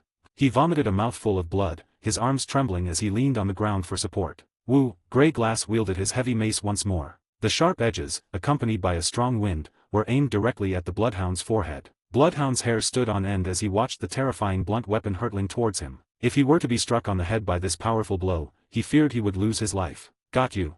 In times of crisis. Suddenly, the Mist Crow used Water Instant to quickly close the distance, and the water beneath Grey Glass's feet abruptly transformed into a water whip, wrapping around her ankle. The heavy blow was delayed. Grey Glass sidestepped the water whip. Unexpectedly, the Bloodhound lying on the ground in front of her suddenly got up and charged at her, roaring angrily. Although Huili had already seen it, her old strength had dissipated and her new strength had not yet been generated, so she was directly grabbed by the arms by the Bloodhound. Base, her petite body suddenly trembled, and countless bone spurs surged from her body, only to be blocked by the hardening technique on the surface of the Bloodhound's body. The stark white bone spurs sparked against the yellowish-brown skin, neither side gaining the upper hand. At this moment, Grey Glass's muscle strength was almost exhausted due to the force she had just exerted, and she was temporarily unable to break free from the Bloodhound's grip. 5 seconds. The number flashed through the minds of all three simultaneously. Having just unleashed 2 bursts of immense power, Grey Glass has 5 seconds left before his next burst. Taking this opportunity, Fog Raven approached and extended its hands. Water release, water prison technique. The crisscrossing water on the ground all surged back up, the fluid water seemingly coming to life, about to completely envelop Grey Glass and Bloodhound. Once it is fully formed, the water prison technique is virtually impossible to break from the inside. It is a perverse ninjutsu developed by the Hidden Mist Umbu specifically for lone, powerful individuals. Even the strongest enemy trapped in the water prison can only wait in despair for the oxygen to run out and suffocate to death. It's now. Hui Li's eyes narrowed. With his arm held captive by the Bloodhound, Grey Glass, who had been unable to use his skills, suddenly released his weapon, and all 10 fingers were aimed at Mist Raven, who was casting the water prison spell. The user of the water prison technique must keep their hands inside the water sphere, otherwise the water prison will break on its own. Because all the water on the ground was gathered to use water release, his water instantaneous movement technique was also sealed, leaving Mist Crow completely defenseless. Corpse bone pulse. The gleaming bullets crawled out from the tips of Grey Glass's fingers, like loaded bullets. 3 seconds. Sudden. A curtain of water swept through the air, swirling and forming a tall wall of water between the Grey Glass and the Mist Crows. Water release, water wall technique. Another Mist Crow appeared in the distance. After casting the water wall spell, it transformed into clear water and merged into the water prison, making the water prison take shape even faster. Young miss, that unfortunate fellow, Minhyu, died because of this very technique. The smug voice of the Mist Crow came from the wall after the water flow had changed, clearly indicating that it had already taken precautions against the hidden killing move of the Grey Glass. Ended. 1 second. As Mist Raven silently counted to the last number, he squeezed out his chakra, and the water flow completely buried Grey Glass and Bloodhound together, leaving no gaps. Looking at the enormous water prison in front of him, and the two figures locked together inside, the Fog Crow finally breathed a sigh of relief. All that's left is to wait for the oxygen inside to run out, then pull the Bloodhound out, and the battle will be completely over. Call, what an amazing young man. Before Mist Raven could even utter a sigh, the water sphere suddenly trembled violently again, as if the chakra maintaining the technique was about to run out. Okay. The Fog Crows were greatly alarmed. He quickly manipulated his chakra to maintain the stability of the water prison technique, but suddenly discovered that the chakra in his meridians was being blocked by a strange type of chakra that came from an unknown source. Within his meridians, the foreign chakra completely blocked the chakra flow that had been divided into segments, rendering his rampage ineffective. The Fog Crow opened its eyes in fear. This is. Only then did he realize. Below the water sphere, extremely fine strands of hair extend from the bottom of the water sphere. Under the cover of night, the hair strands, barely visible to the naked eye, pierced the acupoints on Mist Crow's skin like steel needles, continuously channeling chakra into his body. His meridians have been completely locked down by these foreign chakra. Wow, the water sphere, now deprived of the support of the Mist Raven's chakra, collapsed with a crash, revealing Grayly with her hair hanging down and her body soaked, and the Bloodhound still tightly binding her. The water had soaked the girl's clothes, making her look slightly disheveled, but the corners of her pale pink lips were gently curved upwards. Through the blindfold, his eyes locked onto the Fog Crow completely. Make the shape of your fingers like a pistol. Sneered. Tom, lip movements mimic the sound of a gun being fired. Call out. Extremely fast finger bones, invisible to the naked eye, pierced through the air. Loss of chakra. The ravens, their faces filled with terror, instinctively looked up but could not dodge the high-speed bullet. The skull was pierced through. Red and white brain matter, carried by finger bones, spurted out from the back of the head. The Fog Crow's vision went black, and it instantly collapsed to the ground, its body twitching unconsciously twice before falling still. Mist Raven. Seeing blood trickling from his companion's brow, the Bloodhound roared and wrapped his arms completely around Grey Glass's throat. The bulging muscles completely jammed the slender neck. Ah! A roar exploded in Grey Glass's ears, as if breaking some kind of limit. Visible blue chakra erupted from the Bloodhound's abdomen, and finally, countless chakra poured into his arms, which swelled up like steel bars, grabbed Grey Glass's neck, and slammed him down hard. Click! Grey Glass's head snapped backward instantly, its cervical spine curving into a bizarre arc. The skin of its neck was completely torn apart, exposing its blood-soaked throat to the air, a truly gruesome sight. A flicker of pleasure flashed in the Bloodhound's eyes, but it quickly turned into deep terror. The reason was that Grey Glass, whose head was completely folded behind his back, was still smiling on his upside-down face. The broken neck vertebrae exposed to the air suddenly protruded with bone spurs, precisely piercing the Bloodhound's bloodshot right eye and extending all the way through its brain. Ugh! Ah! A painful scream echoed through the dense forest. The Bloodhound's tall body stiffened instantly, the yellowish-brown chakra on its body disappeared, and the bone spurs had nothing to stop it. Pft! Pft! Countless sounds of flesh being pierced rang out. He embraced Hui Li's tall body and was completely transformed into a shattered blood gourd. Bloodhound, dead. The evening wind howled through the dense forest. The night was already very dark. Suddenly, a streak of light appeared on the horizon, and then the whole world was illuminated. The time of twilight has ended. With her hands supporting her head bent backward, Hui Li struggled to break free from the porcupine-like Bloodhound's embrace. The bone spur was pulled out, bringing with it a large spray of blood. Slap, slap. The bloody bone spurs fell into the blood-soaked mud and quickly decomposed into bone fragments. Hui Li carefully supported her chin and folded her head back into place. Visible bone fragments extended from her cervical vertebrae to fix her head in place, and the torn fascia and nerves automatically reconnected under the influence of chakra. Chakra repair, steam billowing out. Hui Li shook her head, feeling as if her head was about to fall off at any moment. Okay, it wasn't a fatal injury. Although the corpse bone pulse is powerful, it also has its limits. The power to heal the body is somewhat ineffective in the face of such severe injuries. If only one had the body of 1,000 hands or Uzumaki sage. Hui Li thought with a hint of greed. This battle was indeed difficult for Grey Glass, but she still won. Anyway, it is an ironclad rule known to everyone in the ninja world that one must not engage in close combat with the Take Torai and Hyaga. They all did it, and they almost succeeded. If she hadn't turned the tables with the rabbit hair needle at the end, she really wouldn't have been able to do anything about these two. One was a special jonin who used genjutsu, and the other was a chunin who used taijutsu. Their only relatively powerful genjutsu was countered by the Byakugan. This configuration almost caused Grey Glass, who possesses 2 bloodline limits, to fail. There are many reasons. Firstly, Hui Li's age is indeed a major disadvantage, and she spent the time being hunted by the hidden mist after just awakening her memories. All in all, she has only been in this world for a week, so she really didn't have a chance to develop in peace. Secondly, the quality of the hidden mist ninjas is too high. Under the brutal policies of the village of Blood Mist, the ninjas of Kirigakure are almost all elites who have fought their way out of the village. Mediocre ninjas simply cannot survive in this village. This is undoubtedly extremely cruel for ordinary people. But such a cruel policy is the reason why Kirigakure survives. The name Village of Blood Mist had already spread throughout the ninja world many years ago, and the behind-the-scenes manipulation by Madara Uchiha and Obito only exacerbated this bloodshed. Kirigakure belongs to the Land of Water, the weakest of the 5 great nations. The Land of Water is an island nation at sea, with most of its land area being ocean, unsuitable for human habitation. Given this, the Land of Water has a sparse population, and the difficulty of cultivating crops on an island makes it extremely difficult to raise food, resulting in a severe shortage of people. If there are not enough basic ninjas, it will be difficult for genius ninjas to emerge. Furthermore, the Land of Water is located between the Land of Fire and the Land of Lightning, 2 powerful nations, so many foreign missions simply don't reach Kirigakure, making resources even scarcer and poorer. In order to break the vicious cycle, the cruel Blood Mist village was born. The ruthless elimination mechanism revitalized Kirigakure,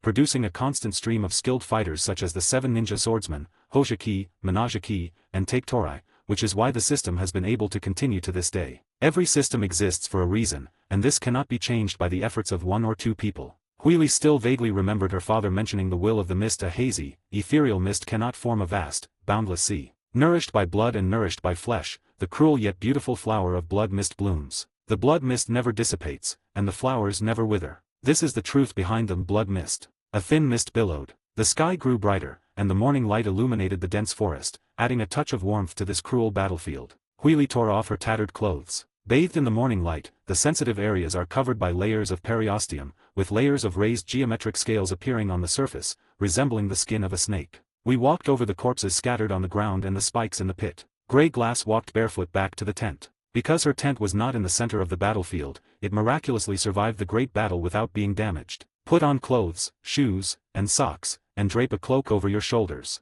They found the white cane belonging to Chio Kungzan on her back and then set the corpses on fire. Flames licked the chunks of meat. The stench of burning protein mixed with the aroma of meat made Hui Li, who was somewhat hungry after the fierce battle, swallow hard. Sudden. Just as the flames reached the bloodhound's body, a flesh worm containing a large amount of chakra crawled out from his body. The flames flickered. The flesh worm moved away from the flames and crawled outwards. Hui Li was startled and rolled her eyes, locking onto the flesh worm. The flesh worm was about the length of a hand, thin and flat, with a dark blue-black body and a strange slime on its surface. Don't let its small size fool you. Its body contains more chakra than a bloodhound. The heterogeneous deep blue chakra emits a strong light in the Byakugan's view. This. Hui Li frowned deeply. Isn't this the chakra that Bloodhound used when he suddenly unleashed his power? It snapped her neck, which was harder than steel, in one go. She was very curious about this sudden power that even the white eyes couldn't detect. The flesh worm was wriggling on the ground. The deep blue chakra transformed into a stream of moist water, extinguishing the raging flames. Bang! Encased in white bones, a fist as heavy as a hammer slammed the flesh worm into the mud. The flesh worm was hit hard and writhed wildly. Bang bang! Hui Li slammed the hammer a few more times. It stopped moving completely. He poured the soldier's ration pills into his mouth, leaving the empty medicine bottle, pinched the flesh worm, and stuffed it into the bottle, then sealed it with a cork. Whatever it is, let's pack it up and leave first. With the medicine bottle tucked into his pocket and chewing on a soldier's ration pill, Hui Li bent down and slung his backpack over his shoulder. Dong dong. The white cane gently taps the ground. With her back to the rising sun in the distance, Hui Li embarked on her journey to the west. That's Konoha. She will eventually gain strength there. Get rid of cruelty. End of this chapter. Hi guys. I made a paid service in Telegram where you will find a great collection of fanfiction audiobooks organized and regularly updated. What you get? An unlimited access to the full audiobook library. New fanfiction audiobooks added regularly. You can play audios directly from Telegram anytime. Joining our service is available through a monthly subscription of $5. You can pay using PayPal or Ko-fi. So what are you waiting for? Send me a message on Telegram or Discord. I will provide the payment details. After the payment is confirmed, you will receive access to the private Telegram channel containing all audiobooks. If you enjoy fanfiction and prefer listening instead of reading, this library is made for you. Message me anytime to join.